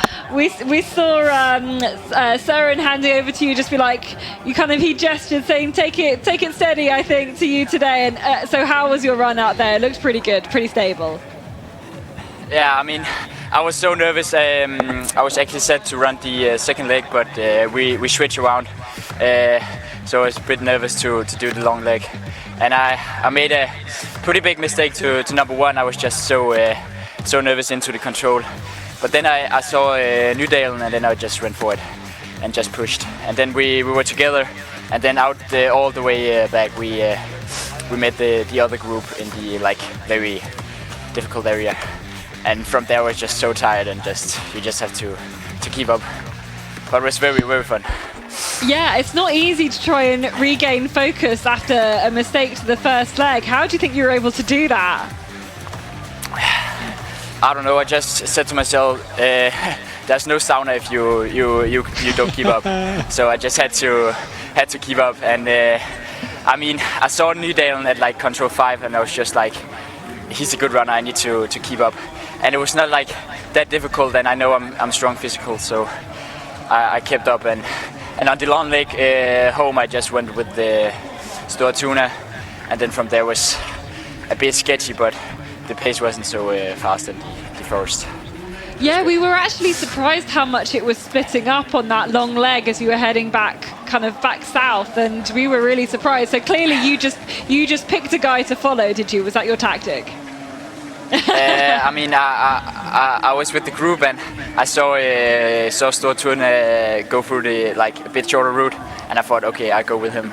And then I just stayed on the line and kept up, and then we met up with the Gustav Runefoss and stuff, and then we were together so very fun. Yeah, really fun. Did you pass a message on to Marius then when you handed over to him on the exchange? Did you say anything to him? From no, last time I was just so tired. I couldn't say anything, but I just said good luck, Colin Morten. Oh, nice. And so sauna now, or in a few hours in the morning when it gets a bit lighter? No, now. Enjoy the sauna. Thank you. Congratulations there. Let's catch up then with some of the other teams as they do the exchange. Oh, that was so nice to hear. He did look kind of nervous on the line, but actually, and sometimes you do that, you make a mistake of the first control, but then if you can rescue that and then turn it around, that's the hardest thing to do. That's the sign of a good relay runner, when you can think of, okay, there's still 4 runners to go after me. If I can keep this under control, then I can save it up, and it still can be a good run. Yeah, it's staying in the race. I was actually watching Chris Jones does some interesting Instagram posts from some of his mountain running, and he's saying one of his mantras this year was stay in the race. And that's exactly what you've got to do here on this relay. You make one mistake, and maybe individually that's my race over, but you shouldn't do that individually anyway, and you definitely shouldn't do that in a relay. You've got to really lock back in and refocus. Exactly. It's a different mindset when you're running for the team, not just for yourself, and that shows that they have probably talked about it before the relay, and he's able to execute it in the race. This is OK Ravinen here. Eric Hearn going to hand over to Quentin Routurier, the French athlete, ready for this leg number 4. You've got Pan Christianstad as well, and Tamping Perinto there. Severi Kymäläinen handing over to Otto Simasas. So they're 9 minutes down as well now. We had Turin Metson-Kevia about 5 minutes down, but this is 9 minutes down, and this is going to be really hard to catch anything back up if we're thinking about the overall win. Yes, absolutely. I think now they're too far away from the leading teams. It's about getting a good position, but not about winning the relay anymore. No, absolutely. They're going to wanting to be just setting themselves up next year with as good a start position as they can do, and just trying to keep a nice and stable race from everybody else going around there as well. A few more teams finishing now. This Calvin Rasti's second team with Maxime Roturier and Helsing Synestheat's second team as well going through there. Okay, Linne first team just finishing now. Cornelius Christat Lefal. Going to hand over to Albin Riedefeld. And yeah, this kind of group of runners all about 11 minutes down. And as we look to the next one, I guess this is the shortest leg next. It is, but short doesn't mean that things can happen here. Yes, definitely. Things will happen. We're going to keep an eye on that. But Gustav Runeforce is here. Fantastic to come and take over in the lead for you, Gustav. You must be super happy. Yeah, it was almost a perfect race, so I can't be anything other than happy. Yeah, what went so well? You caught up from 19th to obviously being in the lead there. What went well for you? I really like these legs when you get to run man-to-man, and I went out to Parma and we caught some guys, stayed with them a little bit, then saw another lamp and then caught those guys and did so for 10 kilometers until there was no other headlamps in front of us.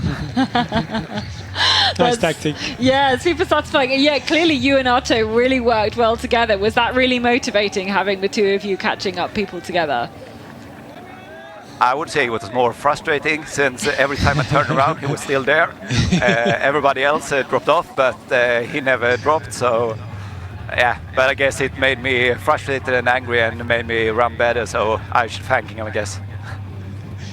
Yeah, you absolutely should. And we saw a few long legs in there as well. Were you happy with your execution of those too? Yeah, I would absolutely say that. On the real long leg to the 18th, I had already looked at it early on the course and decided to go left. So then when everybody else did it as well, I was just happy and tried to execute as good as possible. Yeah, fantastic work today. And yeah, good luck to the rest of your team. Well done changing over in the lead. Thank you very much. Okay, great to hear there from Gustav Runeforce from IFK Gothenburg. Can they match what the women did earlier on today in Venla? As we see more teams change over now, up to team number 25 with Hageby. 12 minutes down.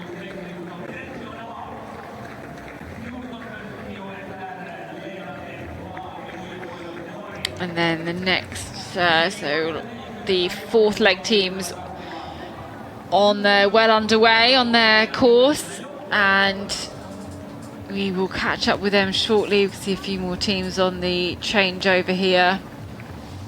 And I think it has completely dried up then here in this arena, which I'm sure the runners are happy about, but even happier will be all the volunteers, people waiting to go out on their run and people who finished their run. And people trying to go to sleep as well in the forest today. You know, sometimes when it's raining, you actually go for a run and it's totally fine, you know, but it's all the hanging around. Yeah, once you get wet, then it doesn't matter if it rains or not anymore. But getting through that first wet tree, if you still have a dry shirt on, that's the decisive moment. And then. Okay, there we go. Our standings after the third leg, as it's definitely getting lighter here. It's not just a trick of the cameras, definitely getting some light in the sky. Those are the standings. You can see the city of Kotka in the background here as we look at the standings. Yeah, those lights in the background right at the top of your picture. And you can see over on the right-hand side of the screen, those are all the cars parked on the runway. Beyond that, on either side of that, we've got military tents and people's regular tents in there as well. So, as you can see, this leg number 4, either 7.1, 7.2 kilometers, hopefully about 40 minutes of running, and we'll have those few TV controls as we go around. But here we are in the forest. This is Cuvée. here. And it is Alexander Kratov here for Kuwait again. So a lot of experience in this team, experience from national team runners turned veterans now, I think. A perfect leg for them, and some of the teams who started out in the lead on this leg, they have made some mistakes early on. So we have seen MS Parma drop off from the second place that they started out in, and also Farum Tieswilde had some trouble in the beginning of the course, as well as IFK Göteborg. But they have saved yes, they their... were all our leaders, basically. Yeah. Yeah, they were the top three. But then IFK Göteborg has taken himself back up close to the leading teams again, and yeah, behind him here.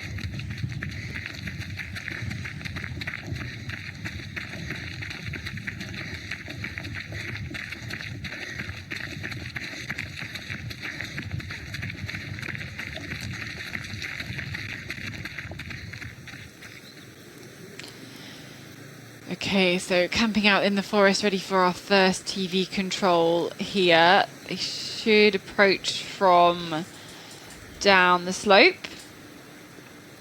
Here they come. this is a control that the women would have had earlier on, but they came from an Different opposite direction. direction. Yes, so it doesn't look familiar at all. Yeah, from our TV position, it really doesn't. And this looks like Netherlands here. Håvard Haga going through.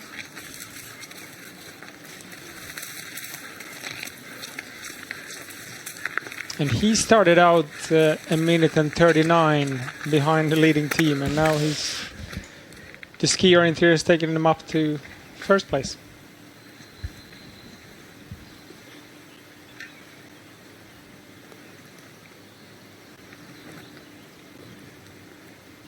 Yes, this is this really nice bit of kind of fairly open, very rocky, lots of open rock in this terrain, lots of intricate contours.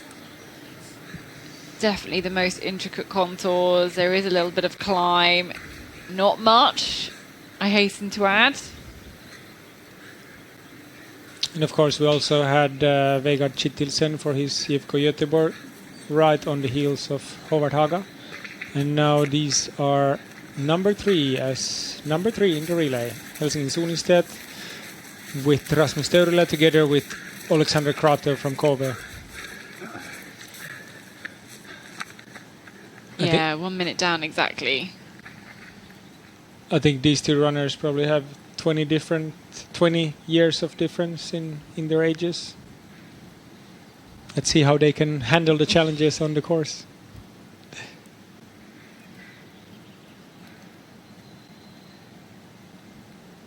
We should have the next teams, Stora Tuna and MS Parma, approaching the control, but they're doing a bit suboptimal stuff here, coming into this control. So MS Parma, of course, headed out as second and had the shaky start now in fifth, 1 minute 50 behind. And that's Niklas Ekström, I believe also a ski orienteer. What is it with putting ski orienteers on this fourth leg? Well, you can't ski the whole year.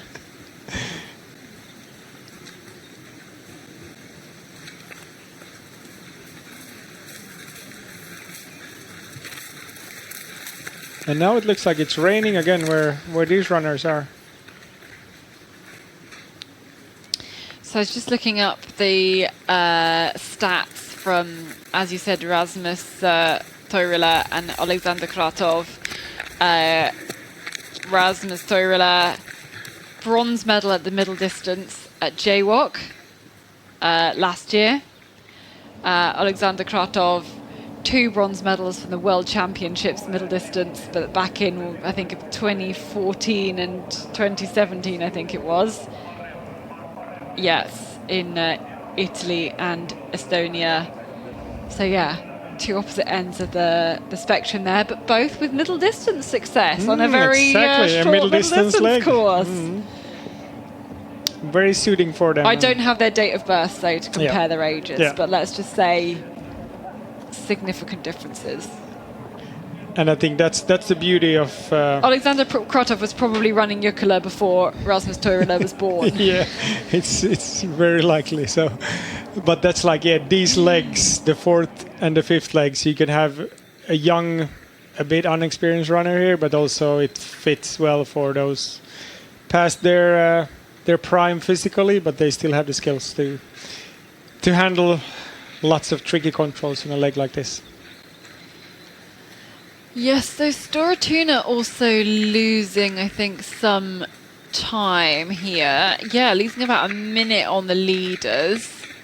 And actually, Ikalista and Nisavavoima did the exchange at 4:18 and now under 4 minutes compared to the lead Netherlands, who was actually obviously was not in the lead at the exchange. But yeah, we can have a little look now at the GPS tracking them from this little loop that the athletes are on now. See kind of a few pairs as we were explaining going through there. Doesn't look like any of these athletes have really had too much trouble though with these controls. It's very intricate contours, but they're quite good shapes to see. We're getting a little bit more light in the sky now as well. And really no issues then for any of these teams.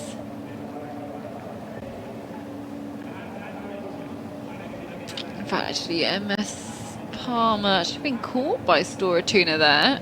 They were apart at the 4th control, so presumably a mistake or maybe just the running speed there from MS Palmer. I think Jesper Svensk, despite him having some challenges with his knee earlier, I think he still has more routine for sure than Niklas Ekström from running orienteering and running close to the lead in Jukola. If you combine the routine the Svensk brothers have from running close to the lead and Jukola, I think that's hard to match in any family. Yeah, yes.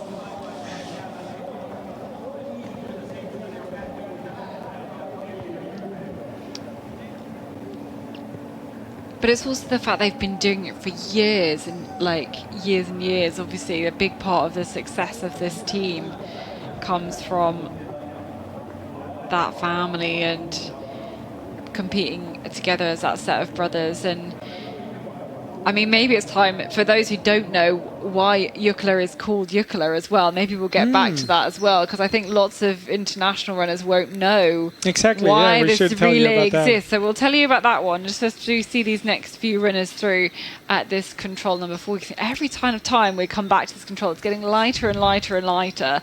And there's a couple of teams heading up the slope now towards this 4th control in amongst the rock here. Last team through, of course, Ikalista and Nisavavoima. But we should have something like Turan Metson-Kevia. Will it be OK Ravinen who's going to have caught up a little bit of time here? This looks like Turan Metson-Kevia. Just a little bit of hesitation into this control.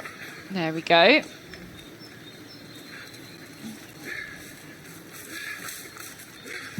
And I think they're the only team there at this point, but lost a couple of minutes on the leaders, and then the next bunch were OK Ravinen, who were like 9 minutes down, so we won't get them. So maybe we will tell the story of the brothers, the Jukola brothers. Go on. You know the story. You'll know the story better than I do. I know the story. I can start and then you can fill me in whenever I forget something. So it's Seitsemän Veljestä is supposed to be the first major novel written in Finnish language in 1870 by Aleksis Kivi, and it was about 7 brothers who had some about their upbringing in the middle of the forest or close to a forest. They had lots of these experiences in the forest about surviving and navigating through Finnish wilderness and everything about how the different brothers had different character and what they were doing in different situations. And that's why we have 7 relays in this leg, and it's called the 7 brothers, and you will have 7 brothers on anything reminding you of this relay, like on the winning medal that you'll get from winning Jukola relay, you will have these 7 runners, and that's the 7 brothers from this novel, Seitsemän veljestä. Yeah, so a very famous Finnish novel, and then obviously the start of the Jukola, they thought they're going to get the inspiration from that to set up a relay. So that is why it's 7. It's always quite a magical number, I think, always 7 runners, and so it's to check. Can you imagine them changing the number of runners that they had on this? Like, it's never going to happen. No. It's such an integral part of these kind of band of different characters kind of coming together. And I think the brothers were a bit mischievous in the forest, sometimes up to no good as Absolutely, well. Yeah. And hence we have Jukola as well.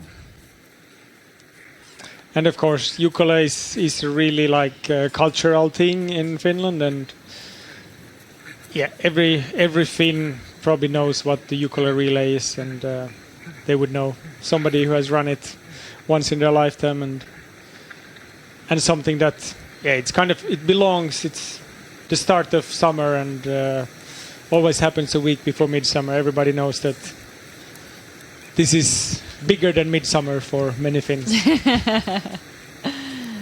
Yeah, if you're a Finn who likes being in the forest and using a compass and navigating your way through.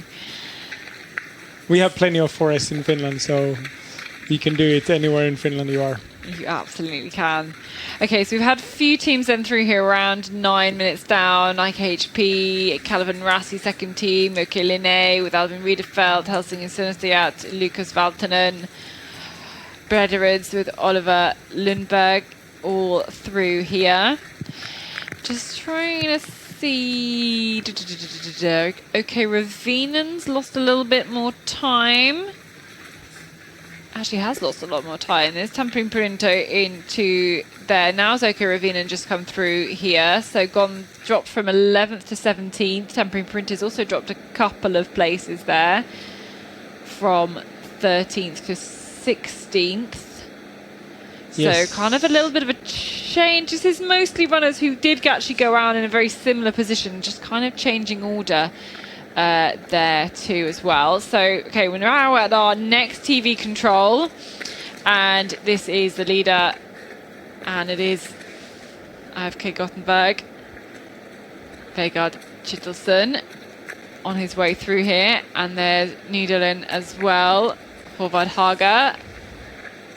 So at our second TV point, and the characteristics you can see so different in this part of the forest, like a lot flatter, a lot more visibility, but as you can see, all those kind of small rocks that makes it hard to run through as well. And look at this, how different direction they headed out in. Oliver Kratov, or Alexander Kratov and Rasmus Teurila there had to split up and go their own ways. So here with Rasmus Teurila, young runner here, finding himself in amongst the leaders of this Jukola relay.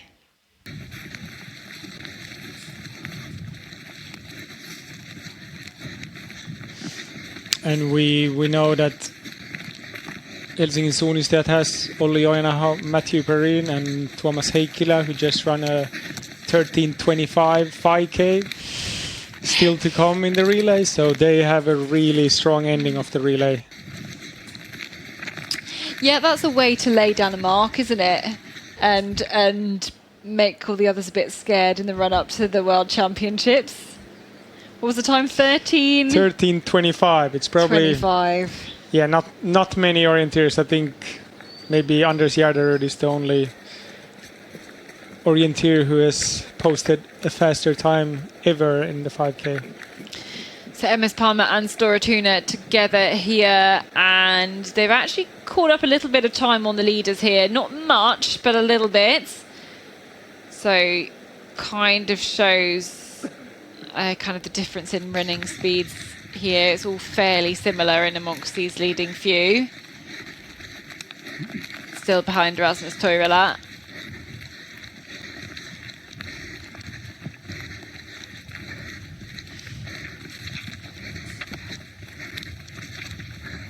And of course, you know, competing at those junior world champs, he's kind of used to having that pressure. There's a lot of, you know, there is a lot of pressure on juniors competing at a JWOC, especially when they're like a top year junior as well. They know it's kind of their last chance and everything. So, you know, they get a lot of experience very quickly, and those who can do good results in those races often show a lot of maturity in their orienteering and a lot of talent as well. So we shouldn't be surprised to see them doing really well on a leg like this and being picked to be part of their team.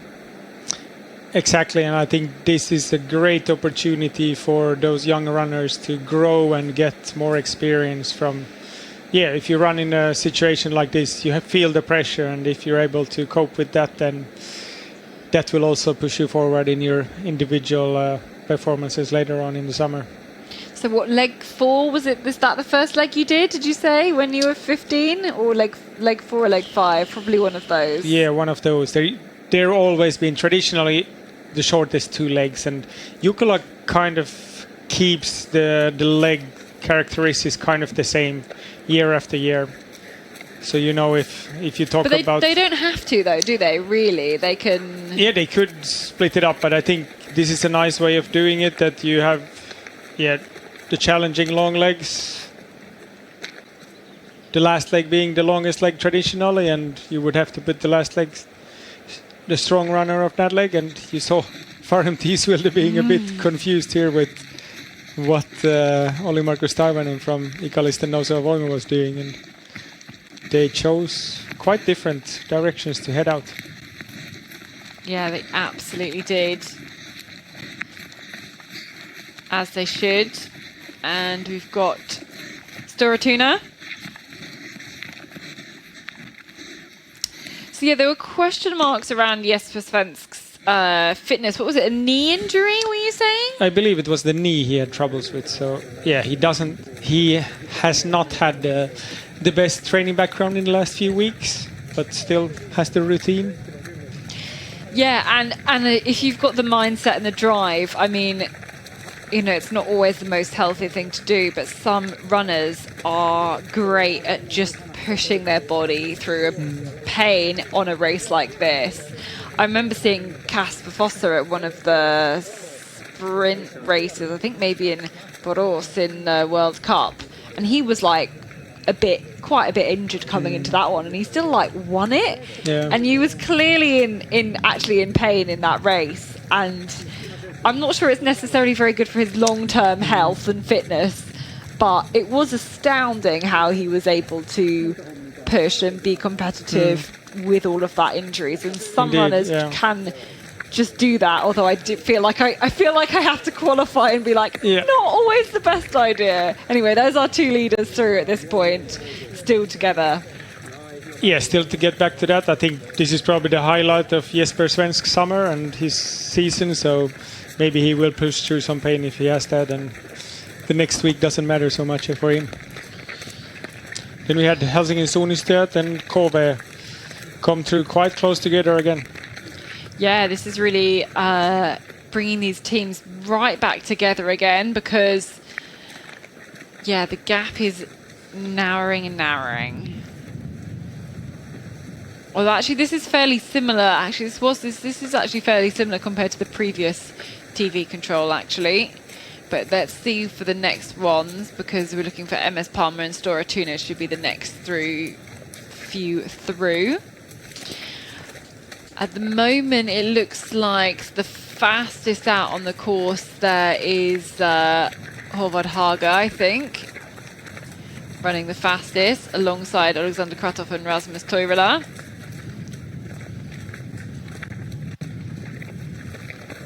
Of course, there we go. They're catching up there, these two again. Dorotuna and MS Palmer. They formed a nice little pack, and the gap was 1:47. It's now 1:14. So some nice speed through the terrain then from these two runners, Jesper Svensk and Niklas Ekström.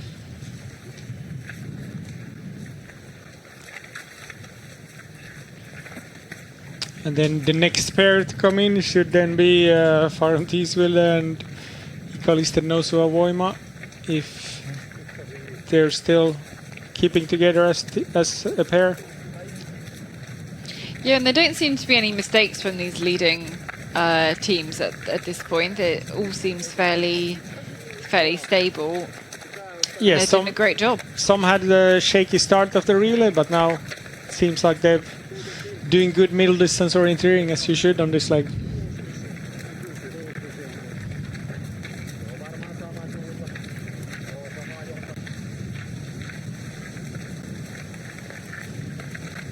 We can see it's really windy out there. Yeah. But I don't know, can't see the raindrops pouring down right now. Maybe it's... I know, I think it's dry. Yeah. It's just windy, I guess. I don't know.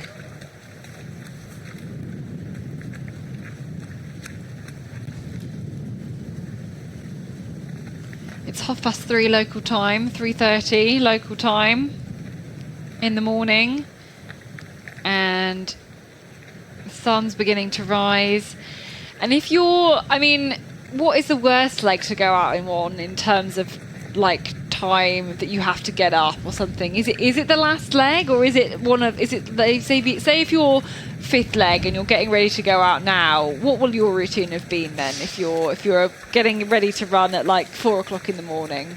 I think you should wake up like 3 hours before your run to get into the new day that's ahead of you, and then get something. You can still eat something at that point if you wake up 3 hours before you run, and then head over to the arena maybe 2 hours or an hour and a half before your predicted starting time, and then it's pretty uncomfortable if you're to head out on 6th or 7th leg, but I think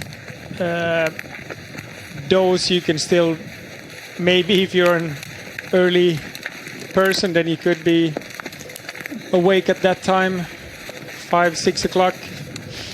But I don't think anybody is going for a morning run at 2:30 or 3 o'clock in the morning. So no. If you're running one of those legs, then I would prepare in a different way in the previous days and try to get your body used to being active and doing some physical activity in those same hours.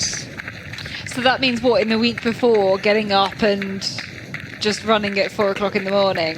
Yes, you can be a bit... And you did that, right? I used to do that, yeah. I used to wake up at least 1 or 2 days in the week leading up to get my body used to moving at that time, and it was a bit antisocial maybe to go to bed at 6 o'clock and wake up at 3 or 4 o'clock in the morning if I had to do that, and head out for my morning run to get used to that. And I think... Did it work? I think it really made a difference. Like I had some really, really good feeling body in some of those relays I ran for, especially for IFK Leading and for Lynx. So behind Vegard Kittelsen here for IFK Gothenburg, just making his way through some of the more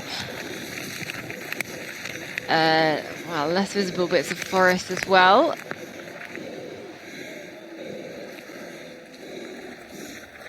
There's the others, and now we can see this car a bit better, and we can see this control here. Again, I'd say, I don't know, it's hard to tell. We're kind of inside our box. It's quite hard to tell how how it feels in the light outside. Actually, maybe one of us needs to go and nip outside and get some feel the fresh air as well. But where the runner is now, there you definitely still need the light. Like Yeah. once you're inside one of those bushes, it's still dark in there. I think it's still, I think you still need the light to read the map there. But yeah, Netherlands through.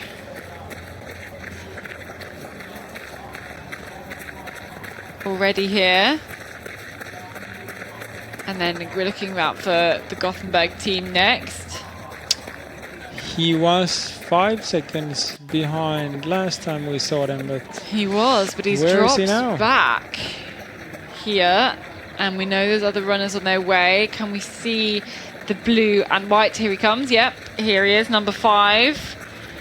Punching that control there. And we'll now get ahead of this group. And where are the next runners, though? Because they should be coming. Here we have the next one. Is this is Helsinki Sunnistujat. This is Rasmus Toivola here. And now you get the real running capabilities here.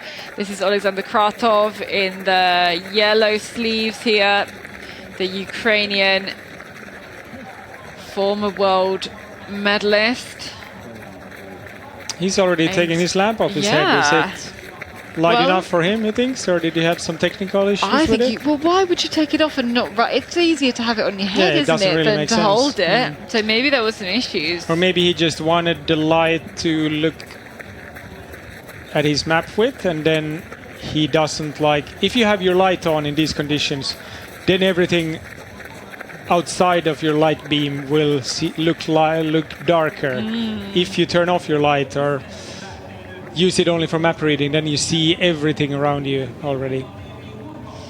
Okay, so here we have our leader running into the finish. Here he comes. This is Håvard Haga coming into the finish and managing to get a gap here at the very end. And Netherlands has such a strong team coming up as well. He's going to hand over to Elias Jonsson, but there's more good running still to come with Håvard Sansoleismo and Erik Langerdahl Breivik on the last 2 legs for Netherlands. And yeah, I mean, they've a pretty dreamy race so far, and still some really good runners, their best runners still to come. They've pretty much survived the night here. And the second place team, IFK Gothenburg, this is Vegard Kittelsen, going to hand over to Odin Ek next, about 40 seconds down at the pre-warning control. But looking nice and good here on this course, around about 40 minutes of running, which is kind of what we expected for this leg, so great work there.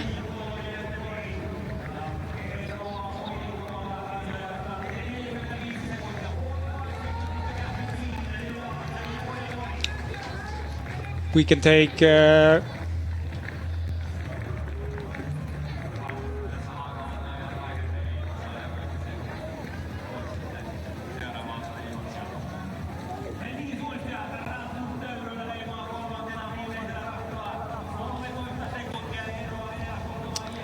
So Elias Jonsson waiting there. You can see a much smaller head torch he's got on, ready to go out into the terrain.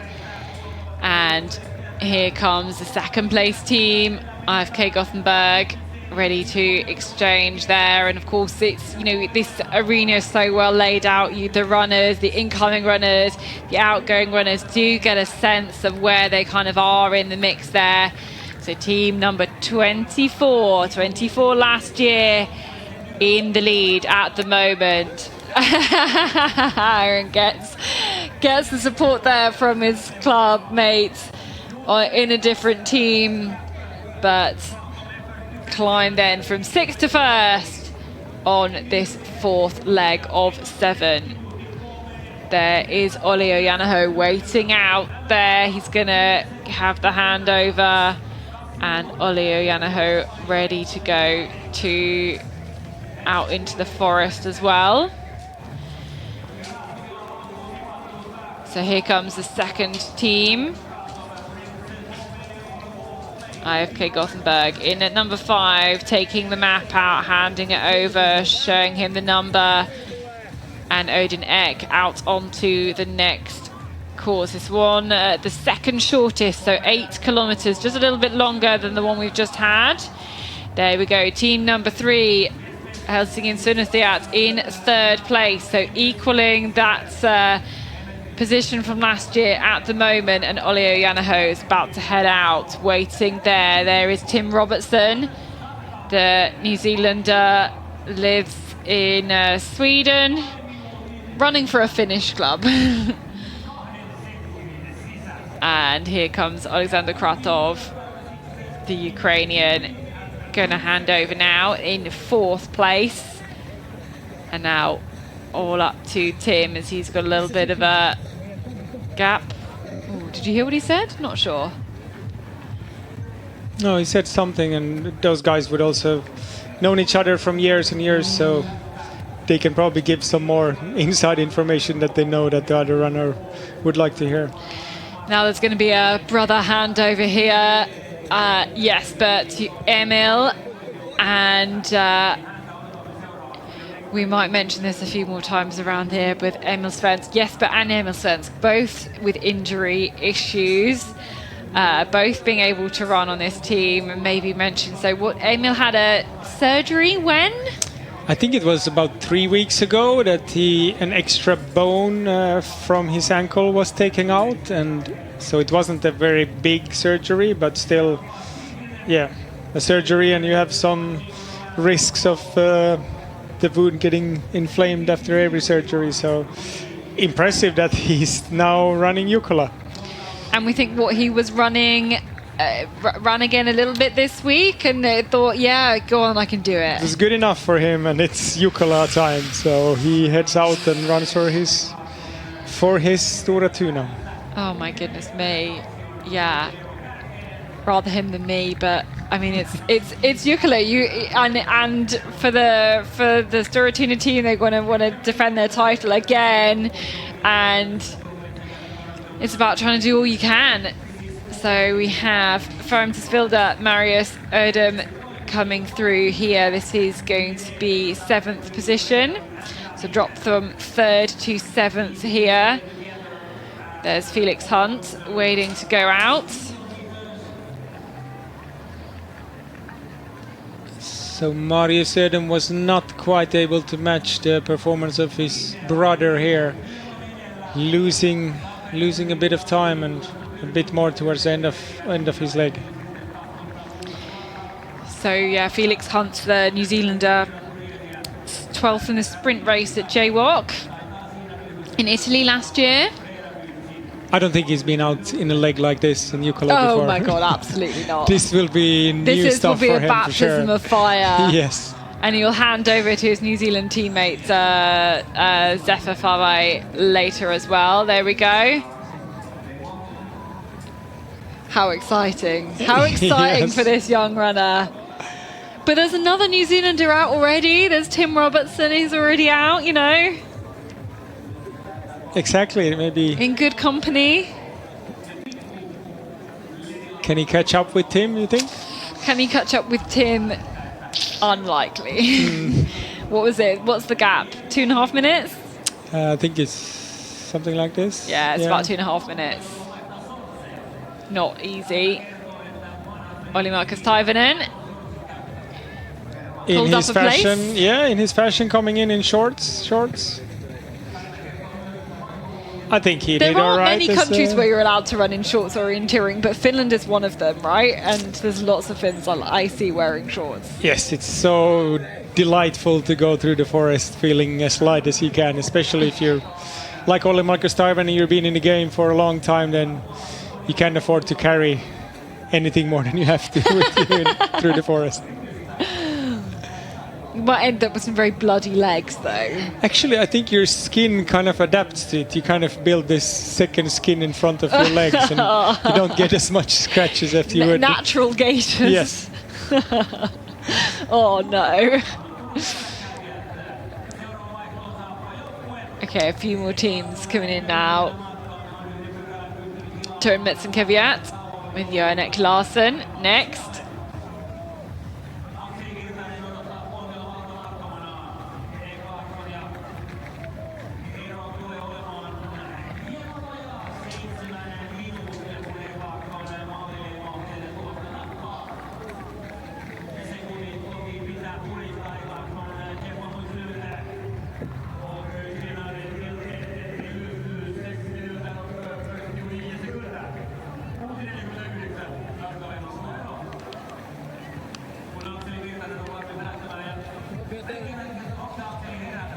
Axel Vertanen waiting here for the changeover. This will be 9th place. Just a little look to the camera. Looking nice and calm here. Again, another one with this kind of smaller head torch here as do you see some patches of clear sky through these clouds which are moving very quickly over the arena. Thankfully, look, there's some actual sky there. After it rained all of yesterday afternoon, all through the Venla relay and through the start of the Jukola relay as well. Some words of encouragement there.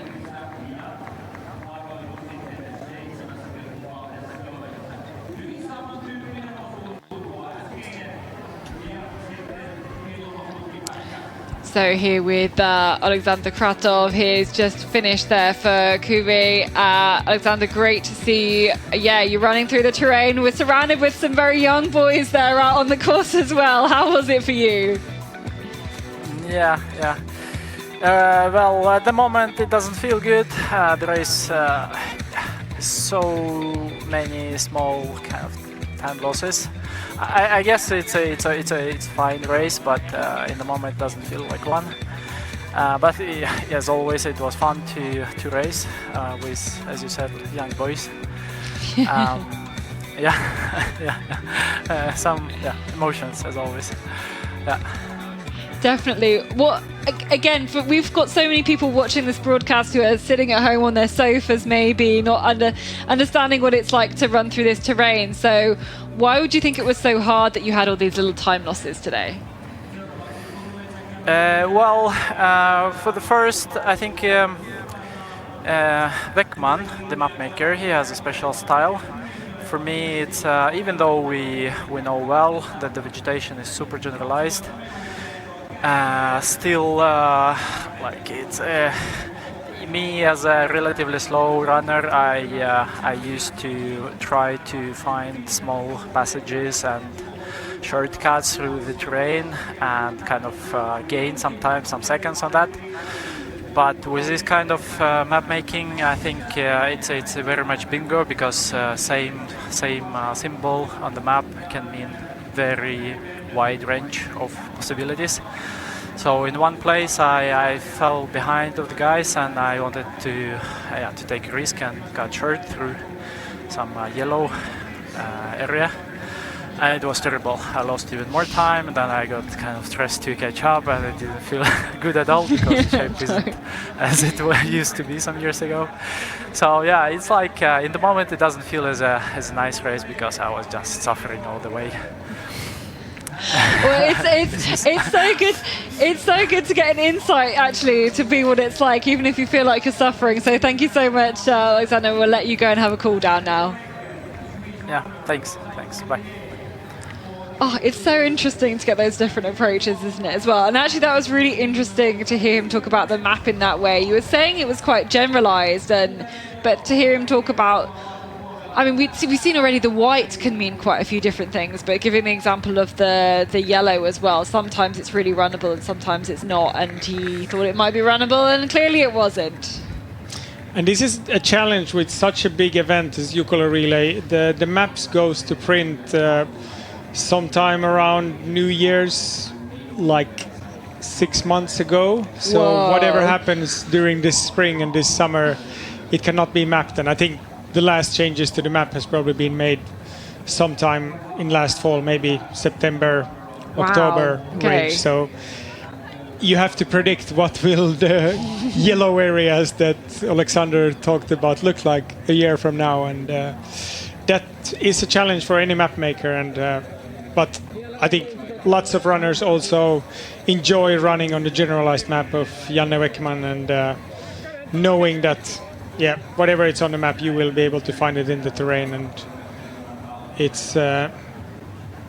I guess something is a little bit about what you're used to. I mean, you were kind of mentioning that the style of mapping kind of changing, 10, 15 years ago, and someone like Kratov has been running for many more years than that. He's kind of maybe seen those changes and maybe grew up orienteering on a more complicated kind of style of map, and then obviously he's really not gonna like this kind of map at all. You can kind of understand that, I think. And he's really technical orienteering, and I think he really likes lots of information on his map, as it sounds like. And I think if he had his WOC medal in Italy, then it was a really detailed map where lots of small details in the terrain would have been mapped, and that probably suits his orienteering style. And of course it differs, and it's nothing wrong with neither ones of the mapping styles, but it's just different kinds of showing that terrain.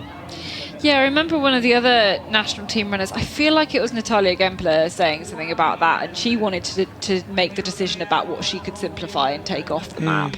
But I guess she has a similar experience. Okay, so we haven't really seen much of this so far. A different direction out of the start. Oh, look, there's a mistake from Cuvée there on this one. Tim Robertson just not quite getting the right direction to the B control. And yeah, different direction out of the start. Opens up a different section of map, but equally flat and tricky. Ooh. And we see here to the second control, Helsingin Sonisjärv went with Nydalen to B control, but they had A. So does this mean that Nydalen is in the lead again? By themselves? Well, this is number 3, so this is Helsingin Sonisjärv, and this is Olli Ojanaho. And I would normally expect Olli to have a longer leg than this. Has he had some injury problems recently, or just the team selection, or I don't know what? Maybe he's not quite in the same shape as he was a few years back, but also I think just for the team, like when you're able to have such a strong roster and you can put somebody like Olli Ojanaho on this leg, he can really make a difference in ripping up some minutes if needed. But he wasn't off to the best possible start here. And here's another runner who can definitely do the same thing. Emil Svensk on this leg can really make some damage. And it's kind of different because we can, now we can see a lot more through the terrain and all of that. But my God, Emil looks rapid through here. This is really impressive speed. I think it is always hard to tell just from the pictures how fast he's going, but this looks very speedy. And that's Doratuna. So that was a little kind of, I guess, pictures from earlier, as we can see them live on the tracking now. So Nydalen in the lead, going to the third control, then Helsingin Sonisjärv, then IFK Gothenburg, and then Doratuna now cutting through, then down off the track and making a more direct line to this third control.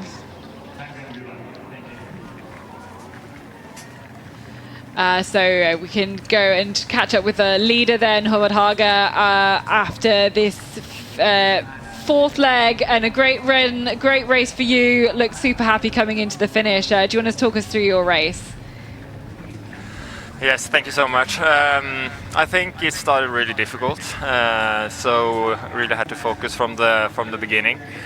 And I took the first control really well, and then afterwards it was really a good flow and almost no mistakes, and felt really strong, so I'm super happy. Yeah, and lots of different kind of sections of orienteering, lots of different types of terrain that you clearly were solid around all of them today. Yeah, I felt so. I think I took my time to make good plans and executed them really well. So super happy, and the terrain and the course was really, really fun. And did you know you were in the lead then at the end? Could you tell? No, I knew we had caught IFK Göteborg, and Kove also I knew was behind.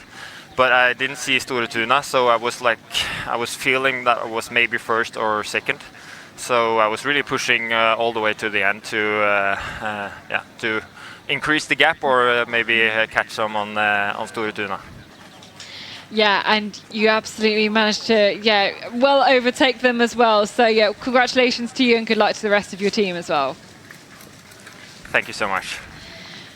All right, thank you to Håvard Haga for, the little words there, finding out how he's getting on. So our first TV control then on this leg 5 of 7. I am losing track of the legs now. The sun has risen here. We have had the sunrise about 10 minutes ago. So we are then 30 seconds between our 3 leading teams here after 2.7 kilometers of this leg 5. This is an 8-kilometer leg, and we've seen already kind of leaving the arena in a northerly direction. This very flat section, very different direction to what we've seen the others. And of course we had that on the previous leg as well, but we couldn't show you any of it. And now we wait for the 4th place team through here. And will it be Store Tuna? Let's see if it is them to come through next. Here it is. Yes, this is Emil Svensk. And so Store Tuna 1:56 behind Netherlands, now 1:32.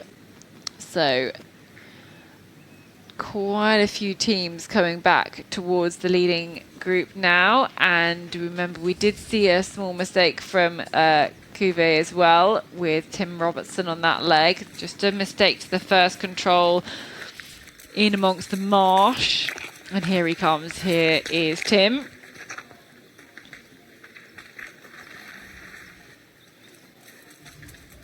Has got back into some good shape now after some bit of a tricky year last year.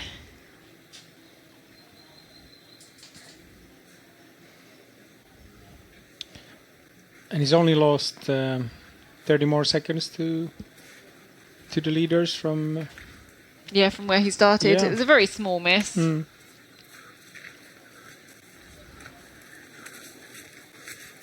you can definitely see that there's also the 4th leg runners almost keeping up the same pace as these 5th leg runners.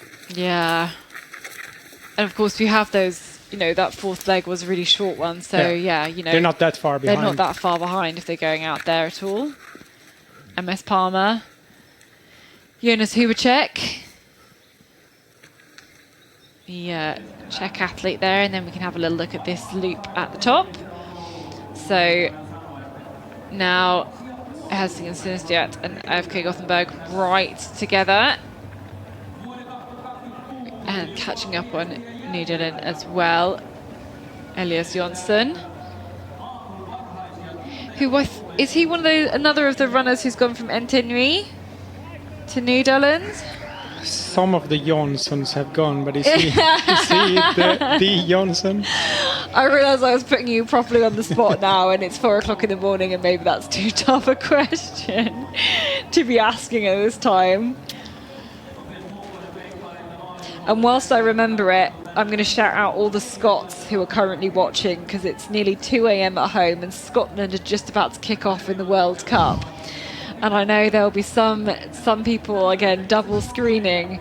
One screen with the Football World Cup on, one screen with Jukola orienteering. Hopefully Jukola is getting a bit more interest than the Football World Cup. Come on, guys.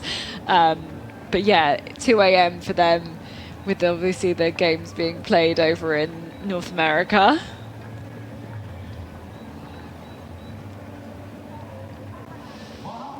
You should stay awake at least if you have too interesting thing going on in the morning hours.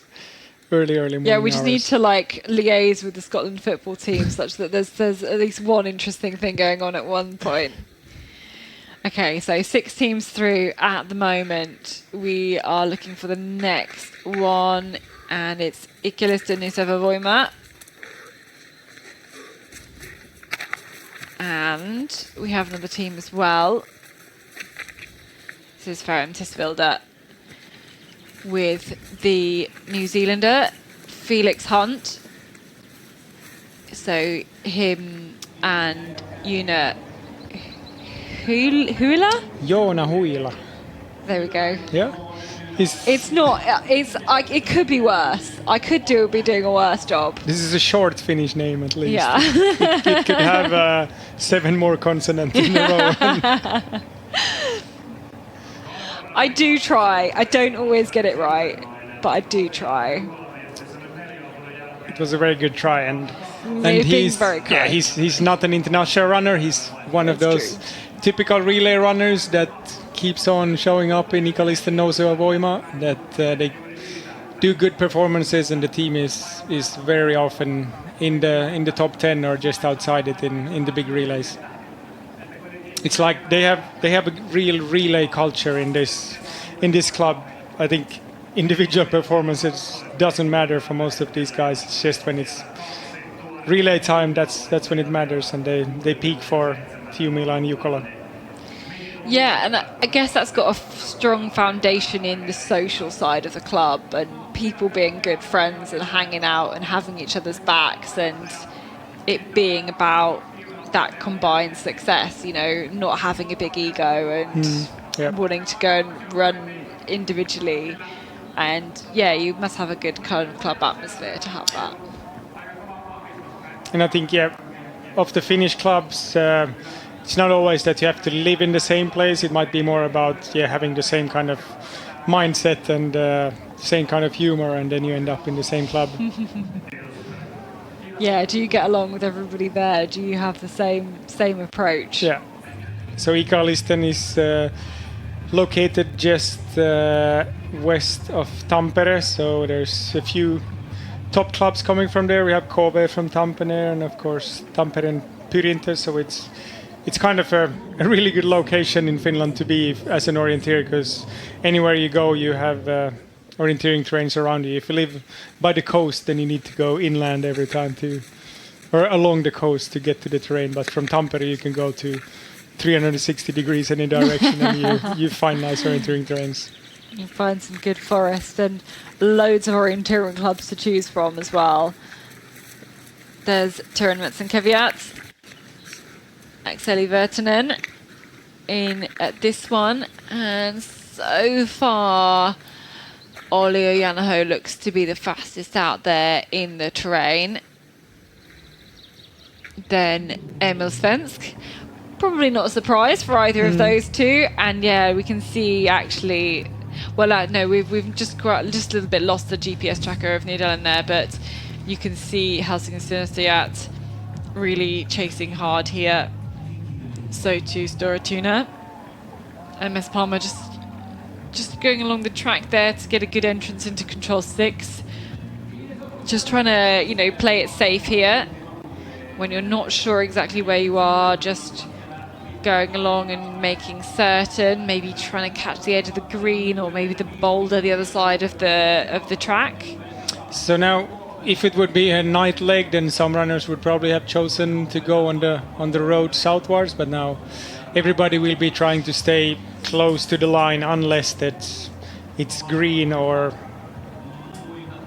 maybe some of the bigger marshes they would go around, but green is basically the only color now that you would want to go around when it's daylight. And I think the runners, some of them had small head torches which help them in the map reading, and then they will see the surroundings around them in a good way and still be able to read their map with a small torch only. Yeah, and this is why they don't want that big torch in this kind of half light, because they won't see the periphery, they won't see the surroundings. Yeah. And it does help. You can see features which you don't need to direct your light towards it, but they can see some boulder here and maybe a slope there that will help them with the navigation. It's kind of, if you have this big head torch on, then you're kind of orienteering in like this small section of the forest only, like you're going in a tube, that the vision that you have. But when you have more light around you and you can see even some larger features only around you, that will help you with the direction. Ooh, almost wanted Something, to stay a strange on, turn from yeah. Stora Tuna there. Yeah, I just wanted to stay on that GPS tracking just slightly anyway. We have another runner coming up here towards control number 4. Linne, I think, possibly coming here next. And this is Rito Ecker, I think, coming here for Linne, the Swiss runner.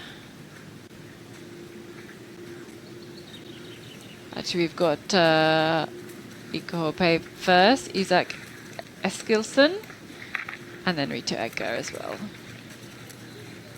Linne, another one of those very international clubs. You see, we've got Rito Edgar here, Swiss, handing over to Luca Basse, and they've just got a whole mix of Czech runners, Swedish runners, and French, and yeah, a big international club. See, based around Uppsala University town, you can see why there's lots of international runners there. Here's Tamperin Printo, and yeah, caught up a place here. Elias Kuka, but still 11 minutes down. We remember Elias Kuka being, he's got some international, at least one medal from the past, but now he's said he's purely a relay runner from now on. He's had some injury problems for some years, and now great to see him back running, and it's good to have him in the Tampere Printo team. They definitely need a stable runner like him. Yeah, absolutely. And he's already climbed up a place, so... And now, yeah, please have a look at Stora Tuna. Yeah. What happens in Emil Sven's head over there? But there's a massive, great, stream. Was the stream too big for him to get over? I don't know. That was a strange way to turn 90 degrees from the line. Yeah, what was that? So he was quite close, I think, to the leading trio before this, but now he's quite a bit behind again. This is more than a minute again now. Yeah, the gap, nearly 2 minutes even. Yeah, I think it was down to, below a minute before this. Not in TV control, but just at the 6 control. I think you're right. And then suddenly you might have Kuve and MS Palmer just seeing the back of Emil Svensk. But certainly in the lead there, we've got that now group of 3. They're all heading to the D control there. Yeah, no problems. But it just looks like Elias Jonsson doesn't have quite the speed of the other two. He's been caught and just kind of dropped a little bit here as well. Could this be part of his tactics, that he doesn't want to be leading the way for the others, but he does look I think he does look quite a bit off the back. He's a bit too far. And he took a different route to kind of go around that hill rather than over the hill, the one just outside the control circle, between the control circle and the road.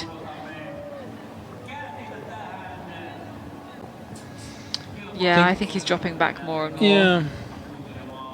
It's not long until we get the next TV pictures from them either. No, exactly. We should see them really, really soon. Another forking here. Unfortunately, all teams in the top 6 has forking D now. So they would have had all that is a pure coincidence. C before, yes. So the forkings are divided equally across all the teams in the start list. According to the start numbers, somehow it's not, and it shouldn't be official how it's distributed, so you shouldn't be able to calculate who has the same first control on the first leg as you, but there's almost endless options within you won't have 2 teams which will have the same forkings throughout the relay between the first 20 teams at least. I don't know how deep it goes. Maybe the first 50 teams. There's no chance that you would have the same forkings the whole way through. No. So this is a pure coincidence. And even Ikalisten Nosa Voiman Faron Tiesfelder, they also have D. Now I'm starting to think there's a problem with the programming on the system, and no, but they are all going to D. I mean, we can check it. We get these maps given to us, which has all the forkings listed on it as well, so we can double check. I'm sure. I don't think we need to. Okay, so as you mentioned, they're on their way to this next TV control, and second one on this course on leg number 5 of 7. And here they come.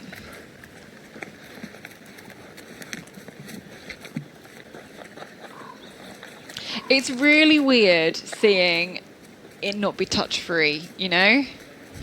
And seeing them all stop and really punch properly at the controls and making sure it gets the backup card, the pinprick on the backup card underneath, because it's essential. And there we go, Netherlands dropping 26 seconds behind, and he was out in the lead. His running doesn't look quite as smooth as the leading two. I think you're right. There's a little bit of a limp going on there, wasn't there? Could he have hurt himself, or is it just his running style? Well, let's try and keep an eye on it, I think, as we see him, and especially on some flat ground as well, because that's always good to see. I mean, I think you have plenty of opportunities here to twist an ankle or hit the knee in a boulder stone somewhere on the ground. Now we're following Udinek in IFK Göteborg.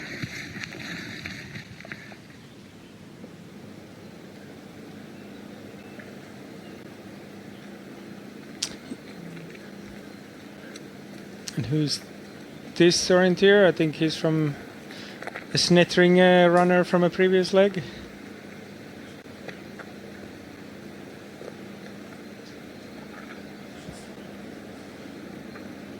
But we should have Stora Tuna coming anytime soon, unless they're having some more challenges. Yeah, here he is. Maybe no, because it's not got a. It's the right colours, but not the right person. Nope. I think this is a runner from Frol. Frol, second team, third team, maybe. We've just got these trees just in the wrong place here, where all these runners are coming. Or in the right place, from the course setters. Yeah, exactly, because it means they can't see the control further back. Here's Emil Svensk. And the gap's grown again, actually, hasn't it? Yeah, and quite significantly now. He was somewhere in the range of 1 minute, maybe even less at one point on the 6 control, and now he's 2.5 minutes behind. I mean, maybe this, the surgery is now catching up with him. He started out so aggressively, and now it's maybe catching up with him. Possibly, yes. And also maybe he's has it in the back of his mind. He hasn't been running so much in the forest lately, so it can affect your self-confidence a bit, even for a runner like Emil Svensk. Yeah, and you have some areas of really high impact on the solid rock as well. Like, that's always got to play on your mind when you've got an injury. I would imagine, like, the stony ground with all the small stones you have to step on with an ankle, which is probably not 100% yet. It might not feel so comfortable. But it is clear air back to the next few, because I did wonder if these two runners were catching up, actually. Yeah, they almost looked like they were catching up Stora Tuna. Well, Stora Tuna had dropped back to these two different directions. You can see Tim Robertson look over his shoulder, but no. He's happy he's going the right way. And now we get to look at Elias Jonsson, is it? Is he running okay? Really trying to focus and pay attention on this. It doesn't look super... It doesn't... I don't know.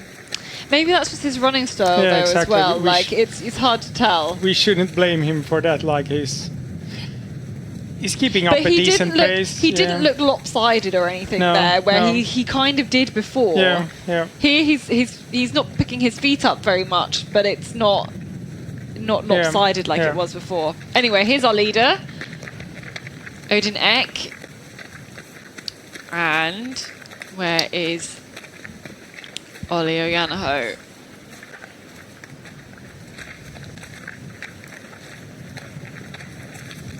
I think there's different...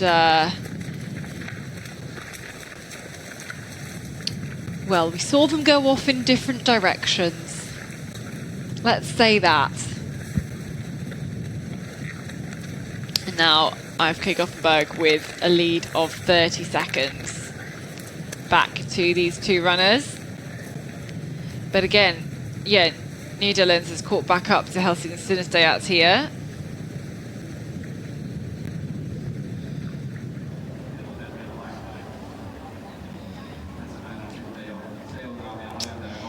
So then, here we are on this next bit of the course, and they should split up here.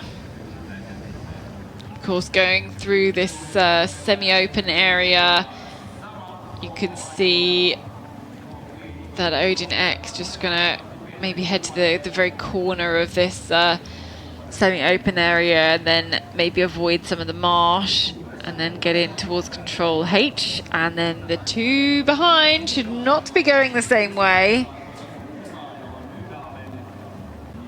And it should, I mean, it should be fairly obvious for Jonsson to realise that that is not what you wanted to be doing. I believe this is the semi-open that we just saw on the GPS.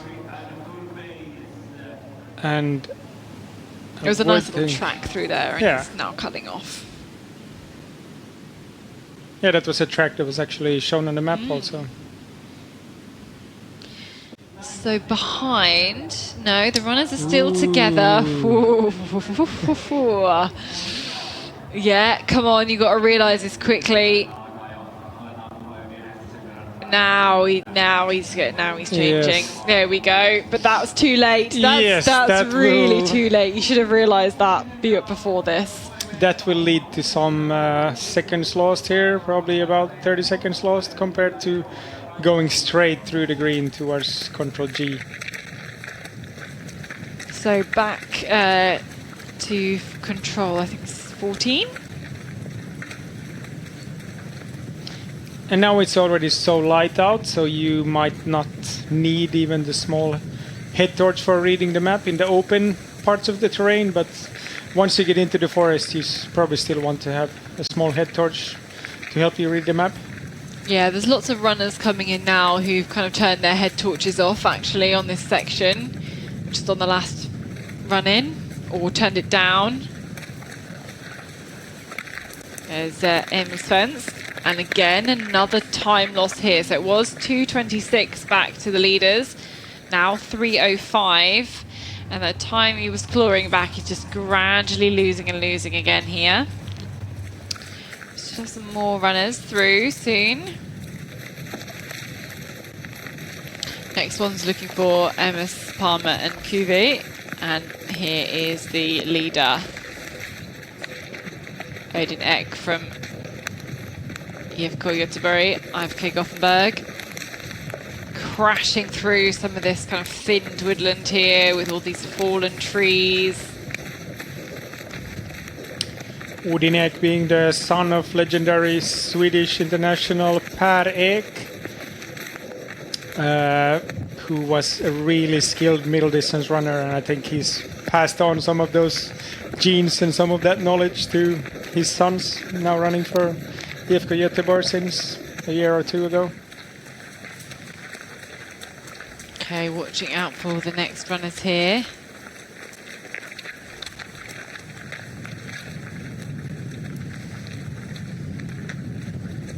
Hear the wind as well rushing through the trees. Maybe going to approach a little bit from the right hand. No. Maybe you can have difficulties smelling the controls if you're coming from the wrong direction here. And here we go. QV next. That's Tim Robertson. And they're still together with MS Parma and Jonas Hubacek. since the last time check, they've lost about a minute on the leaders. And it didn't feel so, I don't know, offensive, these guys going.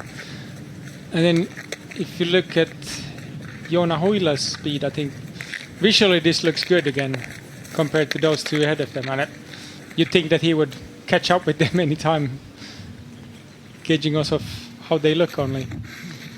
Yeah, it's sometimes hard to know, get that sense of actually how fast they're moving from how they look, because sometimes the most serene people look, they look like they're going really slowly and they're actually going really fast. I always think this about when I'm watching my athletics and I'm watching Femke Bol doing the 400-meter hurdles. She looks like she's jogging. Yes. Absolutely jogging, and she is stretching away from all the others running around the track.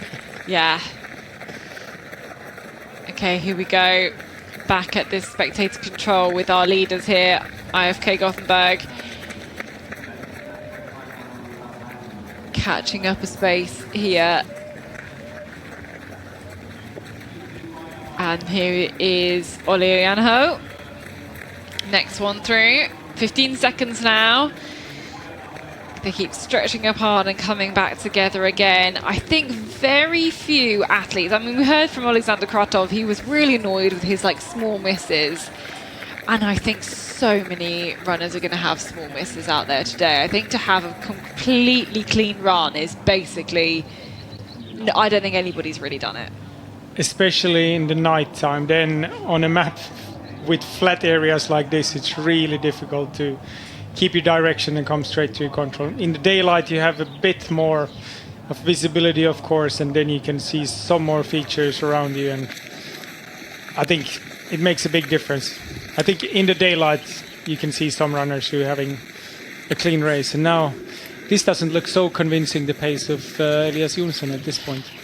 No, but I think he's doing okay, actually. I think he just needs to keep going, and he'll get there. Why was he unsure about where he should be going there? Yeah, because the veg boundary looked quite clear, I think, and then the path looked clear as well. Anyway, here he comes.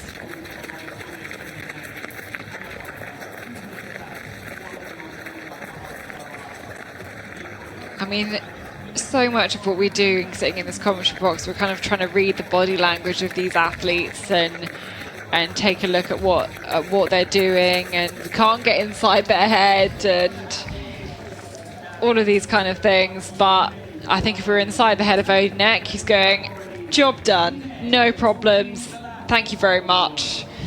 I'll go and join whoever it was in the sauna. That was, the Farm-Tisvilde runner, the third leg runner. Yes, I think after a leg like this, it'll be really nice to have a banter in the sauna with all the other dudes sitting there and sweating their last bits of fluids out of their body. What a great performance here, and bringing his team back to the lead again on this leg.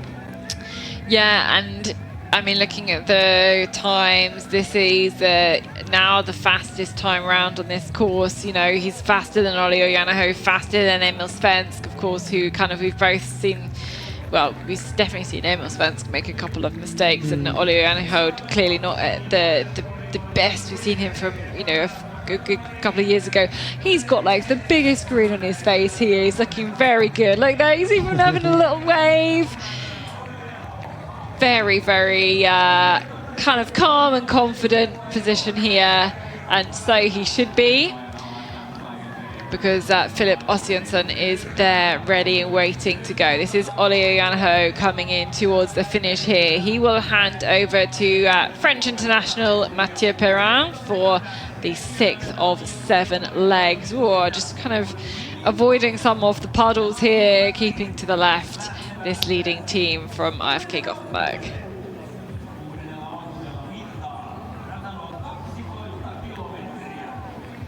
What a nice feeling, and a good feeling to pick up the map and maybe get some encouraging words to the next leg runner, Filip Ossiansson here. I mean, the last two legs of IFK Göteborg, Filip Ossiansson and Quentin Mollet, they might not quite be as strong as some of the other teams chasing behind. For example, Mathieu Perrin and Thomas Heikkila on the last leg for Helsingin Sonisted. So it will be a fight for the victory. Yeah, and don't count out Netherlands and Dorotuna, Yes. and even kind of Cuvée as well on the who are currently in 5th position, especially this Netherlands team who Håvard Sandstad Eidsmo and then Erik Langerel Breivik on the last leg. Really, really strong. Storotuna have won the last 6, and here comes Emil Svensk. Oh, gritting his teeth here, I think, here on his way through into this solid surface here at the arena. There's some pain on the face of Emil Svensk here, and I think that's probably what it is with his surgery just 3 weeks ago. Had some bone removed from his ankle, you said, and yeah, there's definitely some pain there. Here's Håvard Sandstad Eidsmo, ready to go, just in the zone. Last time IFK Gothenburg won Jukola 2017, by the way. And the team would have changed completely from those years to this year's team. Yeah, absolutely. Nearly 10 years ago. But there's a 3rd place team. Still in contention. Absolutely still in contention. So too are the defending champions, I think, as well, as we were seeing Emil Svensk on the just on the run in here. Is going to get some cheers in from the other runners, and wow, yeah, he is fighting hard here. He's just got to squeeze out the last bit of energy there. He's going to punch the control. I mean, he doesn't kind of look, you know, like he's hobbling or anything like that, but you can tell he's kind in pain, of right? missing the last gear a bit there. Not quite the same power in the stride as we're used to seeing from Emil. So this is Henrik Johannesson ready to go out on the 6th leg for Storotuna. I think Henrik Johannesson is a runner who's stepped up to this year. He's maybe, if some of the other Storotuna guys have had some challenges, he's taken another step, and he's really a strong card on this 6th leg, in my opinion. And of course, there's still little brother Victor Svensson waiting on the last leg for Storotuna. There we go, there is the exchange, the handover. Leg done for Emil Svensk. I wonder what he will be feeling about that, whether he will be happy to have run that or not. Who knows?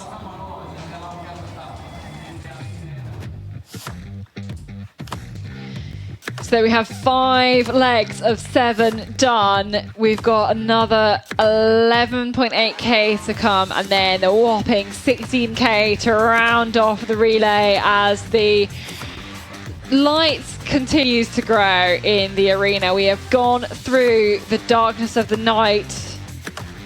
It's 4:26 in the morning, guys. We're still here. We're still doing this. And these athletes are still putting together really fantastic performances as well.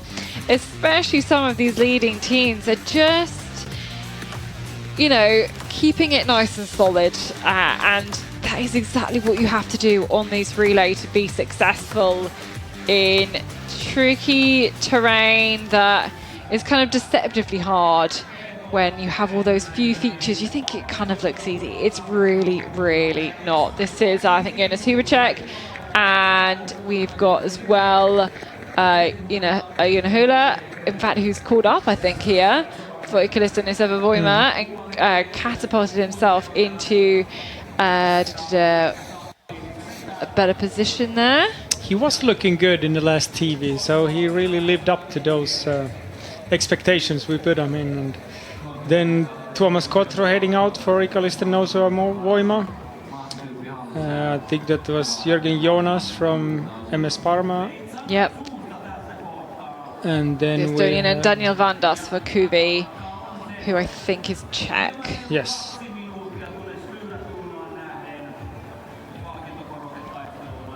my gosh, and the suddenly blue sky. This is looking really nice. The cloud disappearing off into the distance. As Kuve hands over there, Tim Robertson finishing his run.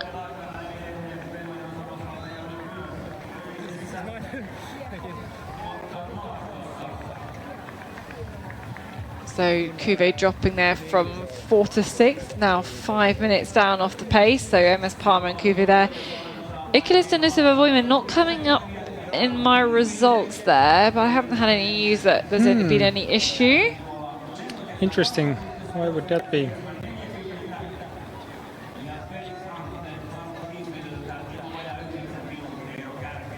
So Odin Ek here could hand it over in the lead again here from IFK Gothenburg, and you looked so happy. You had the biggest smile coming in on the run-in. You could wave to some people as well.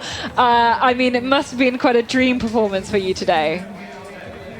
Yeah, absolutely. I opened up really with control and just tried to take my posts as as safe as possible, and then I ran with Ole Ojanau for quite a bit, but then we split up and it was just by myself from there. At this point in the race, you must have had quite some information from the other runners about what the terrain was going to be like, maybe from Venla Relay as well. Was it kind of what you were expecting? Yeah, it was. We just talked about having a good direction, and I think I pulled it off quite good, and just had good speed and good legs, felt light, so super nice run today. Yeah, and obviously it's getting much lighter into the terrain right now, and were you able to kind of switch off that head torch by the end? How was it? How was it out there in terms of the conditions and the light? No, I ran with the headlight all the time, but I don't think I needed it after like the second control. Maybe like in some of the green parts it was a bit darker, but it was quite light. And will you stay up now and watch the rest of the relay? Will you try and take a short sleep or anything like that? What is your feeling for the rest of this night? No, probably not. I will stay awake and watch the guys run. Yeah, hopefully it will be good. Yeah, exactly. You never know. You might need to be running in with them at the end of the relay as well. But congratulations on your leg today. Thank you so much. Okay, Odin Ek there from IFK Gothenburg exchanged in the lead. There was a changeover of Akseli Virtanen into Metsenkeviet, giving his map or the map for the next leg to Ruslan Glebov. And yeah, the leading team is now 25 minutes behind the schedule, so the moist weather is really making it longer than expected this night. And also that means that more of this fifth leg would have been run in daylight than the course that they were expecting originally. That is very true. This is Francis Wilder through here, Felix Hunt. And he's actually, I think, yeah, dropped from 7th to 9th. So with a very kind of, inexperience actually on this legs for both these New Zealanders recently joining the club. I actually think this is a really good performance here from him. He's going to hand over to his teammate. Sefa Farvai just waiting there, ready to go and run out on this sixth leg. Of course, these guys know each other very well, growing up in junior orienteering in New Zealand together.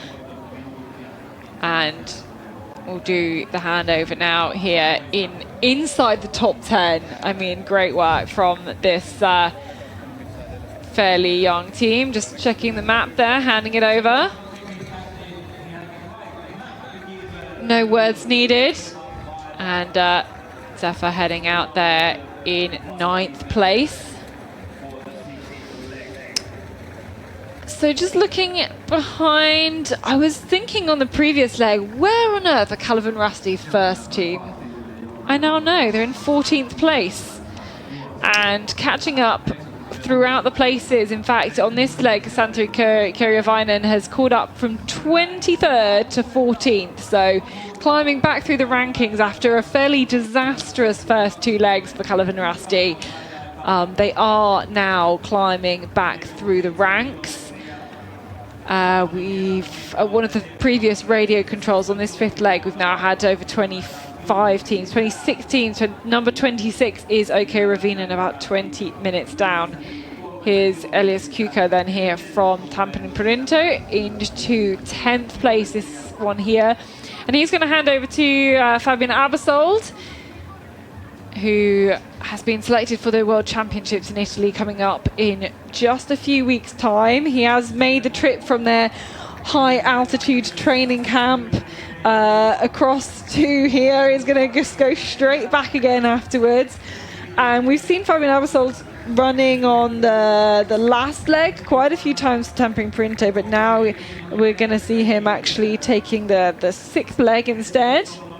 Yeah, that's an interesting change in the lineup here, and giving Jakub Chalopsky on the last leg then a chance to try to execute the last leg in a good manner. And maybe Fabian Abersold doesn't like running 16 kilometers so close to the world champs. Maybe not, but I think we've seen him sometimes kind of struggle on that last leg, pushing really hard and kind of making a big mistake out there actually on that last leg. So maybe a safer one for him to have the responsibility of playing it safe and keeping it keeping in contention actually to set it up for your last leg runner.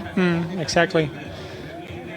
And I mean, this leg is now the third longest, or is it the fourth longest of the whole relay with 11.8 to 11.9k. So it's no easy peasy still. It's pure Finnish forest for a long way, and need to be careful with your ankles here, Fabian, so that you can still perform well in 4 weeks' time in Genoa. Yeah, exactly. He is shouting on his teammate here, getting nice and pumped up here on this line. Of course, used to going out on the final leg, and now here it will be the sixth leg, and they are in position 11 here. They'd love, of course, to get it back inside that top 10. Meanwhile, lots of runners out on the sixth leg. 11.8 kilometers of running for them. You can see across the arena, there we go, they'll see all of these different TV points throughout this nearly 12 kilometer course. 61 minutes are expected winning time for that leg in particular.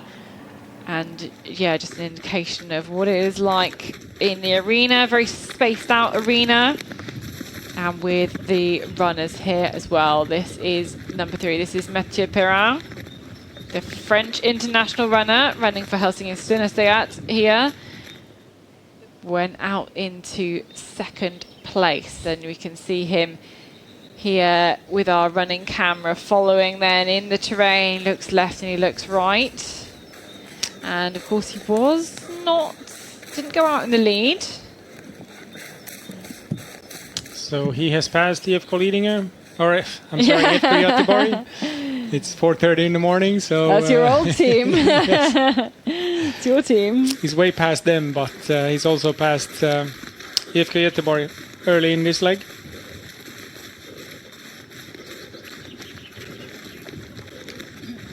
Runners in different directions. There's the water control there as well.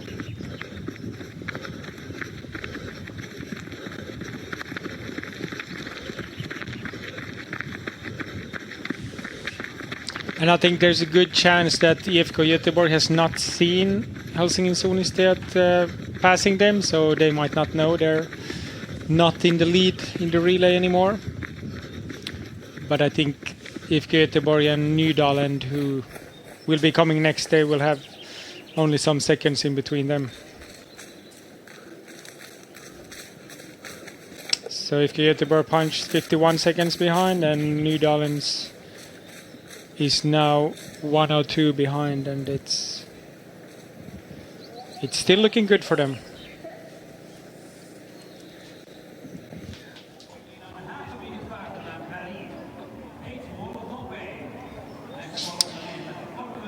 Welcome to the interview, Olli Ojanaho. we were interested in seeing you on this fifth leg. Tell us a bit about your run out there and how did you end up on the fifth leg? What was the team tactics? Yeah, I guess our tactic is just to be as fast as possible throughout the whole relay. So we have 7 really strong guys for each leg and even a really strong second team. So no big tactics there. And yeah, my own plan was just to do my own work, try to orienteer well. I had some troubles in the beginning, the first and second control. There I missed, I think, half a minute for both, so I think 1 minute in total. But then it was a bit better towards the end. So yeah, all in all, a decent performance. Still a bit disappointed with the beginning, but I'm glad that I managed to do it better towards the end.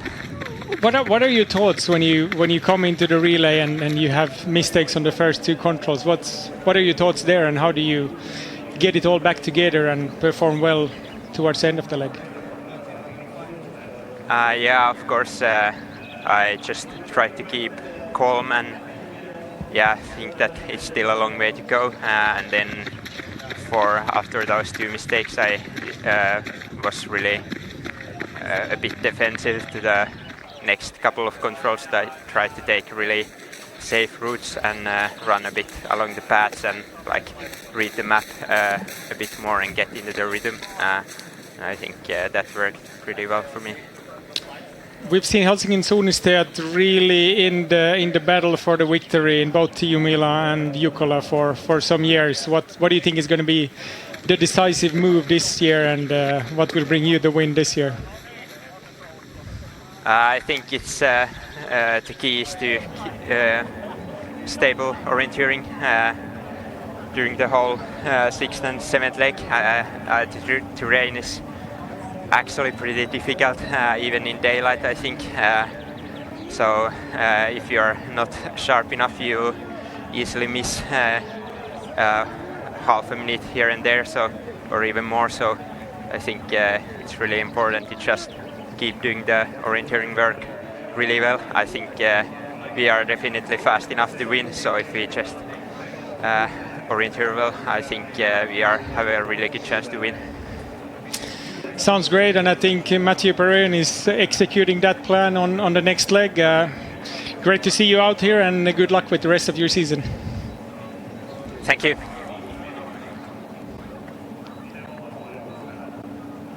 So that was Olli Ojanaho running the 5th leg for his Helsingin Suunnistajat, and we've seen now some changes in the lead after that.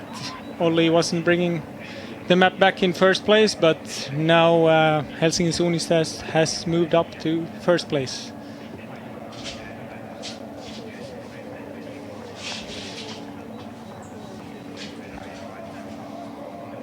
And we can see this terrain part that they're using in a bit different way that we've seen it used before, and we're back at the previous TV control where we should have the next teams anytime now, and it should be 2 teams from the Tampere region. KV and Ikallisten Nouseva Voima.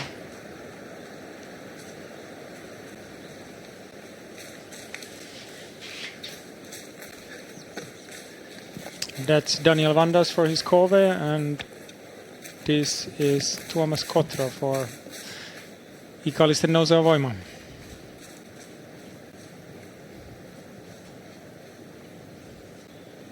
And they were now about 5.5 minutes from the lead, so they have lost half a minute from the start.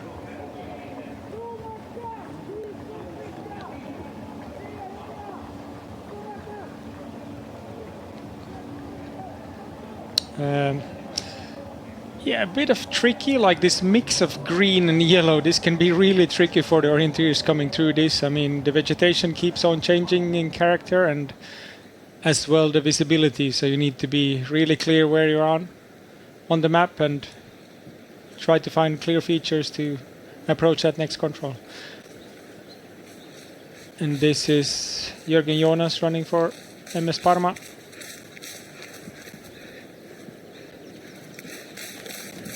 Put his punch at 6:34 from the lead, which means he's lost a minute and a half from the start. And we saw he had some challenges on the first controls. And again on the fourth control he had some challenges. Looks like he has the speed, but not quite the navigation or clarity that you would need in these tricky controls in the beginning of this leg. And now the character of the terrain changes once you come to this part of the map that's shown on the screen now.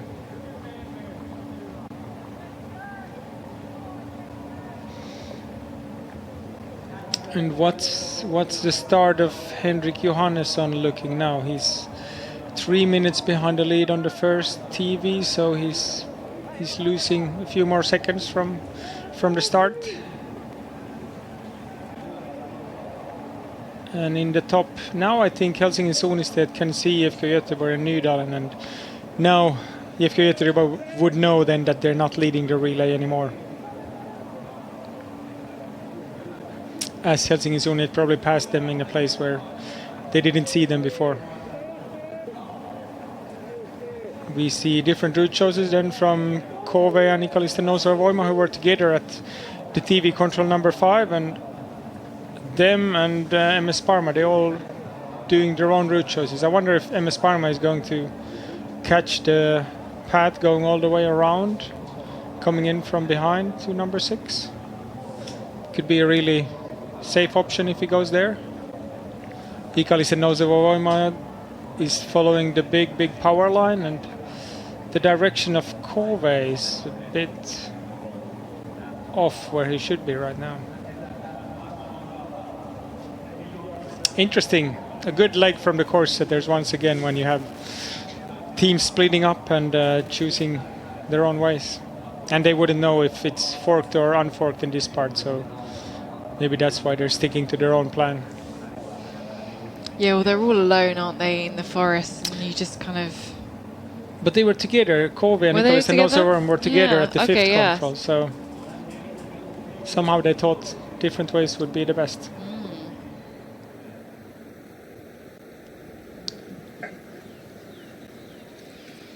So we had the top 7 within 6.5 minutes nearly, and then the next team coming through should be Turun Metsankävijät and Ruslan Glebov. And he's lost nearly, what is it, 1 minute 40? Yeah, nearly from 2 the minutes. start. So good to see Ruslan back in form, but a bit slower start than the leading teams.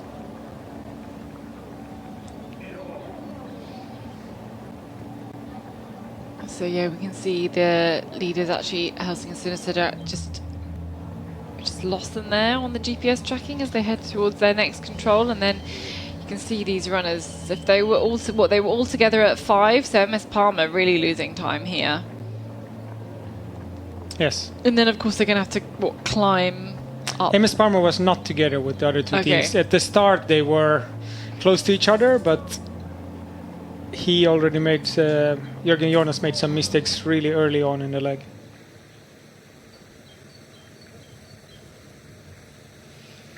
Okay, so we wait at the next TV control then. The 10th one. For our leaders coming through again. And you know, we have these big gaps forming that we've barely had anybody through our previous TV control, when we're going to have a new leaders at the next ones. This is our second TV control, 4.7 kilometers. And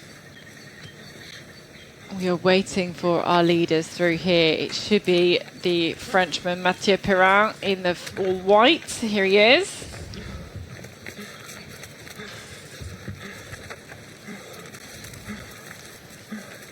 Oh, that was a big uphill from the sound of his breathing. And he's got a longer leg ahead of him that he needs to make a choice on. Yeah, it was an uphill, and yeah, he kind of, you could see he left that one quite quickly, and then went, oh, hang on, it's there's a choice I'm going to have to make here. We'll see if he's able to do that nice and strongly, and we can maybe compare the style of the other runners coming through at this point actually as well, and see how they compare to that method, because some coaches would say don't leave the control until, oh, here we go, there's IFK Gothenburg just there, just making a small miss, not seeing where all the other runners were going. Some coaches would say don't leave the control until you know your route choice, because if you're going out in one direction, it's going to bias your decision making of one way or the other. And there's third place, Netherlands back in the mix here. Covered Sansaledmo. And he ran through that one very smoothly. Yes, there. exactly. Filip Ossiansen had a bit of a stop there to make up his mind, but seemed to move nicely. You yes. can see Mathieu Perrin looking around here, taking this kind of vegetation boundary. I think this must be at this point. Well, he's out on. Is this actually a track, or is this not? I think he was on a small track right there. Before it was not mapped as a track, but the last part was before he hits this slightly bigger road now. And his form is looking really good here. He's keeping a good pace, and for me it feels like he's stretching out the lead to the next teams. Yeah, and the French team, you know, across the men's and the women's runners have really kind of reached some new levels, or you know, reach back to some old levels.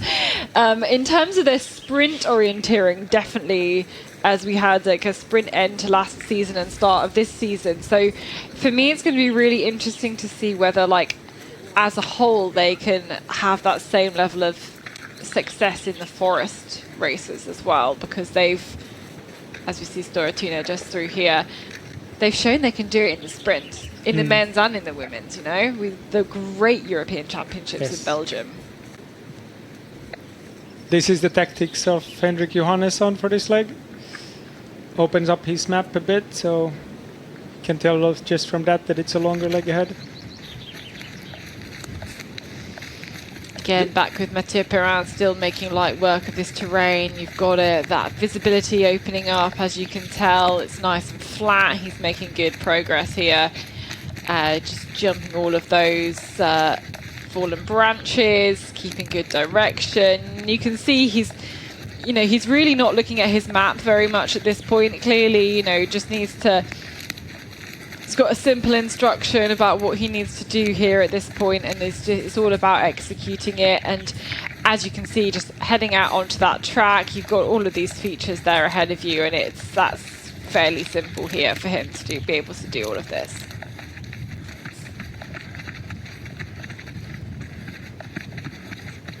So now with the power line.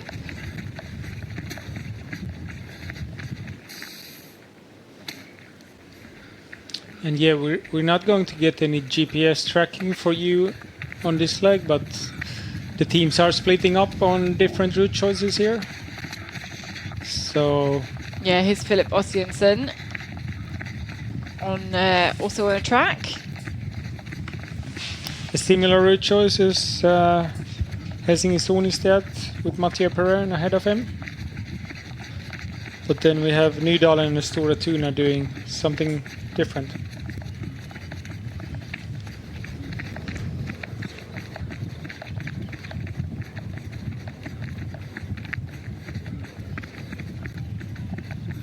And of course, all the runners are going to want to play to their personal strengths here, aren't they?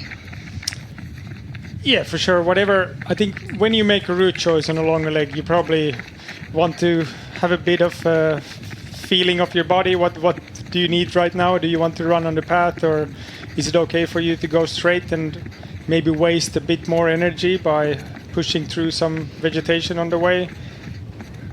And also you need to find a good attack direction towards the next control, and those all play into when you make up your choice for a longer route choice leg. Yeah, are you someone who can go over all of that terrain, go the shortest route, but you know you're very stable, like on your compass or in the spending lots of time in terrain, or would you like almost that little bit of a break that comes with the track running if it's there, even if it means that longer distance? So 4 teams through. Next should be, there's a bit of a group here. Icarus Niseva-Voima and Thomas Cotro, who is still in 5th place, Cuvée as well, with Daniel Vandas. Those two together, and again, just losing time on the leaders. And MS Parma, we've seen close to these teams before, but now they've had some challenges up in the northern part of this leg.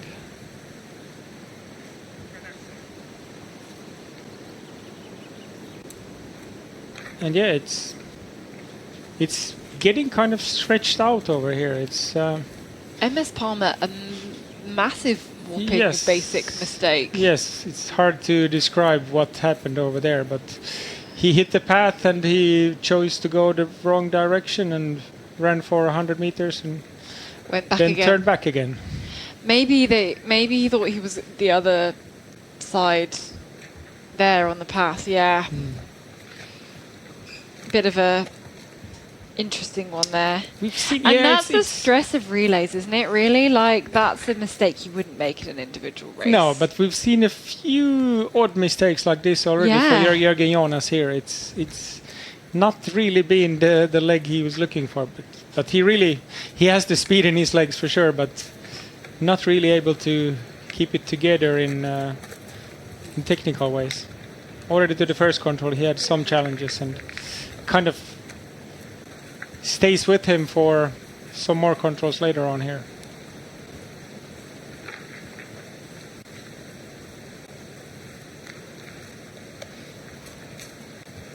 And of course it's hard, like once you get into some kind of a bad funk, then you kind of stays with you for a few controls, and unless you're really skilled mental orienteer and you can leave that all behind you and focus just on the next control leg ahead of you and keep on doing that until the course ends.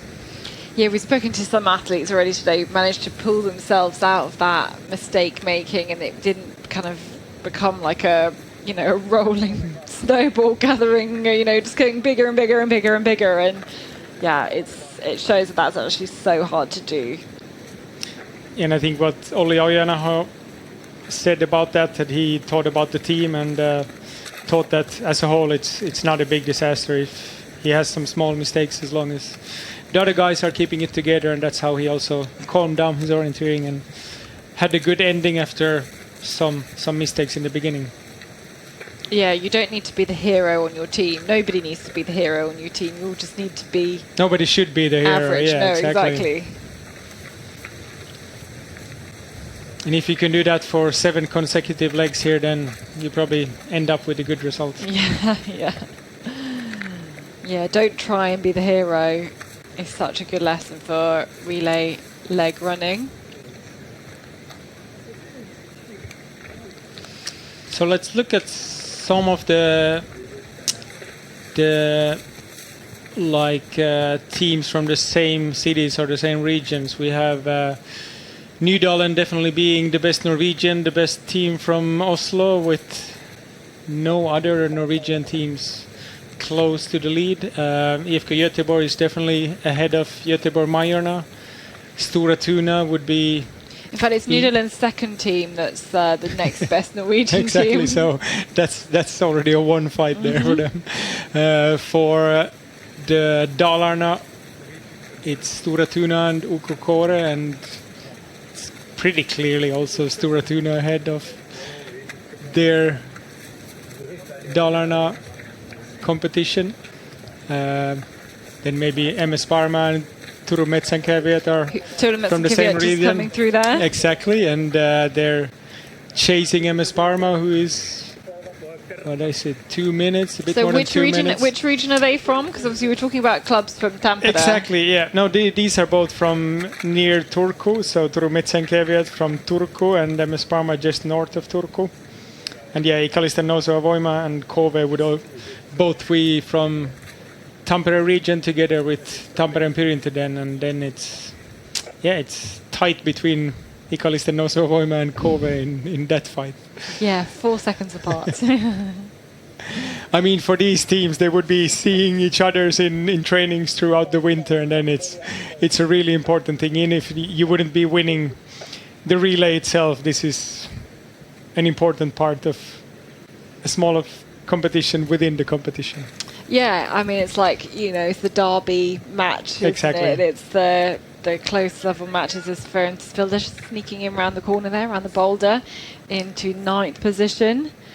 I mean, it's hard to, compare the Danish team to any other Danish teams, to be honest. Although we did actually have Pan Aarhus up there for a while. Not quite having the same, that used to be where we saw all the national Danish team runners running for Pan Aarhus, but obviously not anymore. Quite a few of them based in Gothenburg. They've been trying to build up like the new Danish team in Farum Tisvilde, and that was a team back 20 years ago. They used to have, when Denmark had really strong relay teams internationally, they all used to run for Farum Tisvilde, and a couple Swedes and I think maybe some Norwegian on top of that, and they had a complete Jukola and Tiomila relay team that could fight for top 10 positions for many, many consecutive years. Okay, so this is the next TV control, and there's a few, I don't know if there's anything really been going on before they got there. We saw a longer leg, which had lots of different route choices, but it looks to me like everybody executed their route choices in a good manner. And we're coming back to this TV control where we've seen both women and men before. Yes, and here we have our leaders. It's still Mathieu Perrin, still Helsingin Synestheat, still going around in this course, and it's going to be, will it be their year? We've kind of spoken about them as being in amongst the favourites for a few years now. They were second at Tiomila, their best ever result at Tiomila, and you already mentioned it being an advantage for the Finnish runners, having quite a short winter. And will they be able to just, progress this through into Jukola relay as well? Yeah, I mean, they're in the lead. They're in the lead, and they're looking good at the moment on this leg. And they've got Thomas Heikila on the last leg. I mean, he barely lost out the fight on Tiomila for the victory, so I think he's really hungry to get a revenge on that. And they're far ahead of Kalevan that they were battling then. Well, yes, exactly. Obviously, it's the fight between Kalevan Rasti and Helsingin Synestheat at Tiomila, and obviously now, Mathieu Perrin really, really wants to give Heikila a lead with a bit of a gap here. And look at that, that's more than a minute now. This is really strong here from the Frenchman, and he's looking really good through the terrain. I mean, will he be able to keep this up now? He is kind of on his way back towards the arena already. We're at 7.1 Calais around this 12k course. Oh, look, there's some falling. Getting back up again from Netherlands and from Håvard Sansaredsmo, who is now into that second place. And where's IFK Gothenburg? Here they are. So still this 3. Kind of changing times here, but that gap then between first and second is growing. Basically with every radio control that we get to, every TV control that we get to, the gap between Helsingin Synestheat and the rest is growing.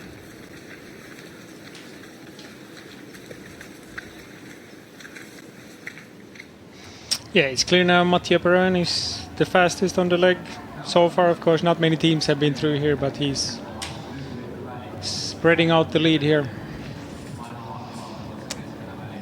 And he took a route through this green. I hope he didn't lose his GPS in the bush there. And No, hopefully once the trees get a bit spread apart, we'll be able to catch his signal yes. again. And there he is, coming out of the Yeah, green. there we go. And we see IFK Göteborg and Nydalen, they're taking a different route choice here. They're going around the green.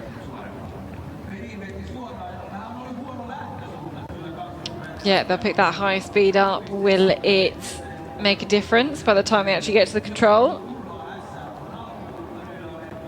So they can race down this hill. Yeah. Nice and quickly around the corner past all the drinks controls. They'll probably have a little bit of traffic around there. But they had like a weird exiting direction from the 13. Maybe they were just so thirsty they had to go through this water station also, just next to 13 control, even if they just now also passed the water station. So I think they could have made it a bit faster, the going around route choice, if they would have exited the control straight towards that second mug on the map. Okay, here back at that control we've just seen. It's about the 13th control for the men here on this 6th leg, with nearly coming up to, in fact we've gone past the 6-hour mark of this relay. And we're looking for the next team, which should be Storatuna running by themselves. Henrik Johannesson has really stepped up into his team. There he is. It's got to get your elbows out here with all of these other runners coming through different directions to this control.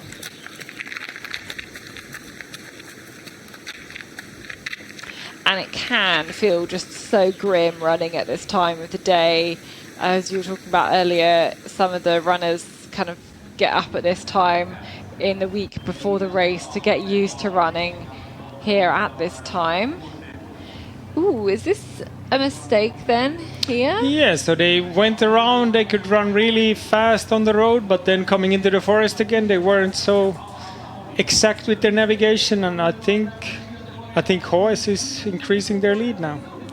When you were pre-running, how did you get a sense of the boundaries of the vegetation? It wasn't always so clear, so it was a bit vague. You couldn't really follow every green and white boundary, but here you actually have the vegetation boundary sign on the map, the black dots in a line, so it should be more clear over there. And maybe these guys are just getting a bit tired from being out in the forest for a while already. Yeah, they've been out for over 40 minutes. And this is the next TV control at 8.1 kilometers. And we should see our leaders through really, really soon. This is some of this gentle sloping section with mixture of rock, and we look through into the terrain for the leaders. For Mathieu Perrin, Helsingin Sunnesteat, the Helsinki Orienteering Club. Still looking really good. And I'm convinced he's extended his lead coming into this control. Yeah, he must have done with that mistake from the others a few controls ago, because he's just, you can see he had a good routine out, he's got his map nice and small. I think he checked his direction on leaving the control as well. It's like exactly what you want to see. All the orienteers do every single control, and he's just making it look so easy as well. And again, for someone who's like not from one of the Nordic countries running in this kind of terrain as well, it's like it's still quite impressive to see runners from continental Europe, not just holding their own amongst the kind of home runners, but really, showing that then they can do really well in this terrain. So gap now up to 7 minutes. Can we see the next runners through? So here we go. It's the two Tampere region teams that should be coming in now. So Kove and Nikalister Nousua Voima. And the gap growing even more. Here they come round from the left. Here's Kuve. And Daniel Vandas. And where's Christian Voima? I think he might be coming from a bit different direction up from the top there here. He is.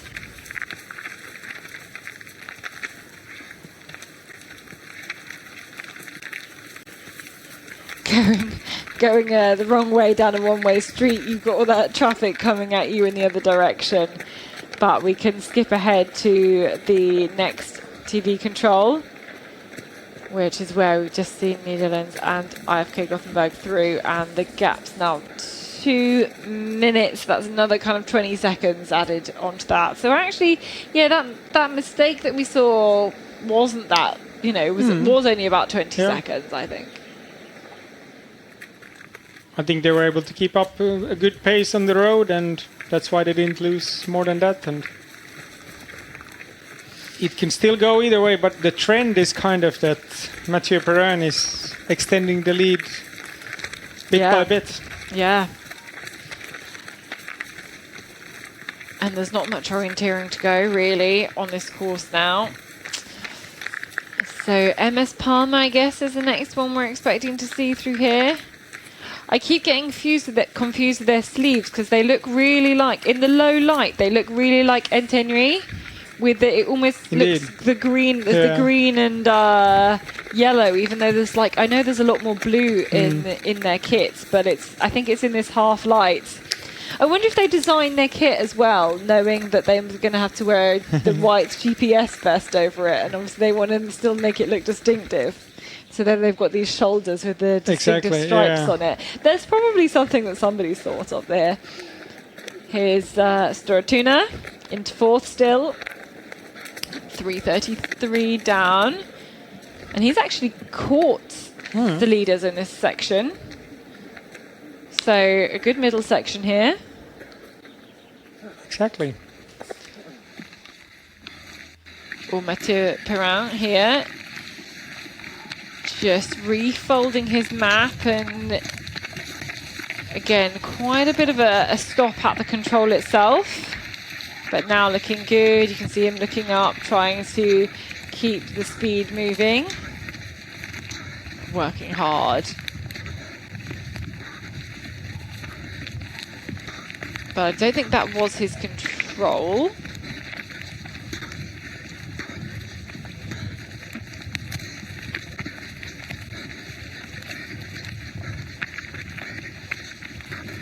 I think if he would have another runner within half a minute from him, they would be able to hear him coming just from his breathing. Oh, I wish we could have stayed through to him to that next control, but he looks to be good actually. Doing a small banana, but not too bad. Banana shape where you swoop round into a control, you don't quite go straight. But here's the next runner. So we've had MS Palmer through here. We should have Turin Metz and Kvyat.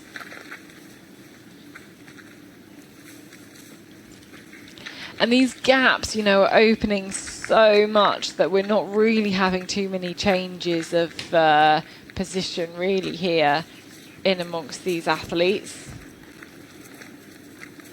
Yeah, not so much excitement at the moment, I guess, here down the ranks. I think the teams in the front, they know they're going for the victory, they're fighting for the victory, so they have a bit more reason to fight through the terrain, and maybe they also have the strongest runners on paper beforehand. I think really impressive running by Farum Teesville. They're still here. Yeah, Sefa Favai still in 9th position. So that is the position that he went out in. He's still in that 9th spot and holding his own still. And a lot of the runners from from Australia and New Zealand, especially the younger runners, the students, the ones who have long holidays, do come out to Europe for a whole month, maybe even 6 weeks, and kind of go bouncing around different orienteering events. So a lot of them over here for JWOC and taking in some different trainings. Before that, here's Fabian Abersold, who is still in 10th place. He's caught up 1 place from the changeover, bringing Tempering Printer up into 10th position. And actually, yeah, he's running much. His kind of leg time is much quicker than the 4 or 5 runners ahead of him. So we'll see whether he's going to be able to actually catch up a little bit more time, catch up on Ferrum Tisvilde. Just looking at what the gap was at the changeover between the two of them. Yeah, he started 3 minutes behind Ferrum Tisvilde at the changeover, and obviously now he's much, much closer, nearly 40 seconds the gap. So he may well climb up another couple of spots if Fabian Abersold continues to move in this way. And again, we can move forward to the next TV control because they're moving so quickly then through this terrain. So this must be number 19, but here we go further back. This is Guve again.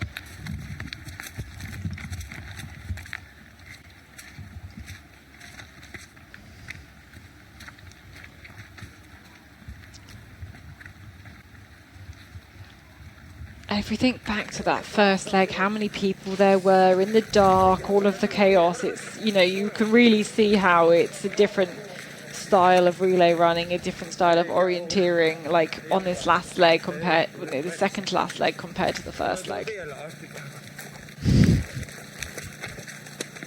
Some discussions in the forest. Yeah, discussing on whether the control could be this way or that way. They found a control. Generally good.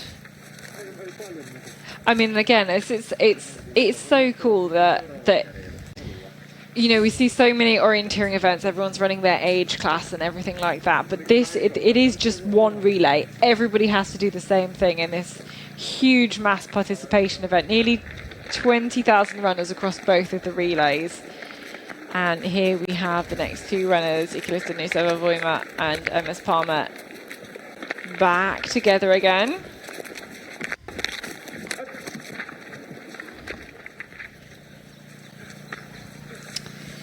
But ahead already, Helsing Synestia through this point.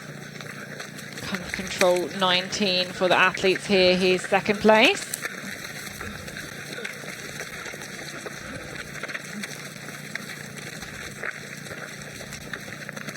So that was CFP Göteborg. Where do we have? So where's Netherlands? Netherlands.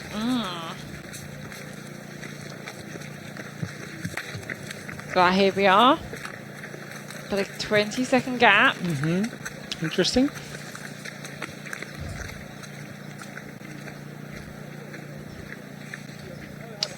So they're losing a bit more to Mathieu Perrin again, just.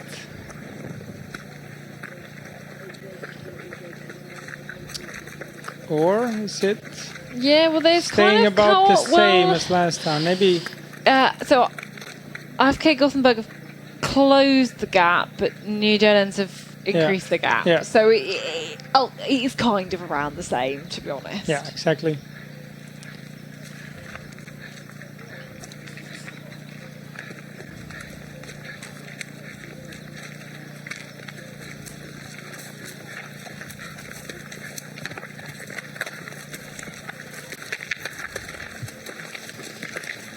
And Storotuna as well, who continue to close that gap to the leader. So actually a really good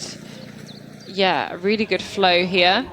And we can have a little look then at the live GPS tracking then with these runners. All 3 of them you've just seen through at control number 19. More bigger gap now between AFK Gothenburg and Netherlands. And this is again, it's a tricky control here. You've not got really any contour detail. Okay, you've got the big stream. That should really help you out there, actually. And then you're looking for a boulder in the middle of nowhere. Yes, behind the terrain that is a bit marshy, but it could look marshy in other places around that area too. So you need to have really good direction to come into this control. And actually, Mathieu Perrin really didn't have very good direction, but maybe he's kind of tried to correct that or tried to come up through a specific place, and now he's looking a lot better actually as he progresses through on this leg. Yeah, this is catching back up with him live. Kind of did a little bit of a wiggle round, but now looks on a decent line. He'll hit the stream in a good way and be able to use that, of course, into the control as well. Fabian Abersold, there we go. He's caught up in place here. He's caught up Zephyr Favai, or nearly has. And now the two of them running together.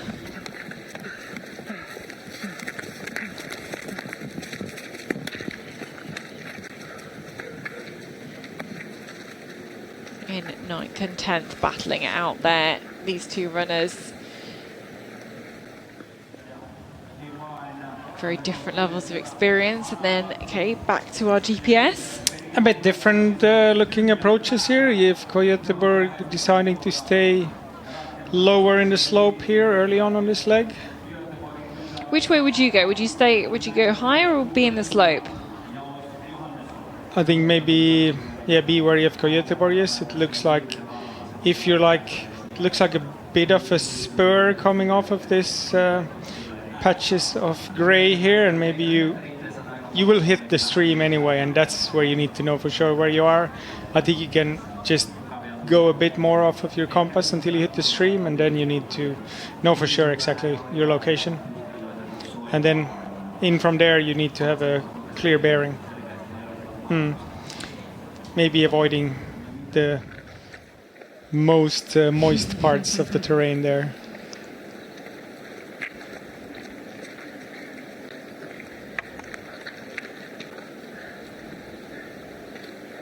And here's Thomas Kribda for Kalevan Rasti. They're rising in the ranks again now, 11th. Yeah, I'm just trying to have a look. So after the first leg, they were 36th and 2 minutes 45 down. It was the second leg with Larry Neninen where they really struggled. Ended that one 9 minutes down in 43rd. Daniel Bolohovsky then lost time but caught up places into 33rd. Then after the fourth leg, caught time on the leaders. And in fact, they've been catching time on the leaders over the last 4, 5 and 6 legs as well. But Santeri Kirjavainen pulled them up into 14th, and now Thomas Kribda pulling them up into 11th. So, really, it was that second leg that just made it really hard for Kalevan Rasti to be able to do anything.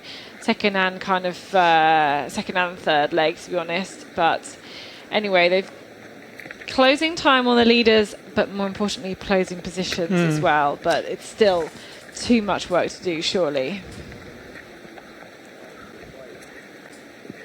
So much potential in this team, but into 11th place. This is Luca Basset for Kéliné. Not so much more, well, not in the French sprint team. I wonder if we'll see him in the forest as Cuvée goes through here. We haven't really mentioned much. Obviously, one of the big differences between the men's and the Tiomila and Jukola is the number of legs that they have. Women's relay, of course, they have the night legs now in Tiomila, but of course the number of legs, and when you have 7 instead of 10, I guess it means you have more clubs that can kind of be in contention, because you can field 7 good runners but maybe not 10 really good runners. Yeah, and it just maybe some teams have a few really strong runners, then Jukola plays more in their favor. While if you have a really wide material, then Tiomila, of course, is the better relay for you if you have a big bunch of runners who are equal to each other. So Mathieu Perrin is really on the last stages of this race now, just looking for a boulder here. And we've got the spectator control at the end of the runway too.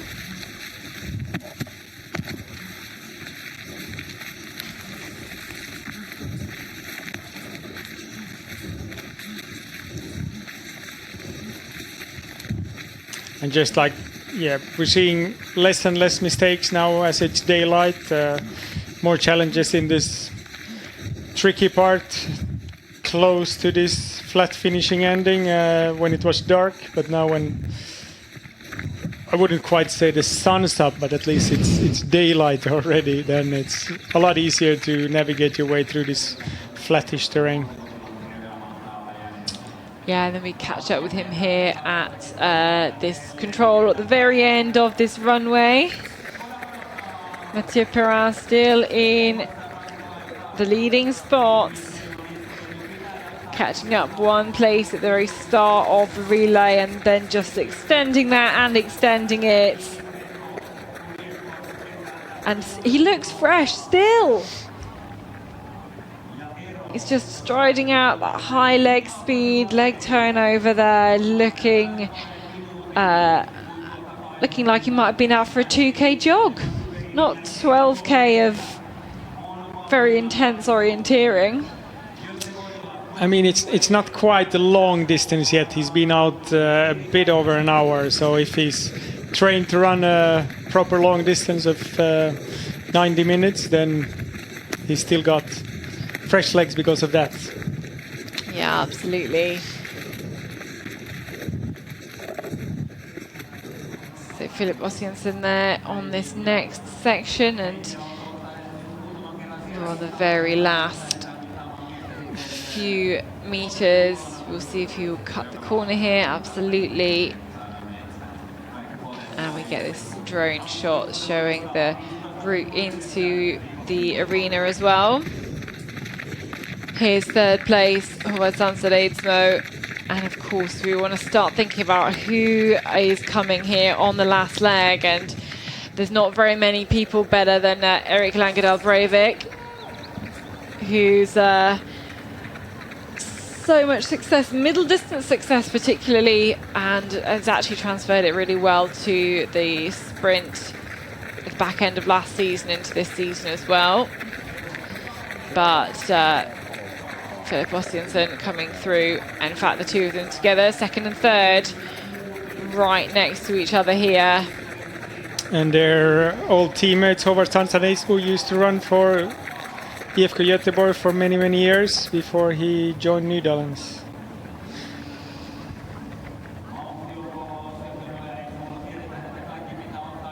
So many orienteering transfers, it's hard to keep track. But there we go, here with our leaders. Job done for Mathieu Perrin. He's going to hand over to Thomas Heikkilä in a really convincing lead here. There we go, dropping into this last control, and runners here on these previous legs of the Jukola relay, they're going to be passed by the leaders. I think it's quite exciting to be seeing the leaders out in the terrain.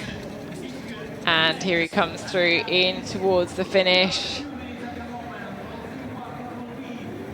Looks sharp, looks bouncy, looks fast, and just a few hundred meters now to go in front of this arena as we celebrate the leaders here with the end of the sixth and final leg. Just one leg to go on this Jukola relay. It is the longest one, but Helsingin Sunnystajat, the Helsinki Orienteering Club, in the lead here. And a decent gap now for Thomas Heikkilä, who came second in Tiomila. Can he go one better today and take the win on home soil there? I mean, this man's got such composition when he runs. He just doesn't seem to be bothered by anything.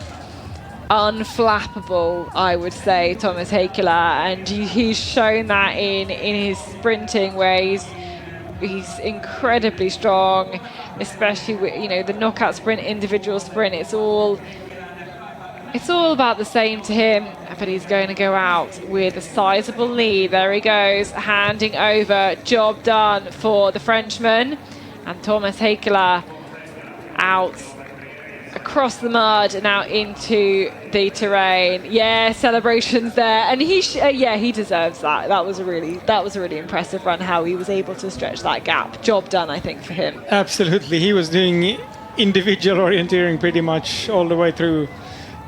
Seeing some other runners at some controls just briefly, and then doing it all by himself. And is this second place then here? It looked like Håvard Santadeitsmo had kept something for the end because he was catching up a little bit towards the end into that joint second place, and now was pulled ahead of IFK Gothenburg to hand Erik Langedal Breivik out with exactly a 1.5-minute gap then. So that is the gap between the top two runners. And we have Finland versus Norway here. And Sweden right behind. And Sweden just behind, exactly. With a Frenchman on their anchor leg.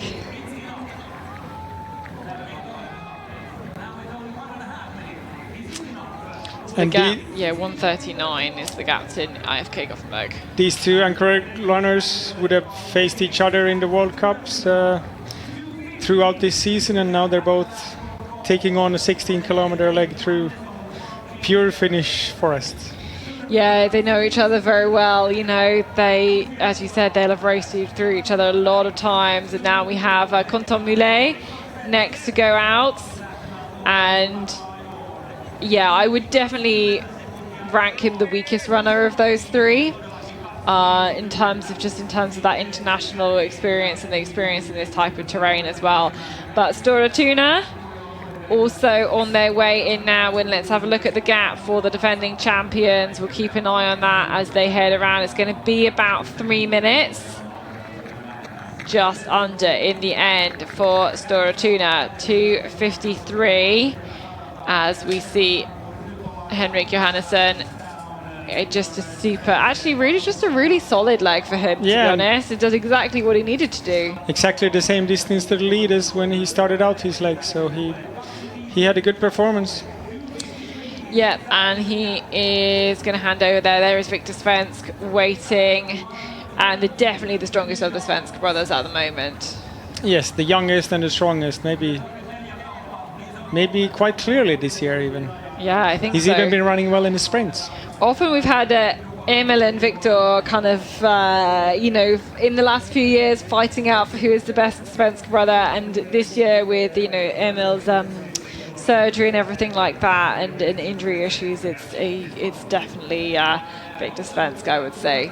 Will he prove it today? They're in 4th place. They are 2 minutes 53 seconds off the lead, just over a minute behind the 3rd place position. Kind of just grasping his knee a little bit there. And that is the 6th leg. The leaders have been through that 6th leg, just the 1 leg to go, the longest one of them all. 16 more kilometers. Can you make it through it? Here in the warm and cozy finishing spectator booth. Yeah, it's actually quite warm here, It's making me sleepy, but actually now we've got some sun that's waking me back up again. Maybe you're enjoying watching us from the sofa. I had a little snooze, but now we're on the last leg. Can you make it through the night as well? We hope you've had some good snacks and been enjoying the racing here. As we just see the lead kind of chop and change every so often. This is Cuvée now here in with them. This is kind of the view that the runners see actually on the end of this runway. Actually, we really haven't been able to show you much of that from either the drone shot here, but then Cuvée, I mean, look at that. How's that got to 8 minutes? It's just gradually grown and grown and grown. To be honest, I think it's just gradually grown and grown and grown throughout this whole leg. For Cuvée and for MS Palmer, I think, who will be a little bit further back. Yes, Cuvée started out 5:07 behind, and it just grew minute by minute. It slowly grew to 8:27 at this last split. Yeah, you know, still in 5th position, actually, so actually catching up positions, but yeah, the time gap just opening up. Very few teams managing to kind of match with the fast times of Mathieu Perrin and from Philipp Ossinsen and Hovasan Sadezmo behind. And in fact, yeah, like Hovasan Sadezmo actually had the fastest time on that leg. Here's number 14, Thomas Kotru, Kalista Niseva-Voima, and MS Palmer just ahead there with Jürgen Jonas.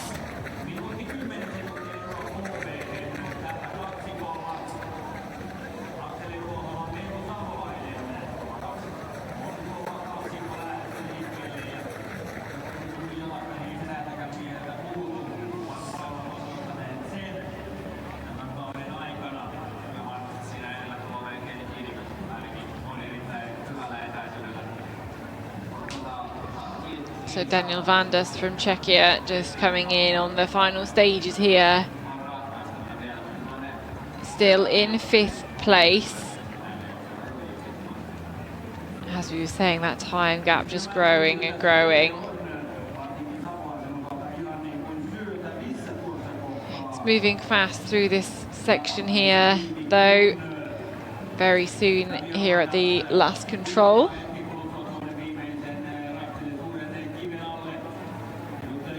Just behind the rock, with patches of sunshine across the arena now. The sun rising in the sky as it hits, gone past just past 5:30 here.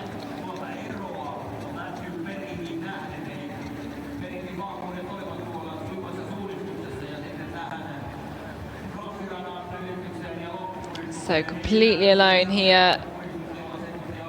Daniel Vandas will hand over to Kenny Kivikas. Another of the Estonians running for Cuvée.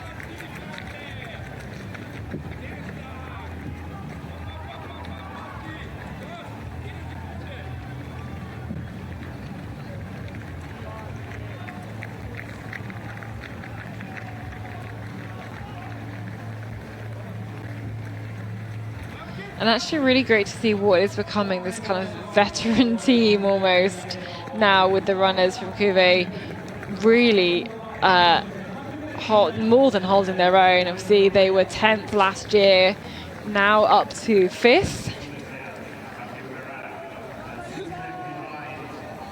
And Kenny Kivikas there ready to go. Just staying nice and focused here as Jürgen Jonas will run in through the mud, pick up his map there. Lots of volunteers there just to help and make sure you pick up the right map.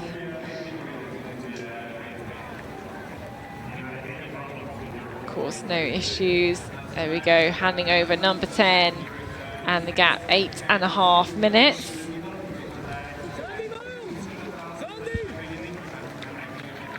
Here's MS Palmer. So this is Jürgen Jonas. He's going to hand over to Akseli Ruohola. And that's a very quick runner to have on your last leg. Again, another of those who's actually been doing a lot of sprinting this year, making the Finnish national team for the Sprint World Championships, I think in both the individual and the knockout sprint. I've got nods from Morten Boström beside me. Been trying to memorize the selections, you know, for this World Cup coming up. Been paying attention to those with lots of interest. I'll be heading out to Italy in a few weeks' time, ready to bring you all live coverage from those World Championships. And then we go into 6th place. Ikalista Niseva-Voima also handing over there too. Just over there, 14.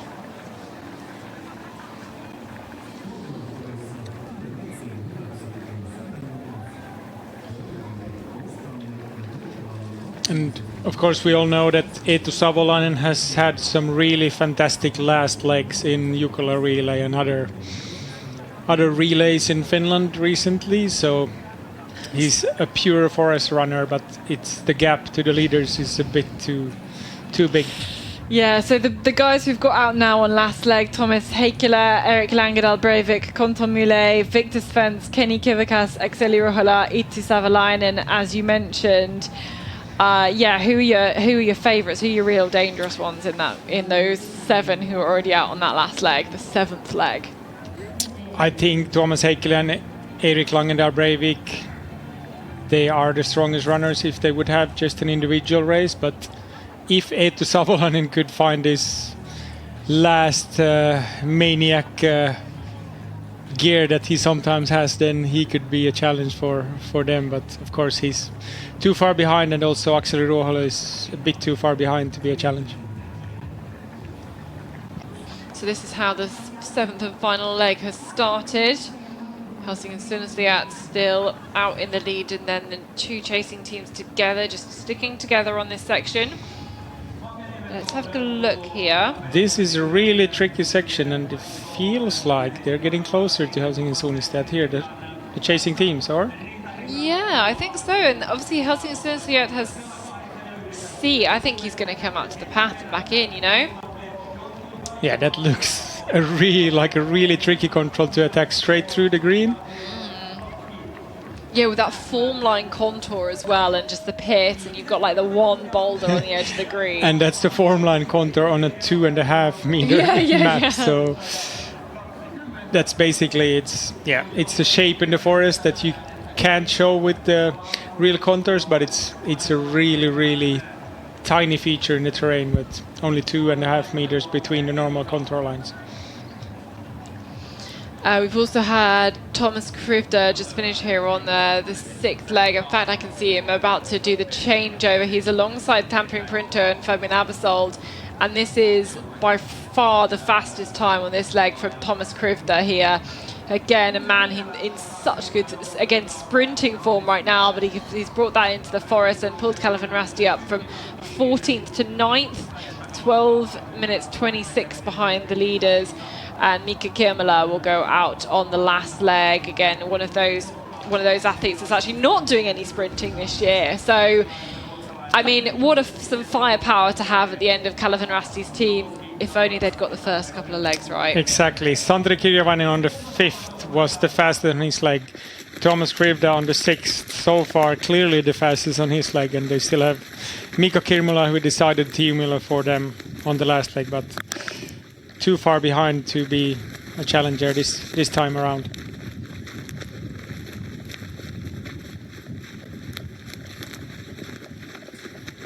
And this is of course Thomas Heikkilä, who we believe is still in the lead in the relay. Really smooth running through this beautiful Finnish forest. But the chasers are rather close, and I think the performances we're seeing from Erik Langedal Breivik this year, I mean, it's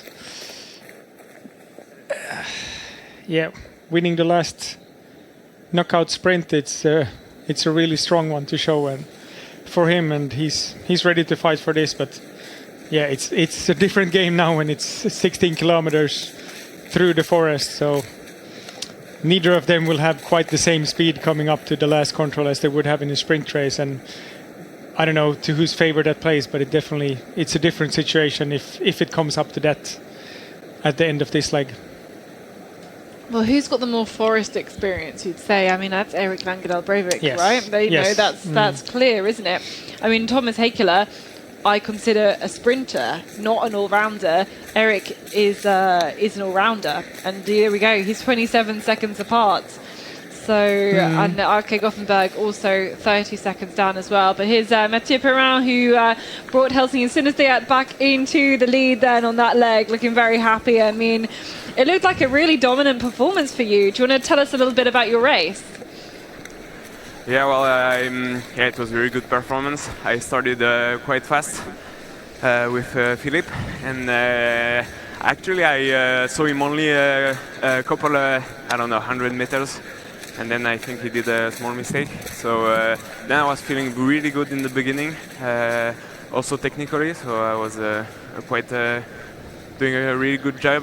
And then in the middle it was a bit more tough because I think I started a bit fast. So then I was tired. So yeah, I started to feel a bit the pressure in the middle, but I managed to stay calm and find the controls.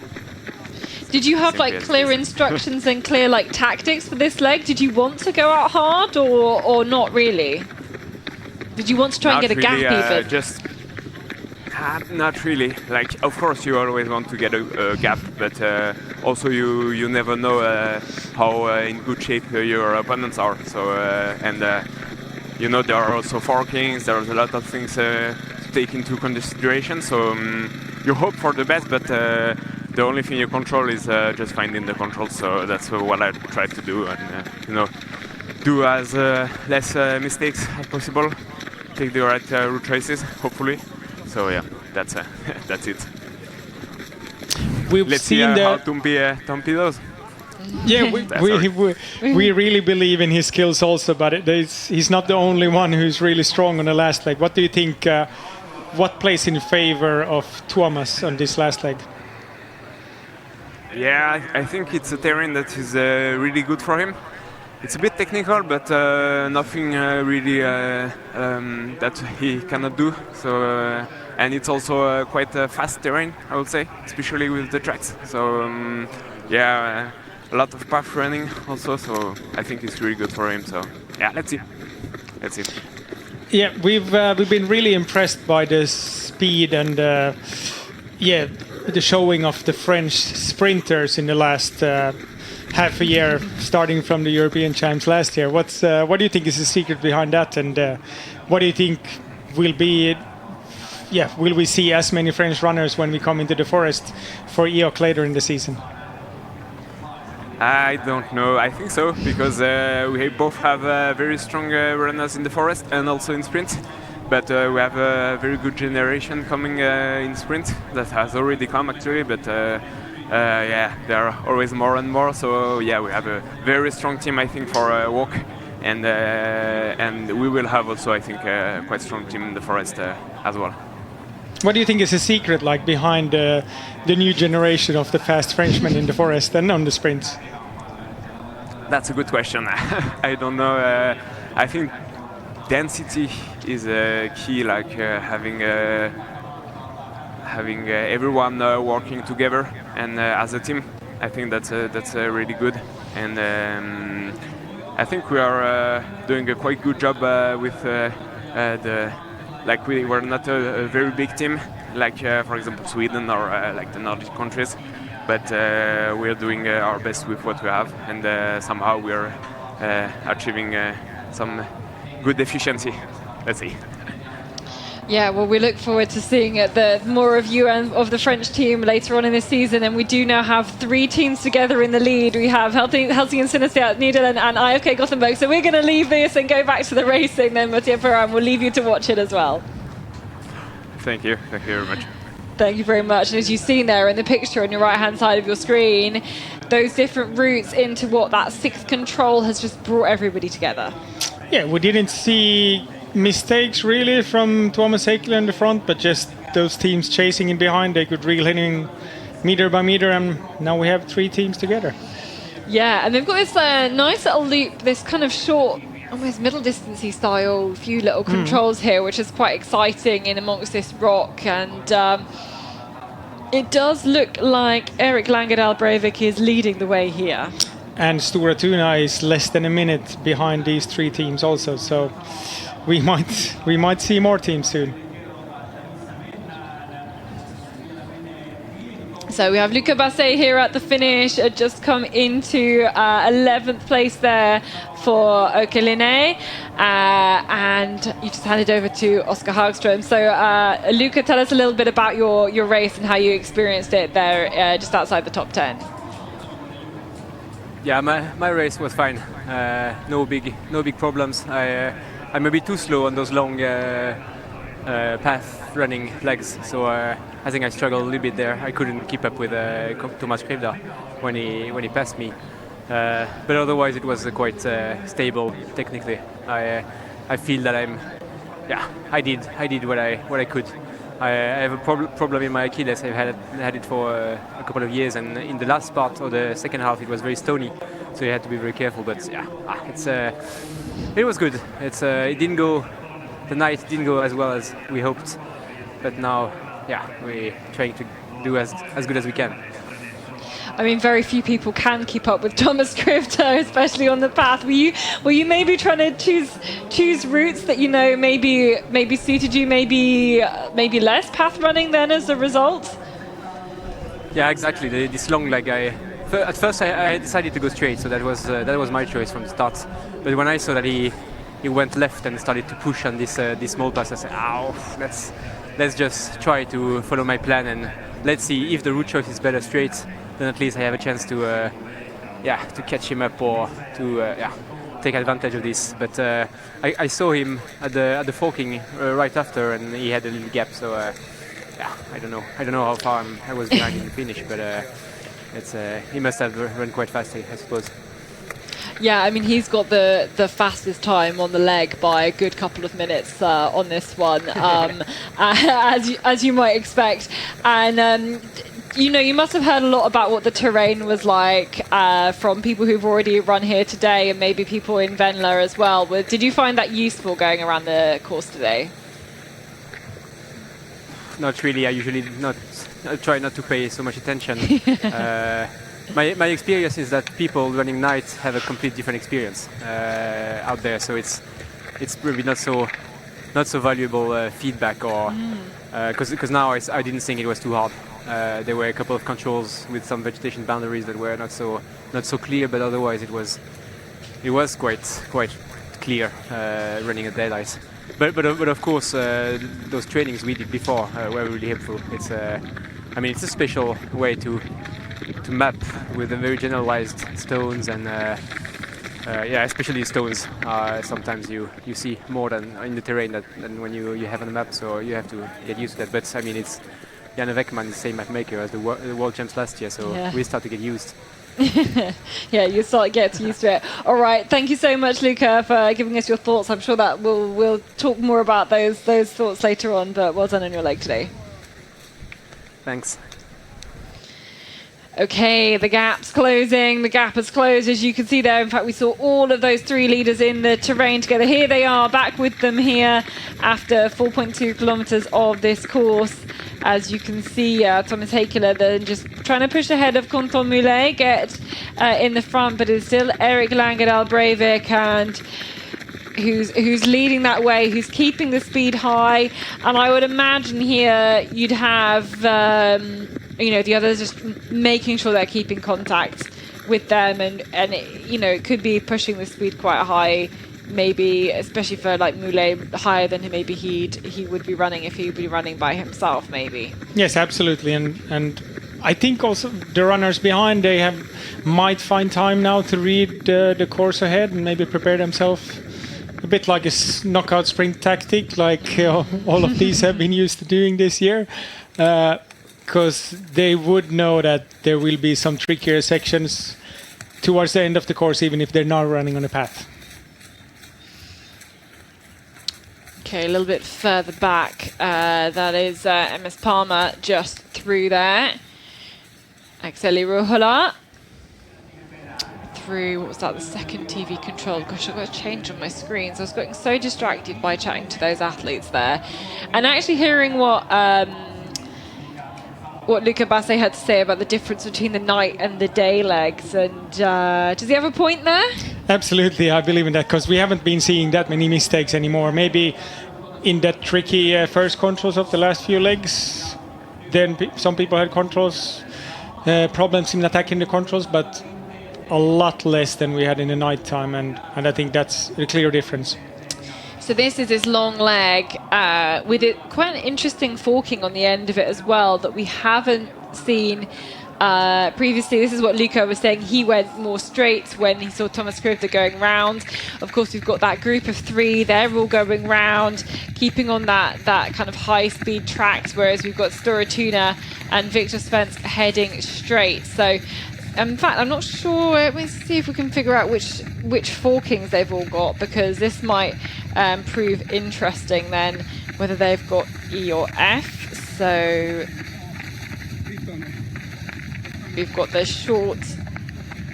Oh no, hang on. So they've either got 2 F controls or the further 1 long E control. So Helsing and Sunasayat has the E control, that further one.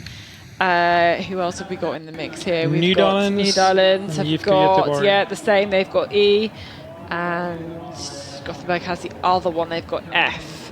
So they've got 2 controls. And here we can see other pictures. Yeah, Storatuna and IFK Gothenburg have F. Nederland and Helsing and Sunasayat have E. So you either have 1 E control, obviously it's a bit further, or the 2 F controls, and then you kind of grouping back up there towards control 13. So then Storatuna's route choice makes more sense going to F. Maybe if you're going to E, then you might opt for the pads around, just as Helsing and Sunasayat and Nederland. Yeah. And you can, in the end of the leg, I think there's a few different options how you attack this last hill. Do you take the path up it, or do you trust the runnability under the power line is good and attack it from there? Or do you stay just in the forest next to the power line and run along there? Yeah, that's a really clear object to be following in the terrain, because it's high up and you can see it from far away, and it's pretty rocky coming into the control, so I think you would rather not go through that rocky part just in front of the control in the slope. Here is Tampering Printer coming through at this point into 8th place, Jakub Shalupski, and Calvin Rasti with Mika Kirmala. So in 8th and 9th, which is where they the positions they started this leg in.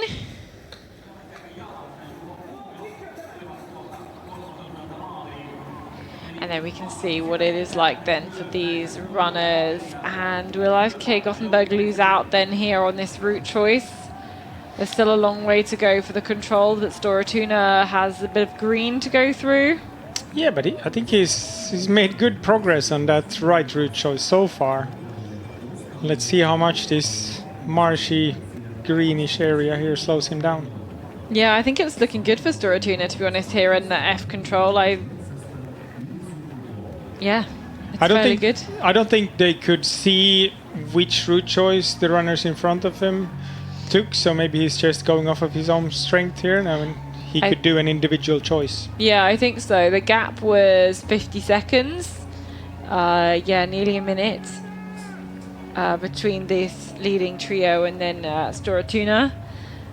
At least we're at the last time check. Yeah, which was at the start of this long leg. The tail there, 1 minute. So actually, yeah, lots of good progress being made through the terrain from Victor Svensk. And now the first one back gets to read the message.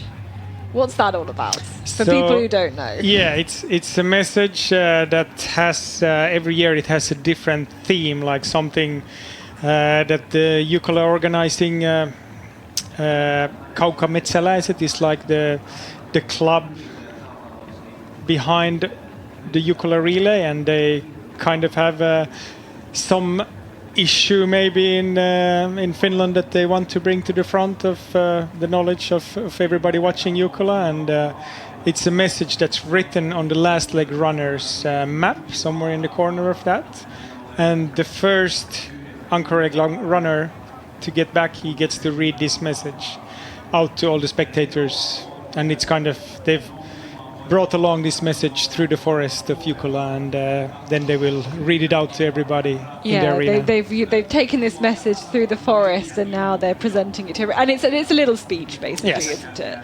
That can have, whatever message on it we will find out, I guess. Sometimes it's about peace, sometimes it's about the environment, sometimes it's Exactly. about friendship. You know, we will wait and see. And this can be a really emotional part, like also of the last leg runner, when they really realize, okay, now it's really my turn to read out this message, and they've heard it from some of their idols from the years before, and yeah, it's a meaningful thing for, at least if you're a Finn. We've had Emil Svensk read it for probably the last 6 years, and we won't have him read it this time because he's not on the last leg. So it will be somebody different this year, even if maybe it's his brother. There's still a chance. Yeah. You might have to help with the translation because they will read it in Finnish. If Thomas Heikkilä wins, he will read it out in Finnish. And this is the two teams started out together. Ikalista Nouseva Voima with Eetu Samalainen and Akseli Ruohola for MS Parma, still together. And actually, yeah, FK Gothenburg still ahead, but the gap has closed right up then here, hasn't it? Yeah, now there's a good chance that they can see each other already. Maybe Victor Svensk can see the back of Quantin Molle. And so now they will go to the F control, and Nydalen and Helsingin Suoniset will have to go pick up that E control on the bottom of that slope and then head over to the 13 control. Yeah, it's quite a straightforward F control here that we're seeing these two teams take, as you can just hug the bottom of that steep slope, go up towards the edge of the marsh, cross over by the power line. We've got one of the power like towers there. Fairly straightforward. So we've seen MS Parma through here. Next should be Kove.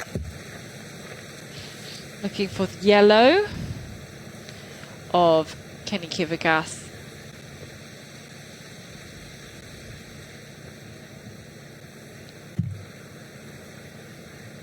Yeah, a lot of the hard work in terms of positions kind of already being won by these guys already on their teams, and now for the last leg runner they just got to keep another stable race and maintain that position, make sure they don't get caught. And then we go into 7th place. So actually losing another minute and a half on the leaders actually. Kuve here, and they've got to make sure they're not going to now get caught by Tampere Printo or Calvin Rasti, who are both running together. And now, of course, runners heading back towards this more common control. I think we've got a TV control at this next one as well. So yeah, this is a bit of different kind of forking that we've used to seeing. Like one team has only one control and the other team has to take 2 controls, but they're probably about the same in optimal distance on the optimal route choices before they get to the 13 control from either one of these forkings. And not any really long legs, you know, on this Jukola relay. We've already had the longest leg, which was on the course 3, I think. And yeah, I guess it's just not really a terrain that suits it. Maybe. Yeah, perhaps there's too many of these paths going zigzag through the terrain here. So if you would make a really long leg, then there would be always an option of taking a path for a really long time.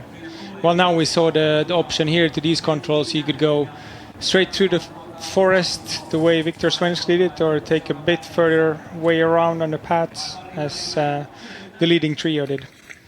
Yeah, and we'll keep an eye on this control then, because they're all going to come here basically all together, I think. They're all heading on their way down over these rocks towards this control and ready to head out then on another loop where we kind of haven't really seen the runners going before. I'll try and talk a little bit more about that in a moment, about a lot of the courses really going over some of the same terrain. But we're just waiting in the control for the leaders here. There's basically 2 groups approaching, one from the left and one from the right. Who's going to get there first? Here we go, on the left. So it's IFK Gothenburg in the lead here, Quentin Moulet. And a small gap. So actually a really good run there. And then there's 3 of them together. There we go. All together. Erik Langenel Breivik, Thomas Heikkilä and Victor Svensk. And that puts Stora Tuna back in the mix. Can they take a 7th title in a row? Those are the teams coming there. And look at the gap back to the rest of the field. It's another 8 minutes basically back to anybody else. We can't even see them on the GPS tracking. That's what the gap is looking like. And we can actually go back to a previous leg and see the next athletes coming through. There, Tampere Printo with Jakub Shalupski, and looks like he's dropped a little bit, a few seconds behind Calvin Rasti actually there. You can see just being very careful to make the route choice. That's a long leg, a route choice. And now we go out onto this bit of some different terrain here, more in the western part of the map. And actually this whole relay, it's been over Venla and over Jukola, a lot of the same terrain we're seeing. You know, they've always kind of left the arena out in this similar direction. And we know, seeing how much forest there is around here, you're actually only in quite a comparatively small bit of it, which is fairly unusual for these relays. Yeah, usually you might even have Venla and Jukola using really different parts of terrains, that Venla goes to one direction of the competition center and maybe most of the Jukola teams would go out towards a different direction. But now we've seen just lots of different controls in the same part of the terrain. Yeah, why do you think that is? It's a smaller area to map. That's less cost for the organizers. It's maybe could have to do with the landowners. Maybe there were some bigger areas somewhere where they didn't get permission to use, or where there was, for any reason you couldn't have controls or legs going through there. So hard to know exactly the reasoning, but I think it's still worked out really well. We've seen some tracks here and there, but each and every leg has already had some sections of fresh forest where they had forest controls where nobody had been to before. Yeah, exactly. And like this, I think this bit here that we're going to see next, this is really interesting. Quentin Moulet sticking on the track all the way here, going to pick up this little ride, I guess, and then come in off the veg boundary in the corner of the stream into the control. Really good confidence from him to stick to his own plan at this point. I mean, if the teams would have been paying attention to where the previous leg would have gone, they would have already realized that not many legs have gone into this direction where these runners are going now. So he kind of should know that this should be an unforked part of this last leg. And maybe that's just his tactics. He saw before that he could get ahead of the other strong teams on the route choices or the forkings just at the end of that long leg, and we saw he was in the lead at the TV control, number 13.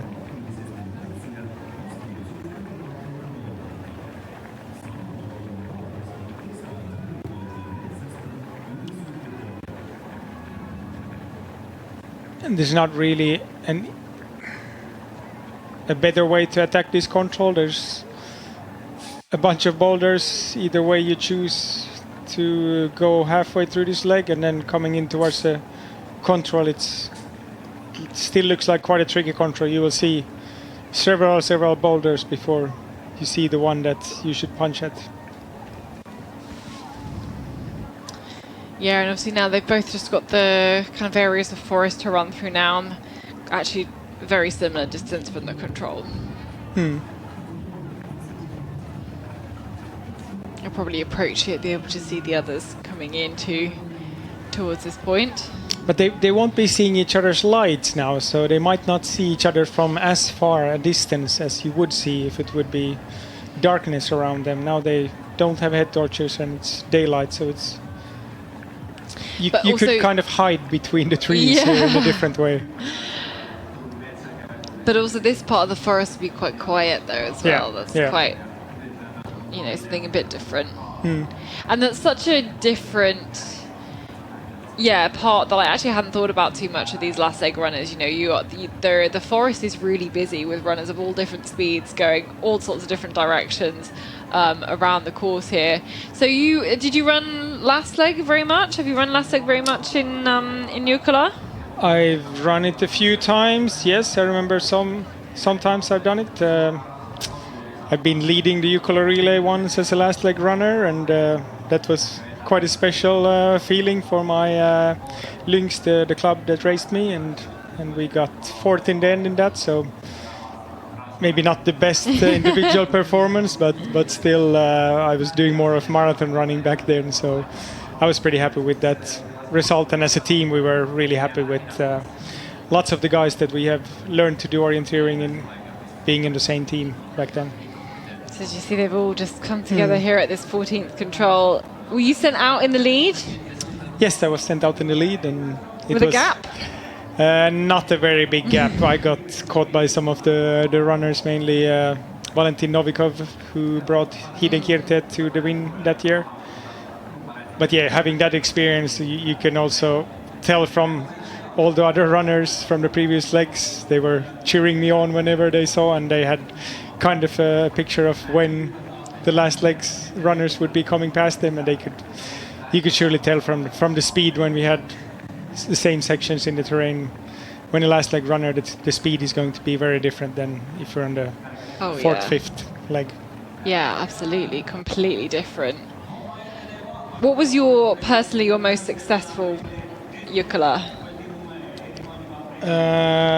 I've been second once or twice with IFK Lidingö, so those definitely bring good memories to me. And finishing first from a sixth leg that year when we were second, it was a really good feeling that you had done the job for the team, and that's basically what we talked about a lot before the relays, when we knew we had a strong team, that nobody should be a hero, and you should just bring the relay safely from your leg to the last leg runner, and then only he has the permission to try to make some moves towards the end of his leg. Yeah, and only towards the end of the leg, not even towards the start as well. So I've asked you about the most successful. What was the most disastrous Jukola relay you ran? That's probably something that I don't remember anymore. You've erased it from your memory, or you're not going to admit it here on the stream. Maybe if I remember it, then I'll bring it up later. I mean, I'm sure every runner's got memories of bombing 5 minutes from a control or something like that. You know, as we see, Ikalista Niseva-Voima is still in fifth position, and they have dropped MS Pharma a bit. Yeah, who's now just through here. And in fact, Ikalista Niseva-Voima up from seventh at the changeover up to fifth now, with Kuve basically dropping the other way.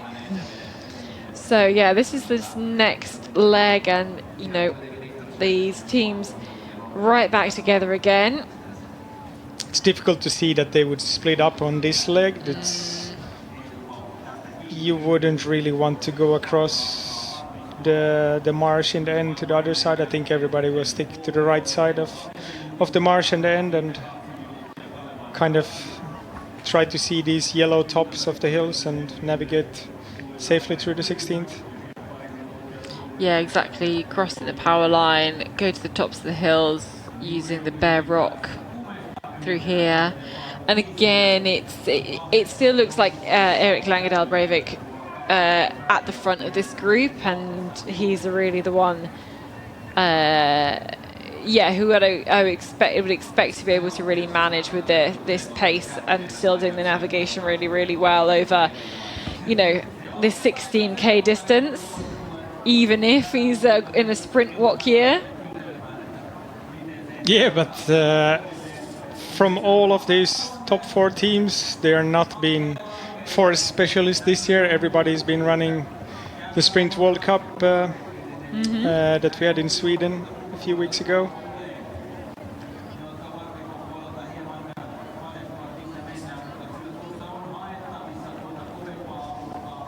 And of these teams, of course, Netherlands has never won the Jukola relay before. Helsingin-Sonistet has only won the first ever Jukola relay in 1949. Whoa. While Stora Tuna has won the last six In a editions, row. and IFK Göteborg also a few of them in the last 10-15 years. Although none of the runners in the IFK Göteborg team has won it with their team before. No, exactly. The last time they won 2017, and they'll have a completely new team 9 years on.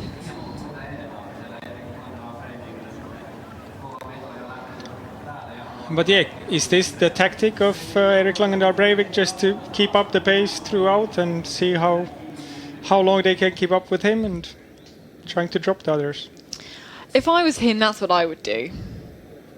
I think I would know I've got the pace to last and the navigational ability. I wouldn't want to leave it down to chance. And it's like you see in athletics as well, you know, those runners who maybe haven't got the sprint finish, you want to make it hard for the other runners. They don't want to leave it down to, you know, 5 guys, 10 guys who think they've all got a really good kick. They want to just let people drop off the back of that group gradually and gradually and gradually. And, you know, it's these 4 guys are staying with it now, but really, I mean, I'm always talking on the stream about how a lot of athletes have the speed for maybe like 75-80% of the course, and they could keep up for that time. But when you get to the last fifth, a quarter, they suddenly can't keep up. So those are the top 4. They're all through, with Netherlands a small gap, and yeah, they're all still looking good here. Going around this unforked loop. But yeah, that's what I would be doing if I was Erik Langendal Breivik. And the others, I don't think you can do anything about it. You just have to hold on. Yeah, and on legs like this, there's not really a reason to go anywhere else than to follow Langendal Breivik's back. Yeah, there's nothing else you can do. I mean, maybe you want to try and take more control of the situation, but I mean, in reality, yeah, I mean, you can't really like go to the front and slow him down like you can on the track and field either. You just kind of have to hang on. But in an orienteering race, you pretty much have to do as much work, no matter if you're the first or the fourth one in this group. So you can't do any drafting as you can do in cycling or even in some running races. But maybe what you can do is ease off a bit of the map reading in some part if you're absolutely sure that there's no forking, and prepare yourself for some trickier controls coming later in the course. And I wouldn't be surprised if we hear that's what some of the other runners have been doing. But Erik Langendal Breivik was so good in the knockouts recently. You could see him so actively reading the map and really checking out those last few controls that, you know, he's going to be active wherever he is in that pack, and he'll have really got those last few meters of the course just absolutely spot on.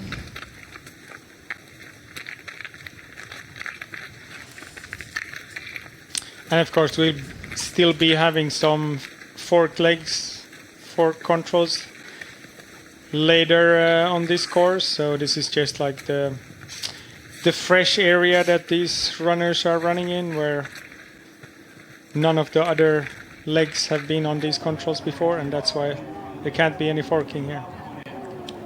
Yeah, exactly. So they're all still there. I wouldn't worry too much about that GPS tracking. I think Nidallen's GPS tracker is going a bit haywire in the marsh there.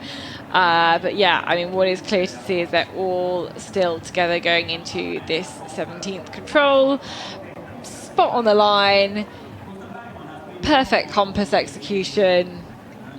Couldn't ask for any more. Great work. No notes.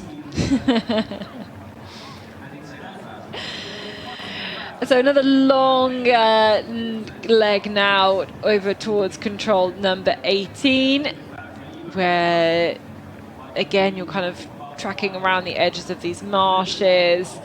There's some opportunities to use a track, so you've got a few bits of green you want to avoid as well.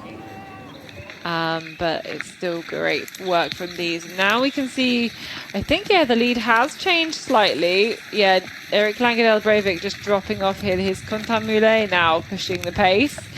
And then we have Victor Svensk, we have Erik Langedal Breivik, and then we have Thomas Heikila. And you can see they're just catching these faster routes through the terrain. You can see the denser forest to either side of them. And are they picked up this track here? Yeah, I think so. And there would be some opportunities here on this longer leg to make some other route choices too, if somebody would like to try their luck to get away this early, but I think it's more likely that they stick together and leave it for later. One tactic could be just like what Thomas Heikila is doing now, stay behind, and then if he takes his own route choice, the otherwise wouldn't notice, a bit like Erik Langedal Breivik did in the last World Cup knockout sprint final. Yeah, he went a different way, a really good way, and just pulled himself into the lead.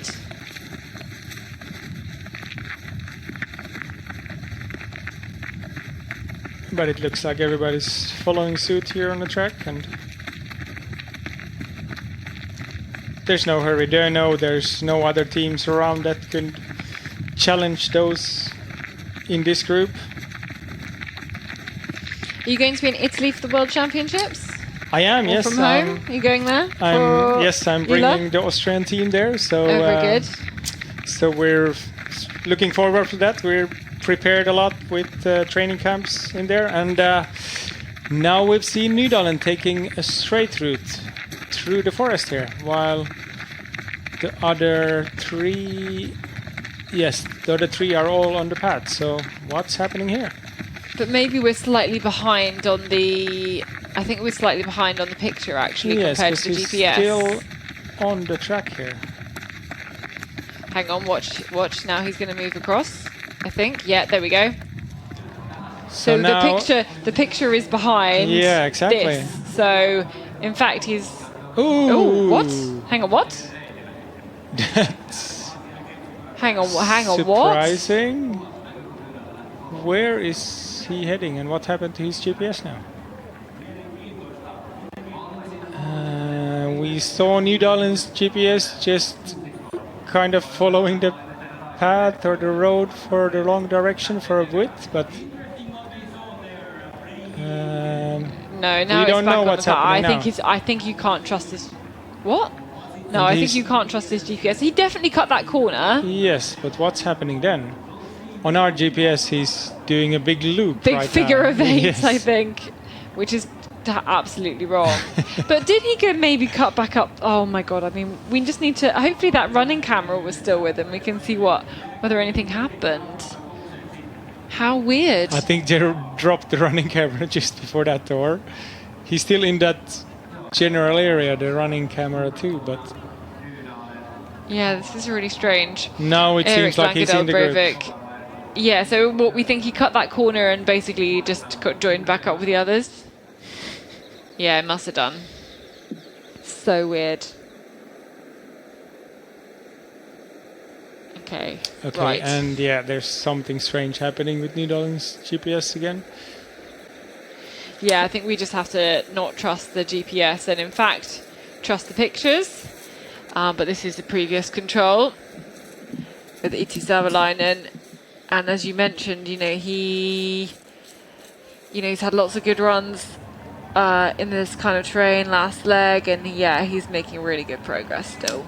I think he's the second fastest runner through the relay so far. Yep. Yeah, behind Victor Svensk, right? Yes, I would think so. He started out behind the others. Oh, actually, now Thomas Heikila and Victor Svensk both been quite similar. Yeah. Okay, anyway, back with the tracking, but we can go a little bit further back to the previous leg, 8.8 kilometers, so just over half the way around this course now as we come to the final stages of this relay. Here's MS Palmer, Axeli Ruohola, who's been dropped by Eetu Savalainen. We've got Mika Kiemela making good progress through the terrain for Kalevan Rasti.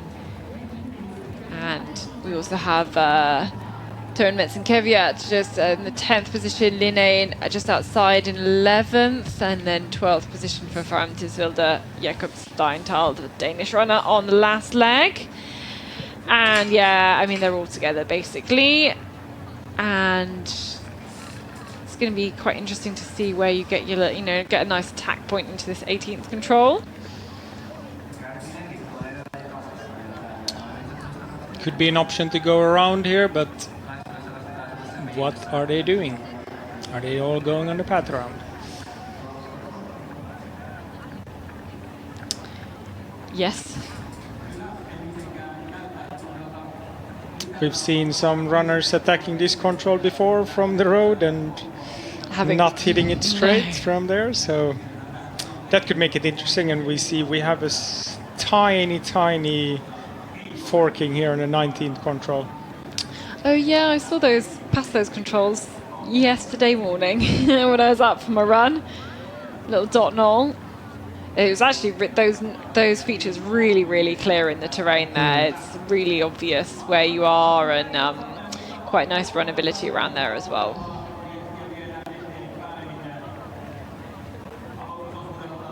But yeah, all the way around. Saying absolutely no way to the green, and choosing to stay together as well.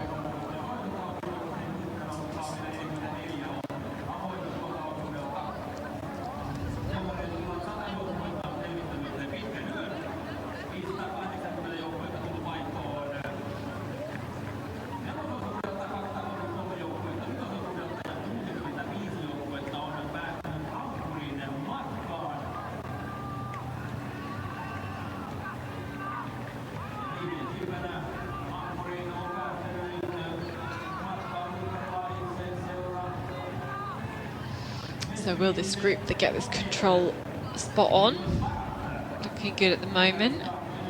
And then I think it's the 20th control where we get the next kind of time check. But the gap between this group and the chasers, 7 whole minutes. Although Eetu Savalainen is running really well in 5th position. All by himself.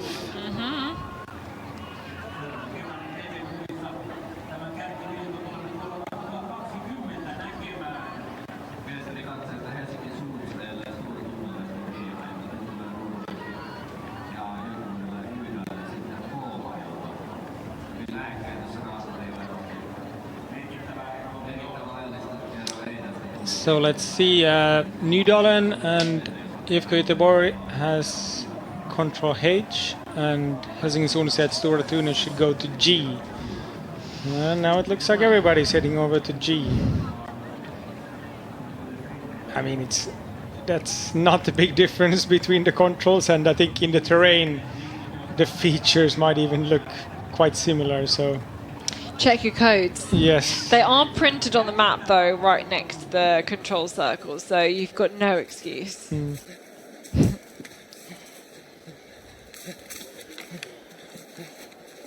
There we go, there's Mika Kiemela, who has, dropped Tampere Parinto, running quite well. Exactly.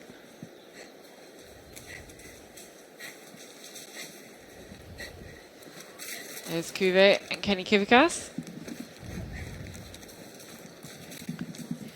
who's dropped a few places now from 5th down to 8th here on this leg. It's with Kalevan Rasti really climbing.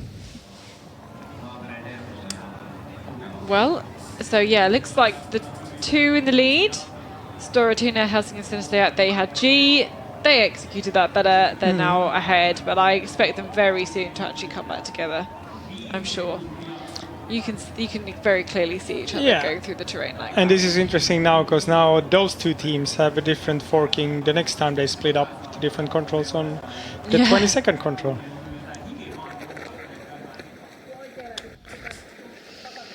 Okay, so these 4 are coming. We can see them there already moving through, and now they'll know they've split up, that the others will have done a mistake, and now they're going to try and make a gap, and it is Storatuna in the lead here with Victor Svensk, and maybe there's some real incentive to get away here now if he's going to try and make a gap, get into a position where he can't be seen by Thomas Heikkila.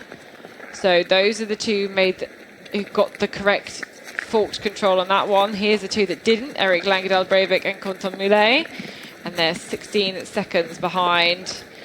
I mean, I still think we could still see them through the terrain there. So I think Victor Svensk wants to try and make it so that the others can't see him in the terrain, but I think that's going to be quite hard to achieve. Yeah, I think what he needs to try is to keep the pace high now when he's together with these other 3 teams.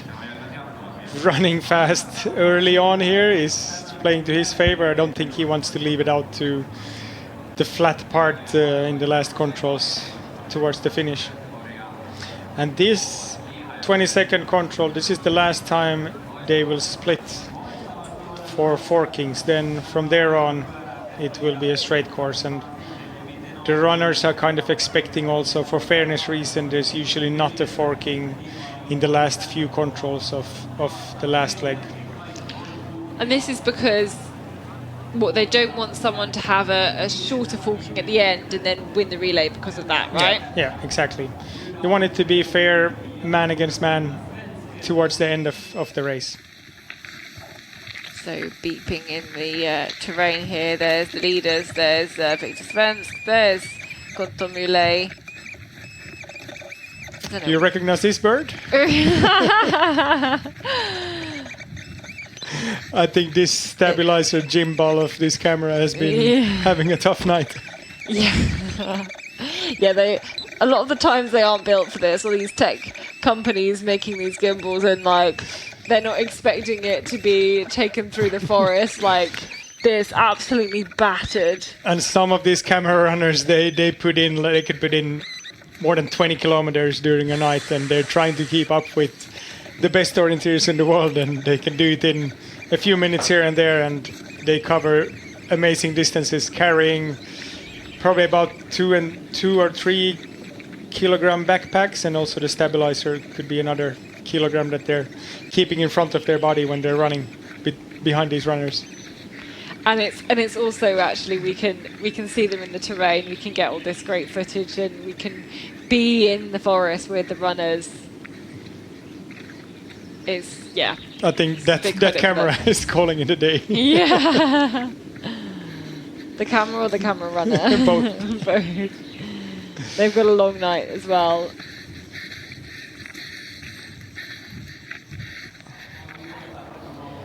Anyway, they're all together, and now, again, as you mentioned, they've got to take the right routes to go into here. So IFK Gothenburg and Helsingin Synestheat got the J control, but the I control for the 2 others. So you've got to be in control. You've got to be focused, be in control. Realize exactly where you are. These are really tricky controls. Every time you have controls inside green areas, and a mix of white and yellow around this calls for trouble. So this might be a place where we could see some differences in orienteering. Then if they still come out of this together, then it will be a physical fight after that. Yeah, and a lot of orienteering is about where you want to keep really high map contact and where you don't. And here you really have to, even though there aren't very many features. Yeah, you need to make use of those features that are there in the terrain. And here you're following the contour here if you're going into the eye control, and then you just want to see some of these boulders drawn on the map and see them in the terrain. It could be a difficult task, since this boulder that Viktor Svenski's passing now is inside the green, but if he sees it, that's where he would be taking his last compass direction towards the control point. So they're all heading towards the eye control. So what are IFK Gothenburg and Helsing and Sinnerstad, what are they going to do here? I mean, are all of them going to mess this up? Because it's in the green and it's a bit hidden. Sturatuna, he looks like he's got it. Not sure about Nydalen. Is Nydalen following him? Or, I mean, the other two, Helsing and Sinnerstad, they could following along in the slope and kind of get their J control in a good manner, but will they turn now to their control? No, they're heading down the slope too. Now they saw the first two teams, Nydalen and Sturatuna, punch the control, and looks like they're standing still for a while here. Ooh. Ah, no. And what's their decision now? Will they go together or will they not? And who's making a move here? I mean, they're moving, but really, really slowly now. If they would get out to this semi-open area then under the number, then they should find the control. But can they see the opening from here? Now this is decisive. Ooh, this is really decisive because they clearly were not in control there, did not have map contact, or maybe if they did, you know, they thought they were somewhere else. But and when the you know, as a reminder, it's only 2.5 meter contours. So even though there is a little bit of slope on the map, on the ground it's like it's barely there. And suddenly we have Sturatuna again in the lead, and Viktor Svenski is really attacking here. I think if he notices that those two runners behind him were being a bit unsure, this is where we'd see him increase the pace if he still have something to so have the other two figured it out then, do you think? I think now they figured it out, but they're definitely stressed now because they realized that they weren't going optimally to their control, so they'll be losing at least half a minute, perhaps more. So here's the lead then, Sturatuna, and second place for Netherlands, Erik Langedahl Breivik, just 5 seconds down. So we'll see then what the damage is for Helsing and Sinnerstad and IFK Gothenburg, as they are both now, they've made their forking, and they, as you can see there in the very left hand side of the screen, and they're on their way through to their 23rd control. And yeah, we've got this little loop here now, this unforked loop here. And I think where the mistake already started for Kantin Möller and Thomas Heikkila is like the route choice towards Control J. They should have been on a more straight line already coming into it, instead of going on the slope towards the other fork control that Viktor Svensk and Erik Langedahl Breivik had. Yeah, I mean, it's just hard to know how much control they had on that, whether they knew where they were at all, or whether they were actively reading the map and they just made a parallel error, or they weren't really reading anything at all, or what. I mean, maybe they thought we're near the end of the leg, surely it's all unforked now. Yeah, it could be. We're pretty close to the last controls already. Well, it's a minute. It's a minute. The mistake. They have lost over a minute then on the forking there, and now it's going to be hard work for those two teams to catch back up to the lead. The two leaders would have to make a mistake for them to be able to catch up. And the two leaders are also splitting up a bit. They're not following each other now. They're taking slightly different micro route choices here. And of course they don't know whether they're still going to be forking or not. So there's Ikalista Nisova-Voima again through the next TV control, number 20. We'll very shortly go on towards this the forking that we've just seen. And as you mentioned there, they split up. And actually the two chasers doing a different route, but so choosing the path. And I was about to say, is that IFK Gothenburg choosing the path again? But no, it isn't. It is Thomas Heikkila. But you don't, I mean, do you want to go that way? Yeah, where is that taking him? You're going in the slope, you're going to climb too high. It's too rocky there. I don't really see what he's gaining on going there, yeah.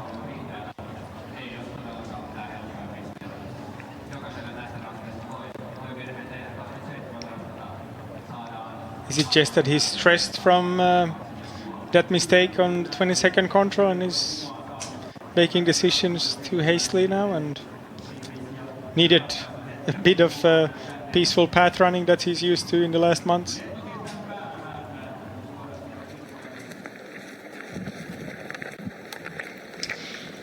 Yes, I think your theories could have something in them there. So Killiston Neseva has already come through. We have some waves, some passing runners on previous legs, and we're waiting for MS Palmer and Axel Jukola with the stripy sleeves. Here he comes.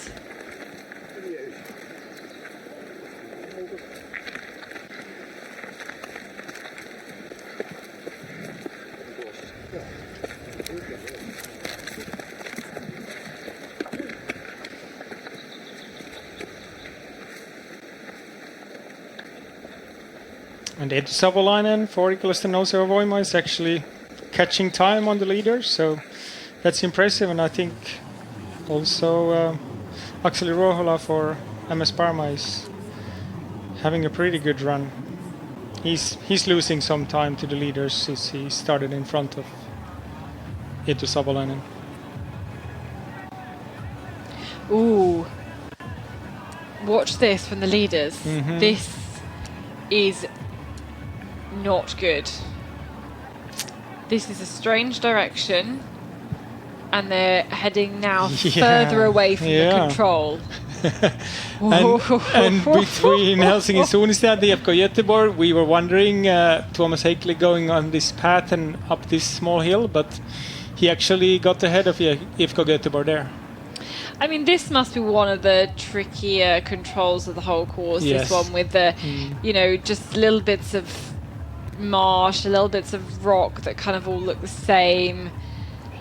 But maybe they've hit the linear marsh there in the green and got some more control over the situation, I think.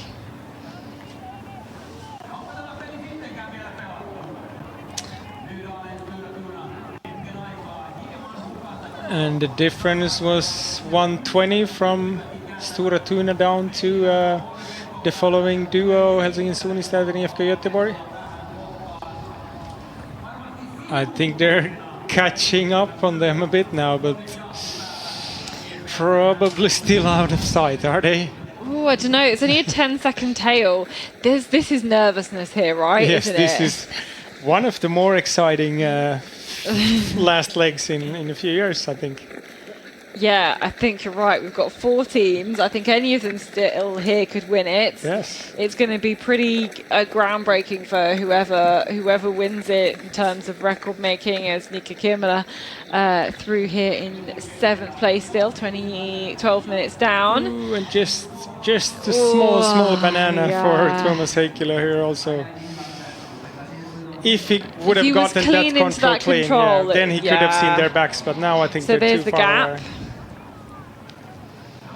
It's not over yet. I mean, 27 is still quite a tricky one. And this is interesting, this 25th control. It's such a sharp corner there when you turn around from the control towards the 26th. Oh, he's still not got Helsinki. Yes, Tuomas Heikkilä still hasn't got the control. Now he has. Yes. But that was another half a minute for him, I think. Yeah, I think so. 20 seconds at least.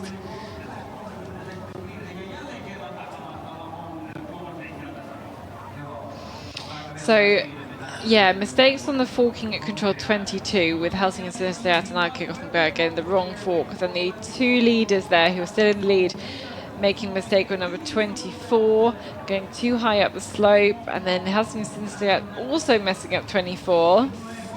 Quentin Moulet looking really solid here. Yes, he got that 24th control clearly better than Tuomas Heikkilä did.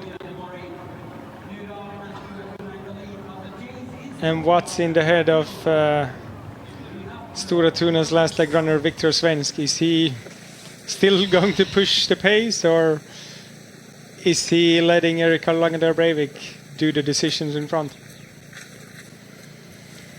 I don't know. I mean, we've got a few more controls before we'll see them. Hopefully we've got a running camera out in the forest to be able to catch them on the last sections, because yeah, it's not over.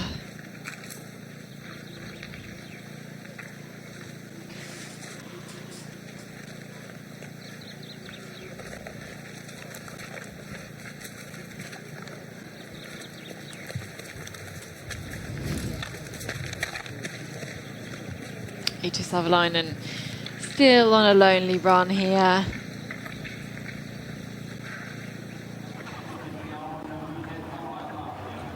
And there we are live then with these runners, and of course they're going to go up the hill. It's not very steep at all. Remember, only 2.5 meter contours. But yeah, I'm not sure Kontomile is going to be able to see the two leaders at all here, actually.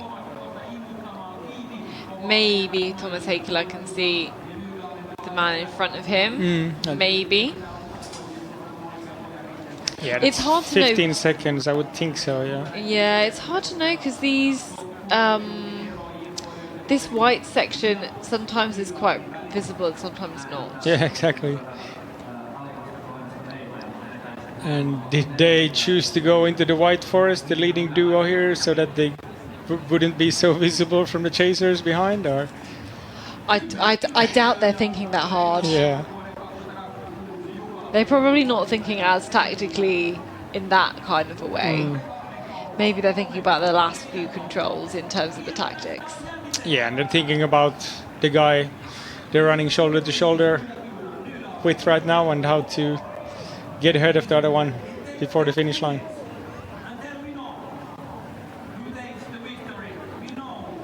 Is the gap closing maybe a bit, taking the two chasers, the ones with the blue trackers, taking maybe a slightly a shorter line up the hill.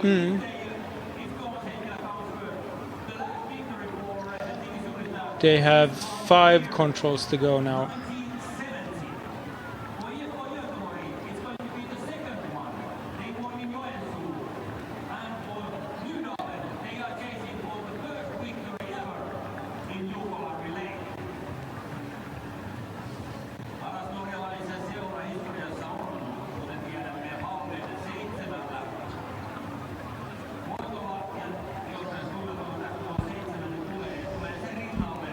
So at the moment, very straightforward for those teams. As we get to the next TV control.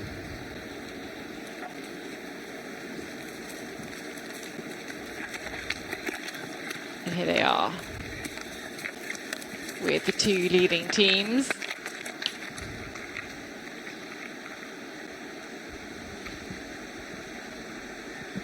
Now let's have a look at the gap, because I think here we have the next runner already.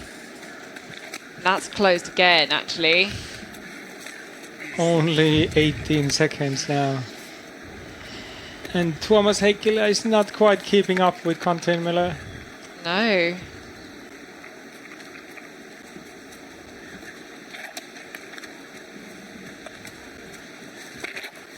I mean, if you think of the size of a contour circle, we had Stora Tuna, Nydalen and IFK Göteborg at the same time inside this 27th control circle, and the distance from IFK Göteborg to Helsingin Sonistet was about the control circle size again. So if you've been out orienting yourself, that's how close they're to each other. But now they've got this leg here. This is really tricky. We saw the leaders somehow go quite far off to the left on a previous control time where they had, I think, this control, maybe one really close to it. They were off quite far to the left, and then suddenly they just used the force and curved round into the right and got the control bang on. It was quite impressive, actually. Yeah, I'd say this is a really tricky control. In this situation, you definitely don't want to run out to the road. If you know you had a big lead, you might even do that and attack the control from there with just some seconds of mistake. But now everybody's going to be going straight on, I believe. Yeah, and there's a few tracks here, but actually not loads of runners have been to that control already. We can follow behind then here. So then if they're running on a man-made track now, they need to jump off it at some point, I believe. Yep, so coming through to 28, then there's 29 and the spectator control, and then still a couple more controls to go. But Victor Svensk is really, moving very fast through the terrain here, sticking on this track. making it look super easy, and yeah, he looks like he's heading in the right direction here for this control. No issues whatsoever. He's looking behind his shoulder. He is. And he's got a gap now.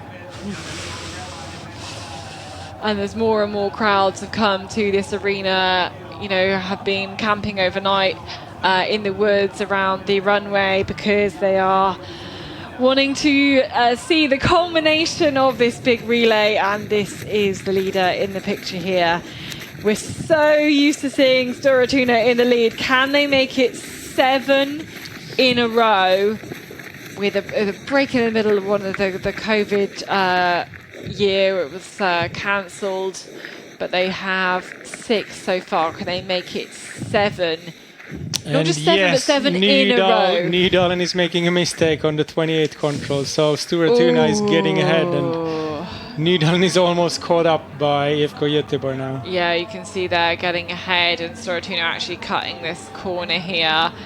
I mean, this is going to have to be a big mistake for them to not make it. And on a year, this is a year we thought Storatuna might not win it because of their relay, or because their injuries, right?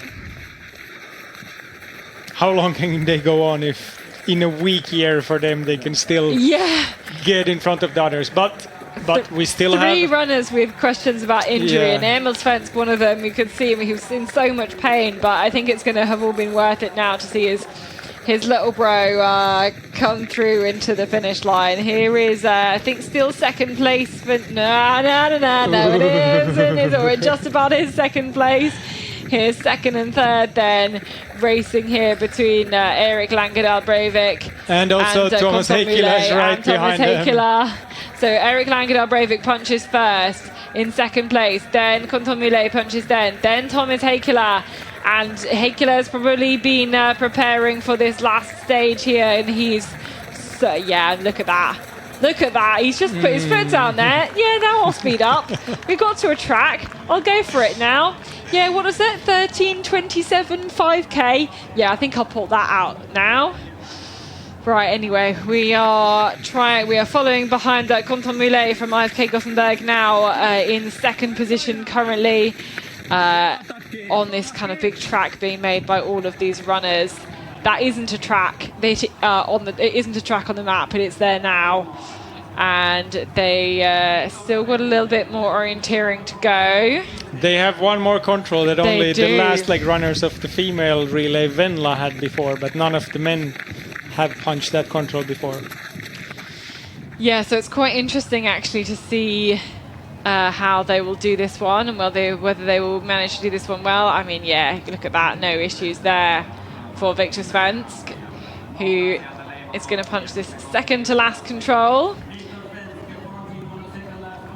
Just gets the punch, there we go, looks over his shoulder and one more time, but he has got the gap. And where was that gap made? Well, really with the mistake from the others at control 22, and then just really great running, fast running at the end. You could always tell there was something in there, and you can see the others, whoa, they're going to swoop in together. I think that's Erik Langedal Breivik again, just getting in ahead of Kontomile at the second to last control. No, it isn't, it's Heikkilä, and then Langedal Breivik and Kontomile has been dropped here into 4th place because Heikkilä has thought, yeah, I'll bring out my 5k speed and I'm going to go for it, and he's going to now be challenging Erik Langedal Breivik, who I don't know, he hasn't given up yet. He actually hasn't given up yet. They're both running incredibly fast, these guys, and what a great to see this run in here. But we've got Storatuna waiting on the edge of the arena here. Here's little brother Victor Svensk, and relief on the face of them here. 7 in a row for the 7 legs of Jukola, and an unprecedented winning streak from this Storatuna team, as the 7 of them all the way through this relay can come together with so many question marks about this team, with the injuries that they had, but it's going to be enough to take the win today. They can run in as a team with the fast finishing Thomas Hakeler coming in for second. It's only a few meters the win. He picks up the Jukola message and crosses the line. So Ole Kallerad, Ville Johansson, Joachim Svensk, Jesper Svensk, Emil Svensk, Henrik Johannesson and Victor Svensk, but only a few seconds behind him. Thomas Hakeler of Helsingin Synesteyat crosses the line, takes the applause of the crowd. He managed to get ahead of Erik Langedal Breivik, who comes home for Netherlands into third place. So still, both of these teams so close to a victory. Just making sure he takes the punch there. And they were so close, both of them. But here we go, still into fourth place. I mean, fantastic work from Konto Mule. On paper, definitely the weakest of these four runners, and just he's really matched it well with those runners. And very impressive for me around this whole course. And there we go, top 14s within 45 seconds. That's proved to be quite exciting at the end of these 7 legs. A 7th victory for Stora Tuna. We thought this was maybe the year where one of the other teams would have a chance, but I mean, Victor Svensk at the end, I mean, you just put a great runner, an experienced now relay runner on that last leg. He's definitely the strongest in that team, and can round it off for the win. Loads of hugs for Konto Mule from his IFK Gothenburg colleagues, his teammates. He's shaking his head on the finish line here. He's getting consolation. He's immediately showing them maybe where he made a mistake on the map, maybe where he got dropped, but these are the 7 of them here. The 4 Svensk brothers once again here, and look, you can see he's getting ready to read the message of Jukola. So many times we've heard his brother do it. This is Emil Svensk here in the cap, just in the front of picture. But now it's Victor who's going to go and read the message of Jukola, the message that's been kind of figuratively carried around this whole team for the 7 legs. And a very key part, this is kind of your prize almost. You have to do some public speaking at the end of the relay. After finishing 16 kilometers. Yeah. You have to catch your breath and then do a speech. Luckily, someone else writes the speech for you, but it can be quite hard to do. Here we go. Look, a nice moment with his teammates surrounding him. Har det elektroniska ljudet och den digitala bilden burit över Finlands bygd. Något varje pörte och stuga. Med berättelser om oss själva och världen omkring oss. På samma sätt som Jukola-bröderna på sin tid. Tack vare läskunskapen lärde de sig att vidare förstå världens gång. Så har också vår nationella rundradioverksamhet vidgat vårt fönster. Förkovrat vår bildning samt skapat gemensamma upplevelser under ett helt sekel. Vi Jukola-onderare har åter en gång forcerat genom den dunkla sommarnatten. Nu över bergen i Årakans och Pahavori. Denna gång bringar vi vårt budskap för att hedra rundradion. Vårdaren av vår gemensamma röst och vårt gemensamma minne. De 7 bröderna av vår nationella författare Alexis Kivi. Tackar Johani. Bra du har gjort det hela. Många dyrbara råd har du skänkt oss. Sannoliken. Du har med verkligt färdigt sinne och språk lett oss här i skogarnas mörker. Rundradion har varit en länk mellan ödemarken och världen. Som bringat över fjärran händelser närmare oss och förenat lyssnare kring gemensamma berättelser.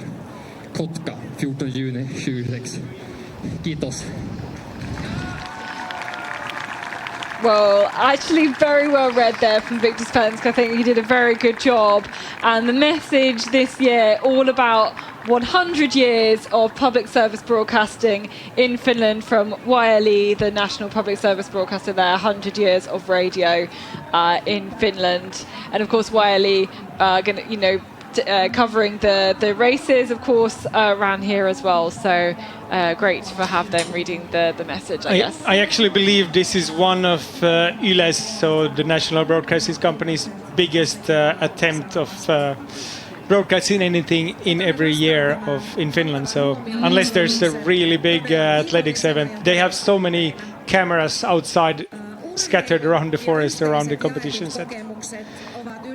So yeah, we can hear the cheering of the winning teams behind us and below us, and yeah, really impressive. I think this last leg was decided on the 22nd control, where we had New Zealand and Stora Tuna take their control, the last fourth control, in a nice manner, and those two got a bit away. Then on the 28th control, Stora Tuna with Viktor Svensk got that control cleanly, while chasing Erik Ragnar Breivik was not able to do that, and that's where Stora Tuna decided this year's Jukola relay to their favor.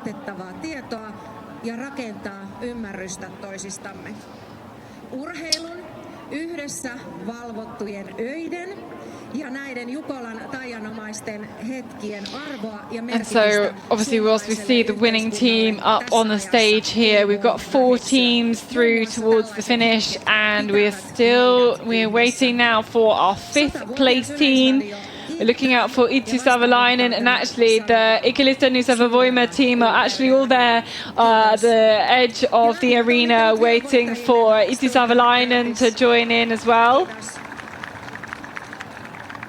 So reading out the message again, and congratulations then to this team. Another victory. I mean, the other team's going to have to do a better job of sabotaging their training, because, I mean, here we thought that this was a significantly weakened Stora Tuna team, and yet another victory.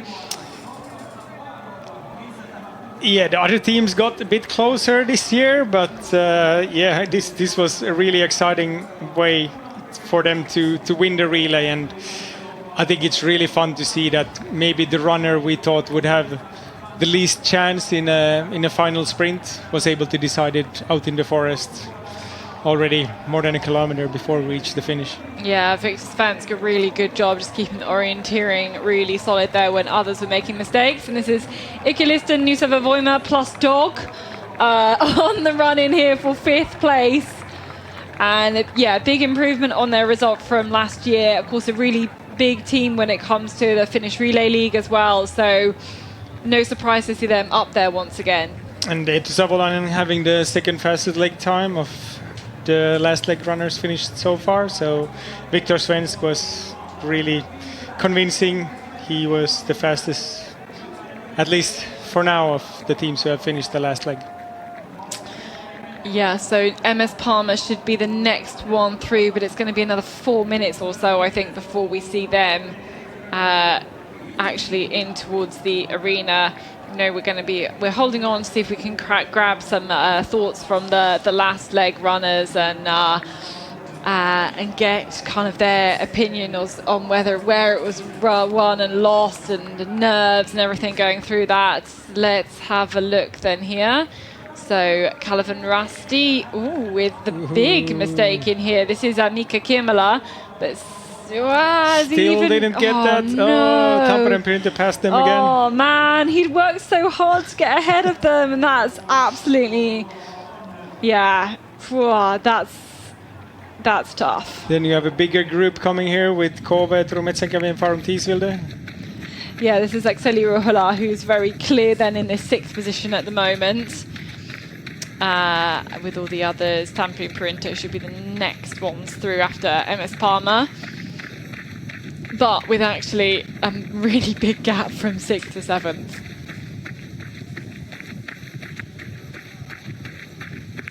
Yeah, and one of the more exciting ends to a Jukola relay, and ultimately those teams, and we kind of thought, you know, those teams in the top 4 were in amongst, you know, in the mix already from halfway through. So Erik Langedal Breivik from Netherlands here at the finish with your team behind you, Erik. I mean, what a tough last leg, racing those 4 guys. Tell us a little bit about your race, because that was very intense. It was pretty intense, yes. It was extremely cool to go out so far up in the in the relay. So starting out really well, catching up with Heikle, and then it was I was so excited when it was four people out there, and tried to stay focused, and it was a nice duel. Not the best in the finish, but I think we should appreciate the 3rd place. Yeah, could you tell when you suddenly dropped 2 of them around, like just before the last little loop? I think we were just not doing that high pace, but we are splitting up some, I think, 2 controls before, and then I come together with Kenta, and I thought we was in the lead, but I thought we should just push, and then I saw Heikle in front of us again, and then I think 22 maybe was a bit decisive, because then I think IFK and Heikle was in the wrong forking. So yeah. From then and to the finish, we should stay in front, but with the for me it was a decisive mistake in the really slow slope down the last loop. So that was frustrating. Yeah, very frustrating, and obviously Storatuna with another win. You're much closer now, and it's good to see a few clubs closer. What does that last bit need to be in order to be able to beat them next year? Well, the first thought we had before this Jukola was that we had to we had to press them. They have come far too easily every year the last 6 years, so we had to run good all the relay too, so that was pretty good this year, and I hope we will be better next year. We have a good team, and it's we will be better, I guess, and I hopefully will have a better day next year as well. Yeah, and for you personally, I bet you're going back into sprint focus straight after this. Are you going straight to Italy or somewhere like that? I think home first, and when July is coming, I'll be going down to Italy.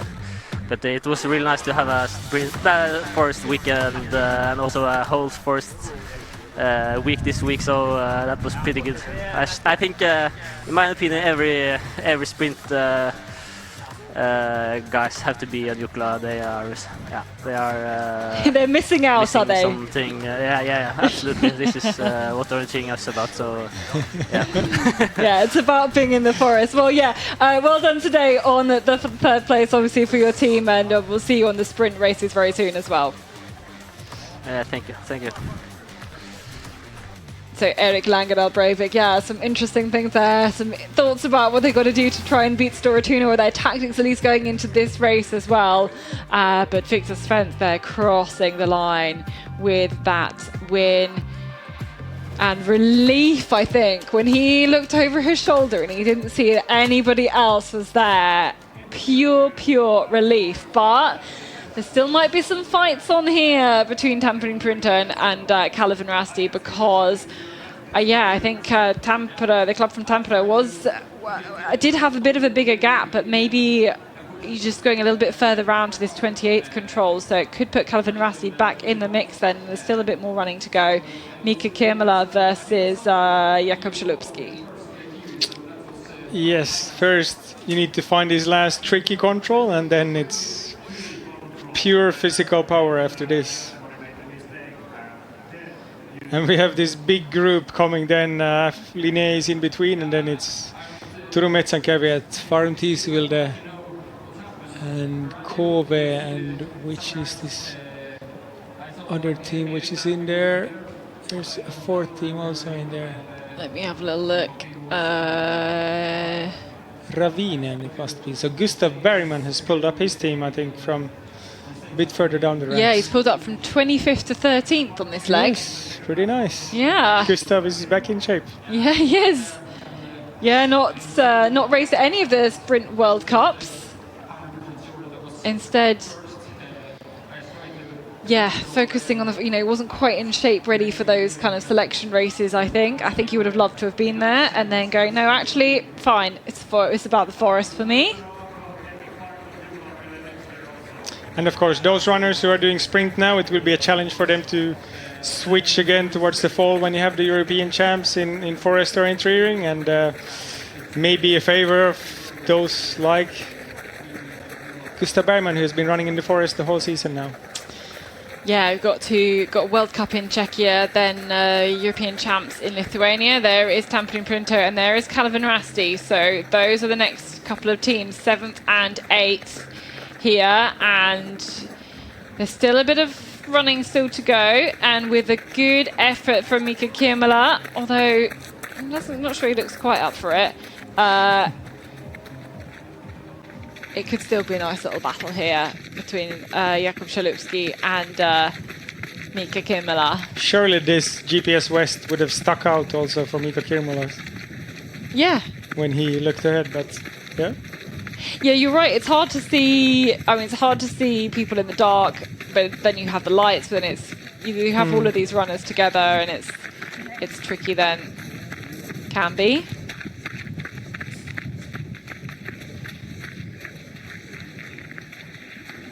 So Jakub Chalupsky, first time running the last leg for his team, Tampere Perintä, and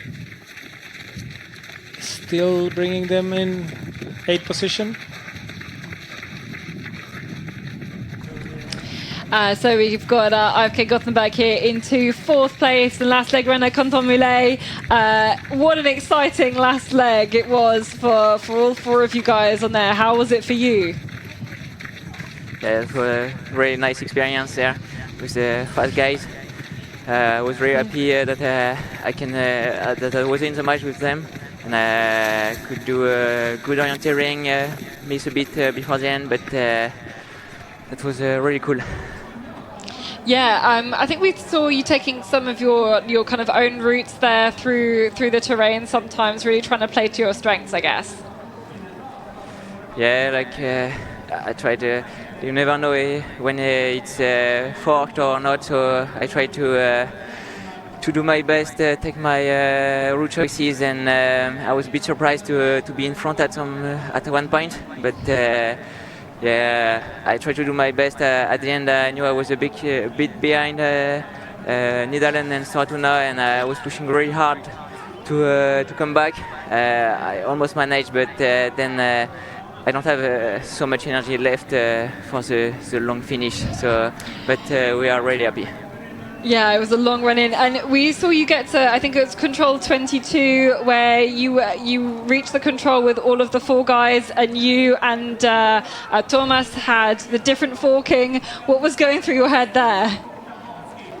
Yeah, like I struggled a bit to keep reading the map in the green, and I was a bit unsure, and then I came to the control, and it was almost the same form than my control, so I thought, okay, it's mine, and then it was not mine, so I was a bit surprised. Thomas also was a bit surprised, and then we had a bit hard time to get to our control. Yeah, exactly. That was such a decisive point in the race, and then we could see you just stop and then eventually figure out where that control must be and where you went through there. But yeah, ultimately a great team performance, of course, with the guys surrounding you today. So well done to your team for the 4th place. Yeah, thank you. They ran really good whole night, and we are proud of this 4th place. Fantastic. Well done, guys. I'll let you go and do some recovery now and maybe speak to some more people as well. Thank you. So we've had Tampere Perinto in, Jakub Chalupsky punching the last control. Here comes Mika Kirmala on a little jog in, but it was, what was it, the 24th control? An absolute mare to the 24th control. Far too high in the slope, and that's where Chalupsky passed him. He kind of looks across to some of the other runners here, jogs across the line for the 8th place for Calvin Rasti.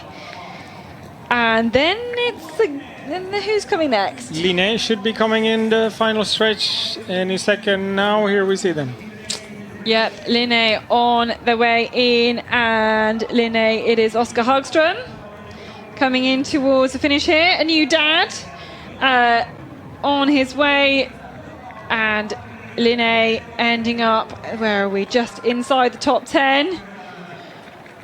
Can take some applause here. No sprint finish for OK Linné. And of course, at one point, a really big team club for the relay running. And now here into 9th place, about 20 minutes down on the leaders. And we got a real fight for the last spot in the top 10 now coming in. 5 teams in that fight. Yeah, here they are. This is Gustav Bergman. He is indeed one of those teams. We've got Kuve, Turin Metzenkeviat, Ferrum Tisvilda, OK Ravinen, and is Marlinger's in there as well? No. Who else we got? This is Kove, Kenny Kivikas. Did we say mention them? Yeah, I think so. Maybe we've got 4 teams. Maybe then. it's a camera runner, yes. So Kuve, Turin Metzenkeviat, this is Uldis Upetis here. Ferrum Tisvilda with Jakob Steinthal and OK Ravinen. But here we are behind Turin Metzenkeviat for the next place to round out the top 10 here. I think they have Ferrum Tisvilda with Jakob Steinthal is in front of them, though. Oh, really? Okay. Just barely punching the second last control in front of them. Hopefully we can see some of this battle. We can see it in the far edge, right edge of the picture now. Yeah, we can see runners kind of going across the flat section, the open section, hard standing. They can see the big control boulder. On the boulder. Yeah, there we go. Huge boulder. And let's see who's going to be next in.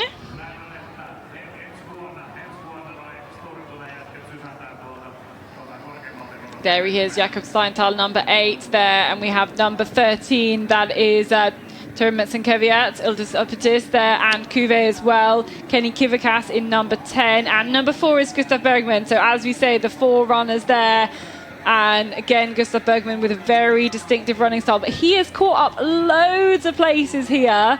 He's actually got, he's nearly run as fast as Victor Svensk, only about 30 seconds slower on this leg.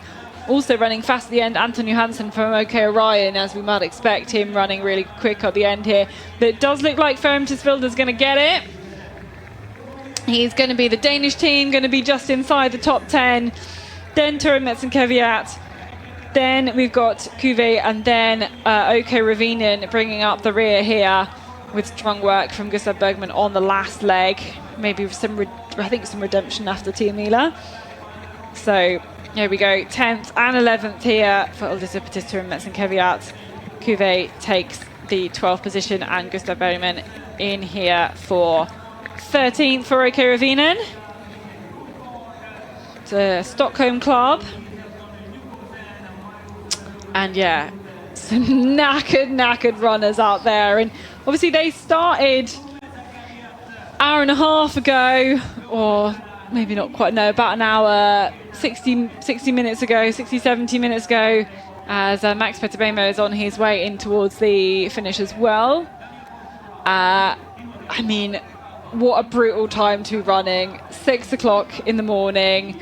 You've had to have some sleep, then get up for a few hours, try and get some fuel in you, everything, get down to the arena, get warmed up. It's not just running at 6 a.m. in the morning. It's actually more like running at 4 a.m. in the morning to get everything all sorted.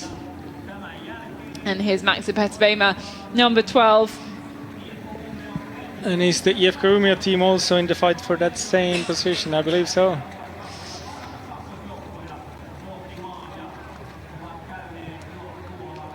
And yeah, who's got the best second team? I don't think we've had a single second team yet.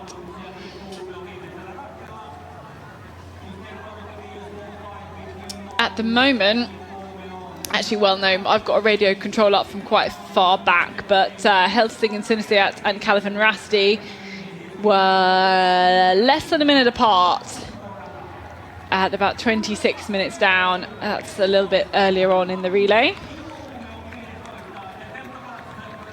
So we wait for them. They look very clear to be the next best second teams. Let me see if I can change my pre-warning.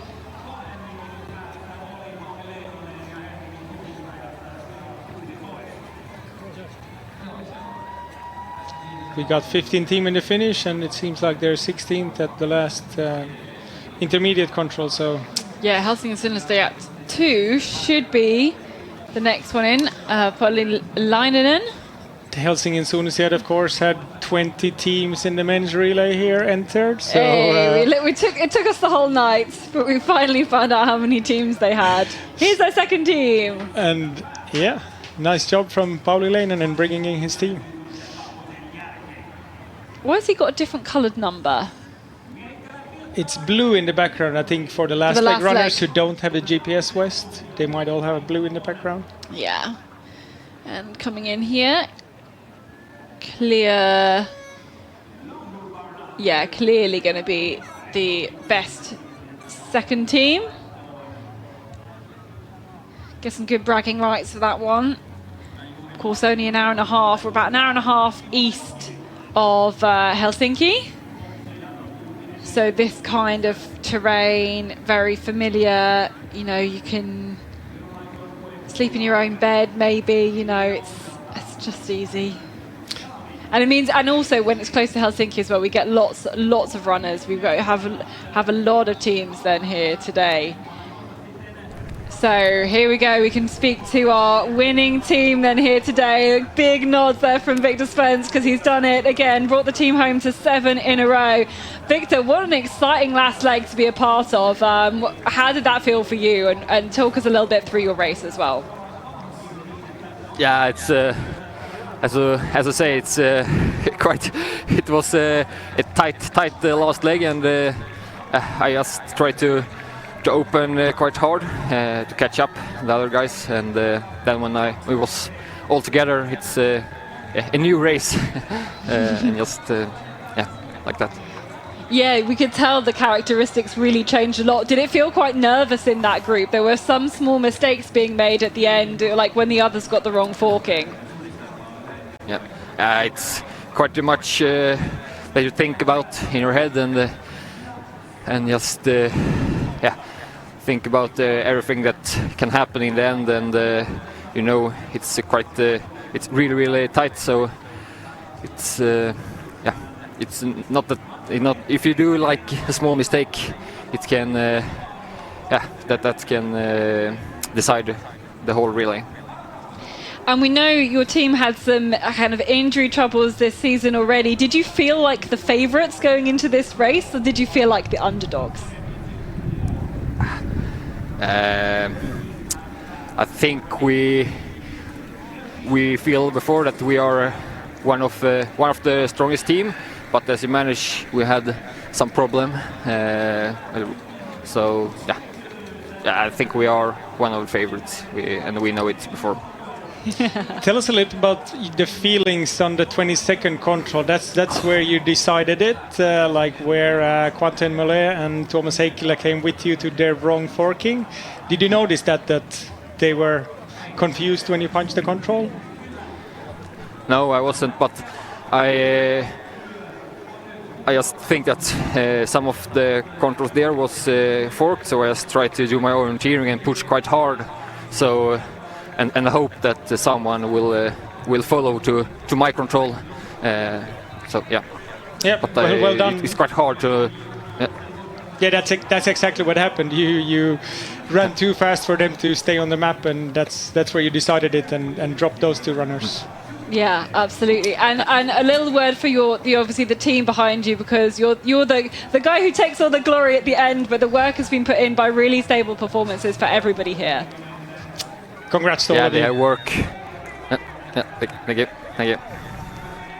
Okay, we will leave it there then. Well done to Team Storatuna for 7th victory in a row. Fantastic work then from the whole team. As we can welcome some more teams in towards the finish. Bredered's just crossing there. I think this is the second team of Kalemara's team. Yeah, it is indeed. Into 18th spot. And maybe we should try and round out the top 20, I think, before we kind of wrap up. We've got them coming in the next 3 or so minutes, I would say, but maybe we can try and get some kind of closing thoughts or some closing remarks about the relay that we've seen today. Maybe not as few mistakes as I was expecting. A lot of really solid and really experienced relay running, really safe relay running today. I think we saw some of the big teams lose out really, really early on, like NTNUI. We lost Caliban Rasti. Helsinki Sinistay managed to fight back from all of that. We lost Tamperin Perinto quite early on with mistakes, and obviously we saw some great teams like Kasper Foster, and we saw Simon Imak on that first leg doing a really great job on the first leg, and then obviously no surprise that their teams have dropped down. What were your particular highlights or anything that stood out particularly for you on this overnight relay today as we wrap up? The relay stayed really exciting far into the last leg and to the last controls, and it was really exciting to see.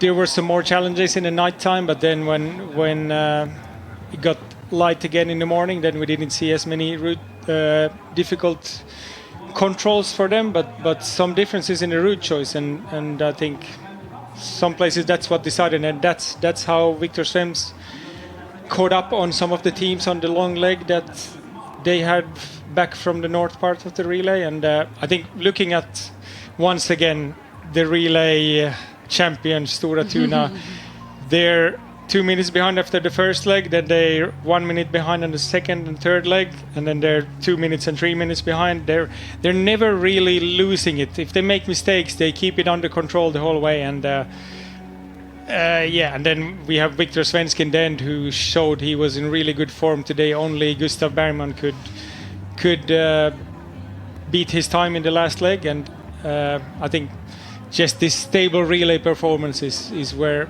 they really stood out. Even if they had some weekend runners in their team, it's really fantastic to see that. And it's the relay, the lead changed many times in this relay, so that's what kept it interesting throughout the night. This is Halden and Opsal, I think, in a sprint finish here for the 20th position, and actually different routes here to try and cut around the runners. And this is who we've got: Martin Rudny and Jürgen Backlid here on a sprint finish on this to make the 20th position, and Jürgen Backlid just getting ahead there. And this is the fight for the second best Norwegian team in the relay. It is indeed, to make the top 20. Jürgen Backlid just looking behind there. Yeah, he's happy he has made it through across the line. And you've run 27 of these. First time commentating on one. Are you going to come back? Would you do it again? What has it been like following it through and going through the whole night as well? We've survived. Yeah, it was really a joy to see it from this side, and really paying attention the whole night through what's happening in the relay. And I would do it again, but I mean, running the Jukola relay in the night is also something really special. So we'll see. We have to I can't decide quite yet. We'll go back to negotiating on that one. Yeah. But next year anyway, we're going a few hundred kilometers north to Vuokatti and Sotkamo. So it will be really different challenges than we had this year. So a lot more climbing meters and really challenging terrain. So looking forward to that either way, as a commentator, as a runner. Yeah, you've now had this experience to be, surviving the night, and not as a runner, but as sitting in this commentary box and seeing the sun come back up. And we'll leave you then with some more pictures from the terrain as we can see more of the teams come in. We've got the top 21 teams through now, and once again, congratulations to Stora Tuna. Another victory for them, like as we saw in the women's, another victory for IFK Gothenburg, these two powerhouses of relay running. We hope you enjoyed watching throughout the night, or just dipping in here and there. What a fantastic celebration of orienteering. We hope you've enjoyed the broadcast. We hope you've enjoyed the races, and we'll see you again very soon. Bye for now. Bye-bye.